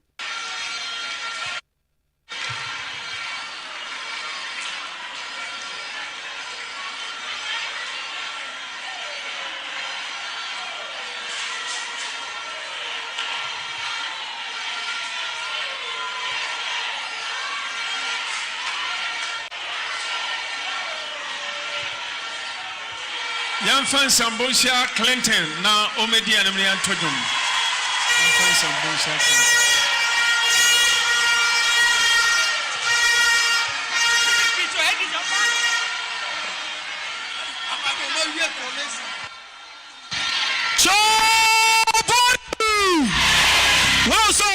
Samson, and then you, Raymond, and then Mavi will take over with a new set of team members who will continue our role in coverage. Samson, you first. What does this mean for Bawumia? Well, his political future, immediately it's devastating, and he will have to justify, because of the disastrous performance, okay? He will have to justify why he ought to be considered the next time. And it's not going to be easy within the party. Don't forget that Kenya Japan is lurking in there, and there may be new people who will show their face very soon in the party. But I suppose he may be able to make a case for himself on the basis that he didn't lose this election. It was Nana Akufo-Addo who lost this election. It was Ken Ofori-Atta who lost the election, because the MPP, some of their leaders have begun talking. You heard Eugene Boakye-Antwi. He said they lost this election 2022 when the president did not listen to remove Ken Ofori-Atta, because those were the voices of the people and they refused to listen. And that's what is going to be difficult for them. I would like to say finally that the jubilation, the NDC guys who are jubilating on the street, and the commentary or everything we are hearing, they should do what reflects the natural disposition of John Mahama. His natural disposition, as we know, is that he's not someone who is giving to acts of violence. He's not giving to language vitriol. So they should conduct themselves in a manner that reflects his natural disposition. And Raymond, what does this mean for Akufo-Addo's legacy? No, I thought you were going to ask me the Bawumia question. No. Let me stay on it. We just have a couple of minutes. What does it mean for Akufo-Addo's legacy? See, it's been shattered, it's been battered, and it's suffered a massive damage. In the last few weeks, all of the commissioning, all of the purported good things that were being put out there, many had warned. Let's not forget, Akufo-Addo had done some good things like free SHS. But it was also under Akufo-Addo that we had this debt exchange. Some wished it away. People talked about impunity. Some wished it away. People talk about growing corruption. And the worst part of it, it appeared to have had presidential endorsement. They wished it away. Basically, Ghanaians were made to feel in this republic under Akufo-Addo that you were basically third-class citizens, and the only people that mattered were the few. Perhaps Bawumia can dissociate himself from this now fully and stand out and now project himself in a different corner. That was always going to be difficult. Of course, and NPP succeeded in making one policy from 2008 straight down to implementation year 2016, and fast forward to 2024, we're still talking about the free senior high school program. That is a good Akufo-Addo legacy. But there are so many blots and negatives that the party should reconnect, restructure. And this is a party that's actually for the businessman. Businesses suffered massively under Akufo-Addo. And yet all of this were wished and thrown under the carpet as if nothing had happened. It reached a point in this republic when you talked about it, you were made to be or think that you didn't know what you were talking about, and that there's a lot more goodness happening under him. Maybe this is a reflection time. I know there's going to be a lot of talk around this and all of that. No leader gets 100%. But the expectation is that the MPP will reflect more about that tenure that Akufo-Addo led, and perhaps correct some of the things that should never be taken into the future. And we're going to take a quick changeover. We're going to make a quick changeover now here on your election headquarters. Rolling coverage continues. Mama V will take over with MFR Pau. And, of course, at Studio 997, Kojo Youngson is standing by with our team of experts who will be weighing in. And this is an all-round analysis and reaction to what is unfolding right now, this historic outcome. We have the Vice President, who is the flag bearer of the governing party, conceding defeat and makes John Dramani Mahama the president-elect. Never happened before this quickly. Within 24 hours of the election, we have a concession delivered there. Kojo Youngson, I'm going to come to you now, and let's hear your guess. And the next time you come back here, you have the two ladies taking over.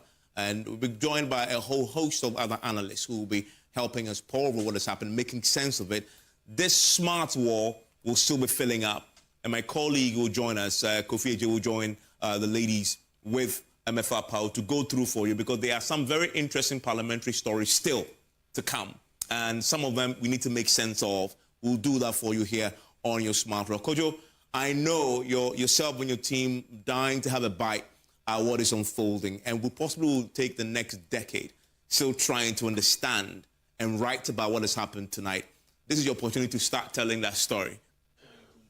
Evans, I've got to say that you couldn't have summed it up better. Quite literally, earth-shattering revelations as Dr. Mahmoud Bawumia concedes defeat within 15 and a half hours of the closing of polls. I mean, talk about records. Of course, my panelists and I have been talking about this in the background while all the numbers and reports have been coming in from across the country. But let's just focus for a moment on the historic weight of what we have just seen and heard. The incumbent, without the EC even announcing one constituency's results, has conceded defeat. Let's be fair. The Electoral Commission has suddenly become a lot less relevant than we've been used to, haven't they, Prof?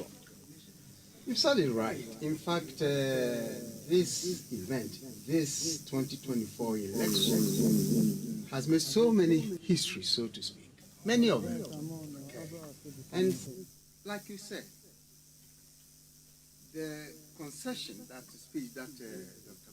Bawumia gave in itself was very significant, because he took time to really relate his deep sentiments. Prof, forgive me, it seems your microphone is malfunctioning. We're going to get someone to come in and fix that for you. But while we're doing that, Clara, I mean, I know you have thoughts on the same issue. What do you think this actually means for the value that we've been placing on the Electoral Commission, the attention we've been putting on the referee in our elections?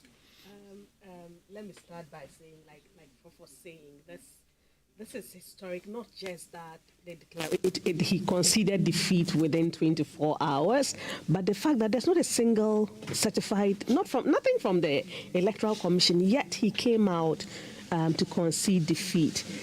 It's one of my proudest moments as a Ghanaian because of the value of this to reducing tensions, to reducing anxieties that could have escalated with the time that is going on. I don't know with respect to the Electoral Commission. Now I'm not even sure he's waiting on the Electoral Commission. I don't know. It's difficult to even put. It's mixed feelings as to what this means for the Electoral Commission, but it also the good point of it for me, or the highlight point for it for me, is the maturity displayed by the politicians involved. That shows that at least the parties themselves, of course, in this day and age, I mean, they are all able to collate their results. They have a fair idea what's going on, and that they would come out even without waiting for the Electoral Commission to make sure that, I mean, tensions are lowered, anxieties are gone, and this, for me, it's one of my proudest moments that I'm still struggling to find the right words to put for it. Less than half an hour before the Vice President conceded defeat, the NDC held a presser. Sami Gyamfi addressed it. Thoughts? To be honest with you, before the presser, I heard that we were aware that the vice president was going to give a press conference. When the presser started, I kind of understood where the NDC was coming from because, of course, there are results that, voting has ended in polling stations. A lot pink sheets are everywhere. We haven't heard any. The Electoral Commission had created a certain vacuum that people were beginning to sit on tenterhooks. So I could understand why they came in. Just that towards the end, I didn't have a problem with his initial press conference, but towards the end, I expected that he would have been a lot more magnanimous. I personally actually expected that with the way tensions were going and the chaos that we're seeing, I didn't think the vice president was going to sit on it I didn't see that happening. And I thought it would have been more beautiful to have seen both parties showing magnanimity. I am not one to tell people to be moderate in celebrations. When people work for what they have worked for, I believe they are entitled to celebrate it whichever way suits them. Just that I think that it is also a sign of maturity in a democracy to also be able to demonstrate magnanimity to the losing side. So I thought that took a little bit out of what was, for me, proceeding beautifully. Yeah. Now, while we're waiting for Prof's microphone to be fixed, let's now look at what this means for the future. President Akufo-Addo's term ends with what is starting to look like the worst defeat of any political party in Ghana's Fourth Republic. The worst. It also curtails, or in fact, before it even begins, puts a halt to the hopes of Dr. Bawumia of becoming the next president. What does the NPP's future in opposition look like to you? For me, it's early days yet. It would depend to a very large extent also on the numbers that they would have in Parliament. And so far, it doesn't look like they are going to have very large numbers in Parliament. I think the MPP probably just has to go back and then sit down and reflect. And then, of course, they would find out where they went wrong, what went wrong, and then regroup. But I don't see that the MPP is going to be silent in opposition. We've seen the MPP in opposition before, since '92, when they didn't even have representation in Parliament. We've seen them when they've had very little representation in Parliament, including just a lone voice. And they were an effective opposition throughout. So in spite of the laws, I expect that the NPP is still going to be a very vibrant opposition. I expect that they would do what they need to do in opposition. So I don't think this is going to affect too much the nature of opposition that they are going to be. Just that in terms of their own internal party politics, there would be a struggle. I'm sure that, of course, other people have ambitions, and then we would see how it goes forward. But I don't see that this is going to make the MPP any less stronger than it has been. Right, Prof. Bafo-Agyeman-Duah, thank you, yes, for your patience. It looks like we had to swap out some batteries there, but we're glad to have you back. So, look, the question is about the EC. That's what you were dealing with before you had to take a step away. So let's take it back from there. At this point, what's the relevance of the EC? Will anyone turn up to their press conference to find out who they say won? Actually, if it wasn't for the law that requires the EC to formally pronounce who is the winner and get it gazetted, its relevance would have been ended at this point, because the game is over. concession speech has been given. Congratulations have been given to the winner.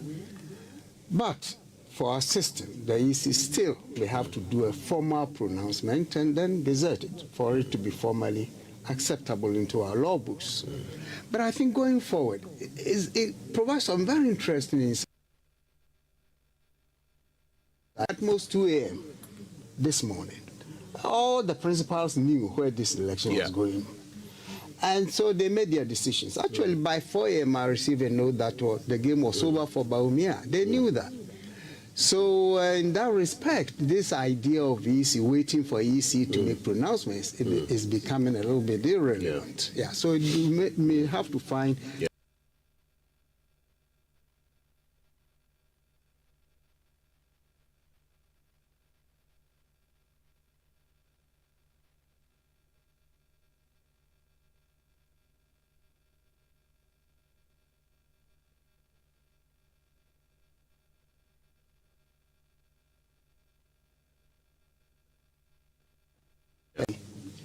In this republic, unless something happens in the future to really take this off, it's going to be a legacy of a very bad defeat, leading the party 8 years and leading the party into such a disaster.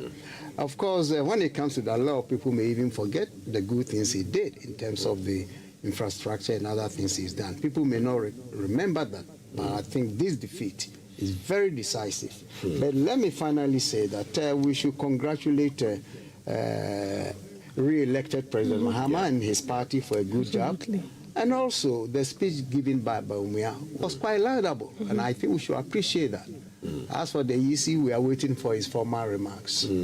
Indeed, that's a perfect way of summing things up. I want to say a big thank you to Professor Bafo Ajibandia and, of course, Clara Berry Kasati for your enlightening, sparkling conversation. We appreciate you every time you're here. And we appreciate you for staying with us for several hours this morning as history was made right here on your election headquarters. But we're nowhere near done.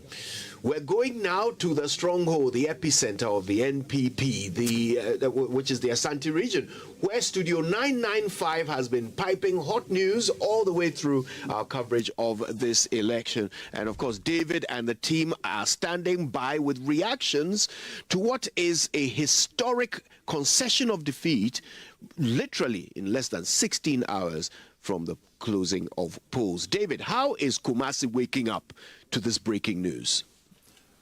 Well, Kumasi is waking up to this breaking news with a bit of surprise, because we were here up till 3 a.m. last night. Kumasi was a bit buzzing with some energy.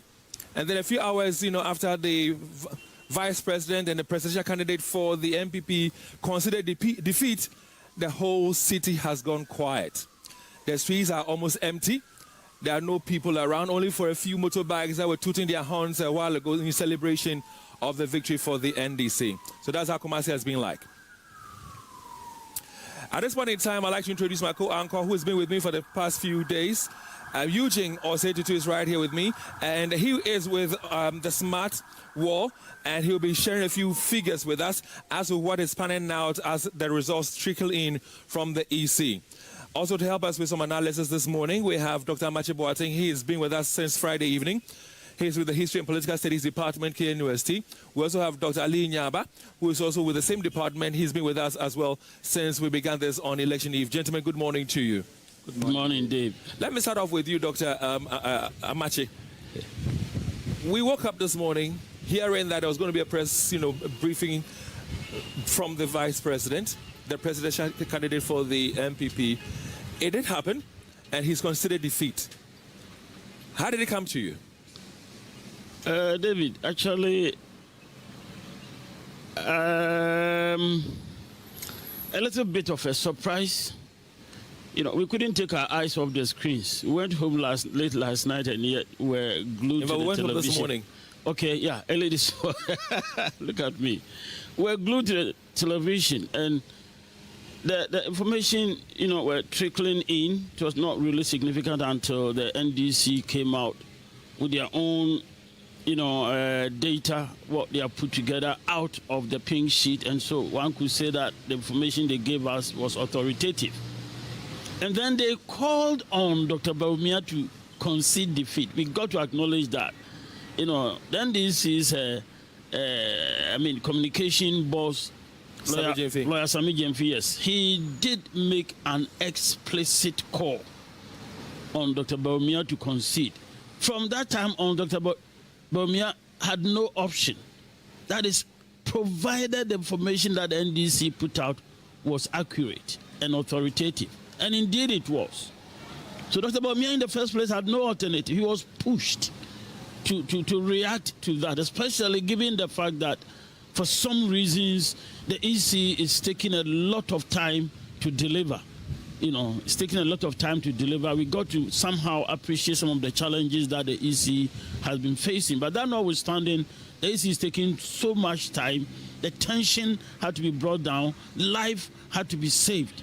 And so Dr. Bawumia simply couldn't help but, come out and concede. I was sort of slightly taken aback because politics in Africa generally, has its own challenges. And people that lose, even when they know it was free and fair elections that delivered their fate, they have difficulties in... No, what Elijah is saying, it can never come to pass. We are prophets. Adds legitimacy to the outcome, to the overall outcome of the elections. And so, yes, it did come as a little bit of a surprise, but it was very good on the part of Dr. Bawumia that he conceded. Dr. Linyaba, early hours this morning when we spoke to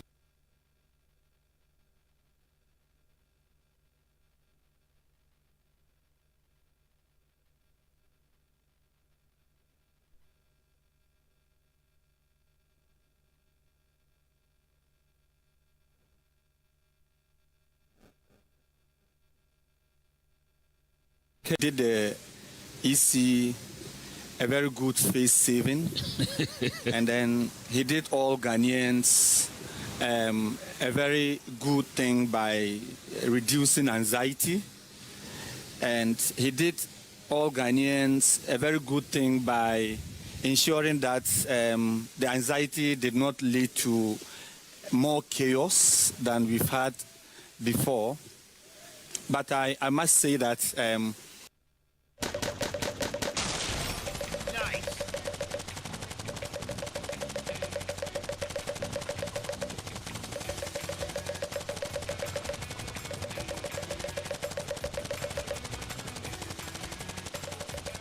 some extent, by not continuing to communicate like they had planned to do, and I even understand it was difficult to reach most of the stakeholders in this business on phone. Yeah, so it was coming, but how it will come? And it goes to confirm the fact that if the EC was going to be proactive by learning from the past, how are the political parties able to get this far in a very short time? I'm not in any way trying to compare the processes that characterize the two different groups, like how the political parties will come out with a final figure. It's not the same process as the EC, but at least if it's even taking a little longer, it should not go beyond 12 hours, because by 8 p.m., 9 p.m., the two major political parties knew their fate. So, granted, if this is extended by some 7-10 hours after NDC and MPP doing their work and getting to know figures for both parliamentary and then EC should have been able to give us not less than 80 to 90% of the results before daybreak. But they are not able. So it's two things. The first thing is that I am happy about the turn of events, the Bawumia concession, and I think it's a feather in his own cap. And I am also happy that maybe the EC will take a clue from this, save us further embarrassment and anxiety in the future, and learn different strategies of delivering the results to Ghanaians at a good time than they have done in the past. It looks like this year would have been worse. We would have been running into maybe Wednesday or Thursday if we were waiting for the EC to declare these elections at the pace that they were doing it. What does that make of the EC right now? Because normally, if, let's say, Dr. Mahmoud Bawumia had not conceded, many of us would still be waiting for the EC to be churning out their results, and we'll be doing some analysis and all that. And then we'll be also looking forward to their periodic, addresses and all that. Now, Dr. Mahmoud Bawumia has, considered defeat. What does that make of the EC's work, going forward now? Yeah, I think we have heard enough about how they have proven not to be too efficient from the voter register up to this point, and I feel maybe it's about time we should not belabor that point, but rather look into the future, strategize as a country. That we know the EC belongs to Ghana. It is Ghanaians who put up an institution to ensure that we deliver a credible election that will not lead to chaos in the country. So we can plan, re-strategize, and then make sure that the EC works more efficiently than they have done, particularly in this past few years. All right, Doc, I'll come back to you for a response on that. But let's go to Maxwell Agbagba, who is currently at the residence of the president-elect, John Dramani Mahama. So, Maxwell Agbagba, if you can hear me, tell us what is happening at the residence of the former president and, of course, the president-elect.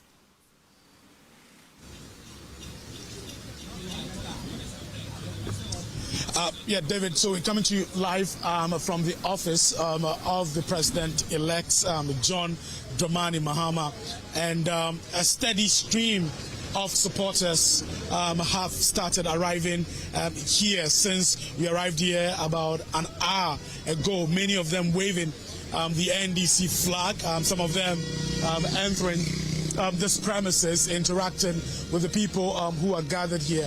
But information we are picking from a deep throat source is that the president-elect John Mahama is in church. We don't know if he's left church at this point, but we're told that when the NPP presidential candidate called him, he was at church when that call came through. That's information that we have from a deep throat source. But here, a steady stream, like I mentioned, of supporters are arriving here. We've seen some of them on motorbikes, many of them excited about what has happened, some of them carrying miniature elephants. So you can see some of them also standing under this big umbrella here.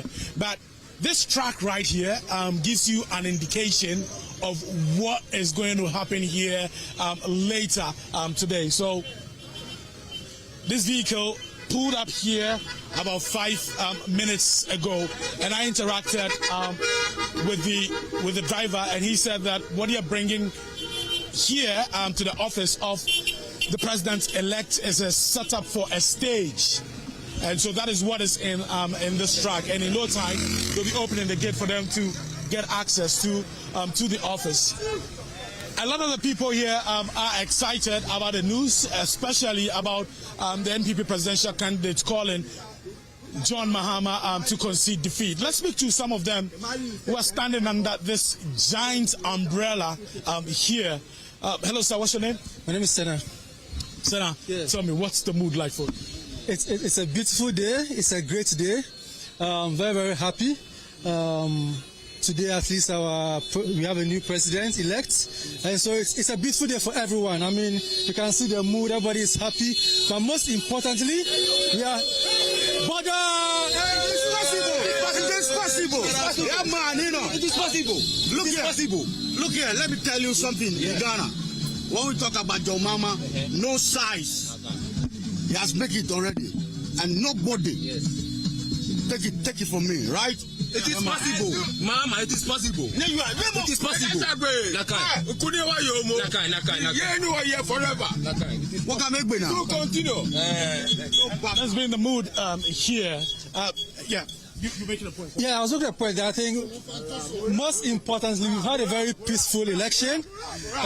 Dr. Bawumia has considered defeat. So that's it for us. We are very happy. Everybody is happy. And if you look around, everybody is very, very peaceful. Everybody is very, very calm. So that's the feeling we're having today. Yeah. Did you?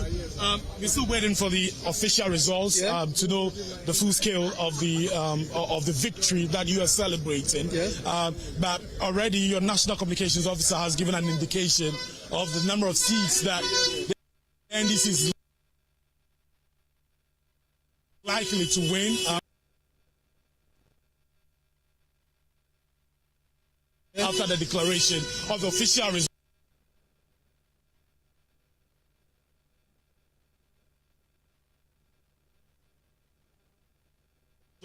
By the electoral commissioner. Did you expect that win? Did you expect it to be that big? The results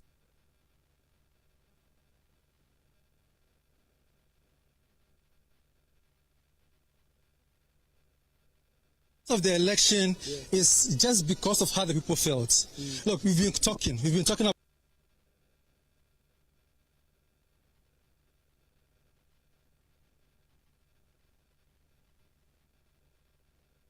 about this economy, the economy. People have been suffering. So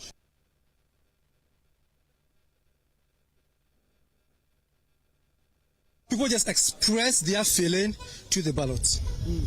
You know, so we went to vote and we voted.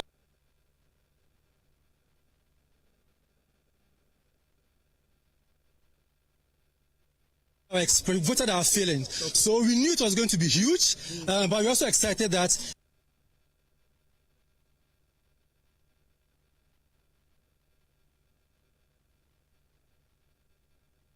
there is no qualms, there are no issues anymore. The gap is so huge.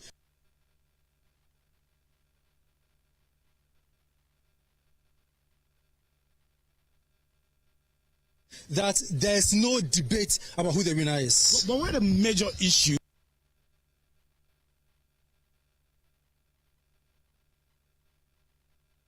that drove you to the polling station? What were the major issues that got you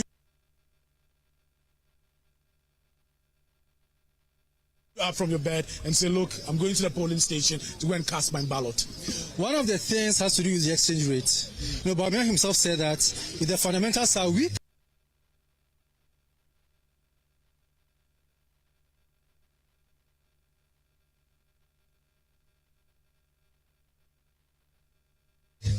the exchange rate would expose you.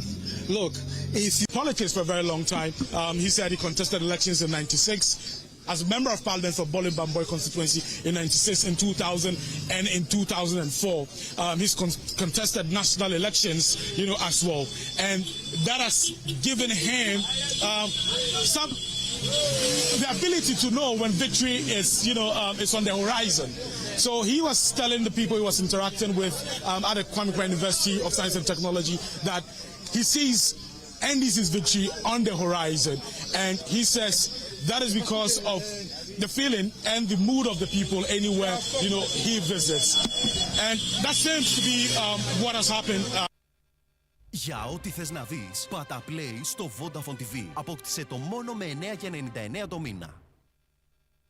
I'm coming from Gamashi. Okay, you came from Gamashi. Yeah, I'm still in Labadi. Okay. Yes. Tell me, what's the feeling like for you? Oh, they have a happy that Mahama has win because of those kind of situation we are in Ghana now is very terrible. We are suffering, especially, Masa, when you are hungry, when you say you want to borrow some money from MTN, the small money you borrow, they will deduct amount money out of it. If the boys get ready to get some money where they do some vote, where they bet, when you chop money to the government, Akufo-Addo government will deduct money. They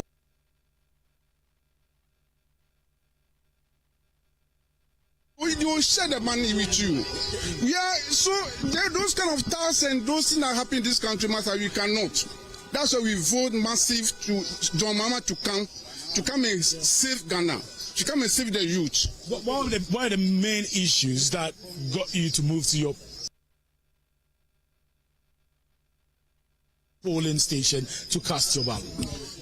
Oh, because of the situation. in Ghana, the situation we are. That be why I fought. Even yesterday, I took my car, I picked people to go and vote against Mahama.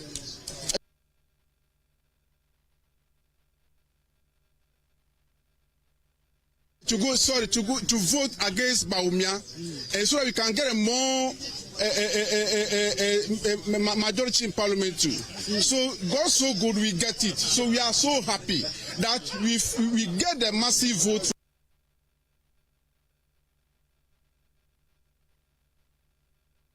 For John Dramani Mahama, we know that he can do it.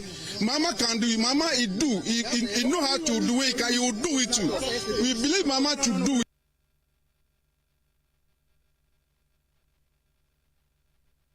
He will do it. Mama will do it for us. He will save Ghana. So Ghana will be in a glory in our future. Thank you. So like I stated,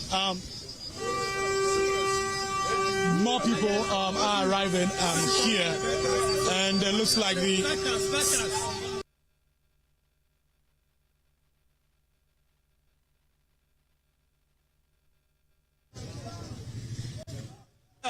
to begin. Not long ago, we were within the Asumase constituency, where the collated results were yet to be declared. A lot of the people we met there are now making their way here. Some of them have already finished collating results in their constituencies, and after the collation, they are making their way here for the party to begin.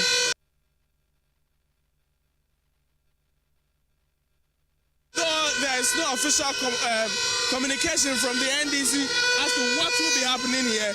A lot of the people continue to come in with expectation that there may be a setup for a party within the regional office of the NDC. As you can see, the main object of the excitement here are the vuvuzelas. Almost everybody walks in with a vuvuzela, and they keep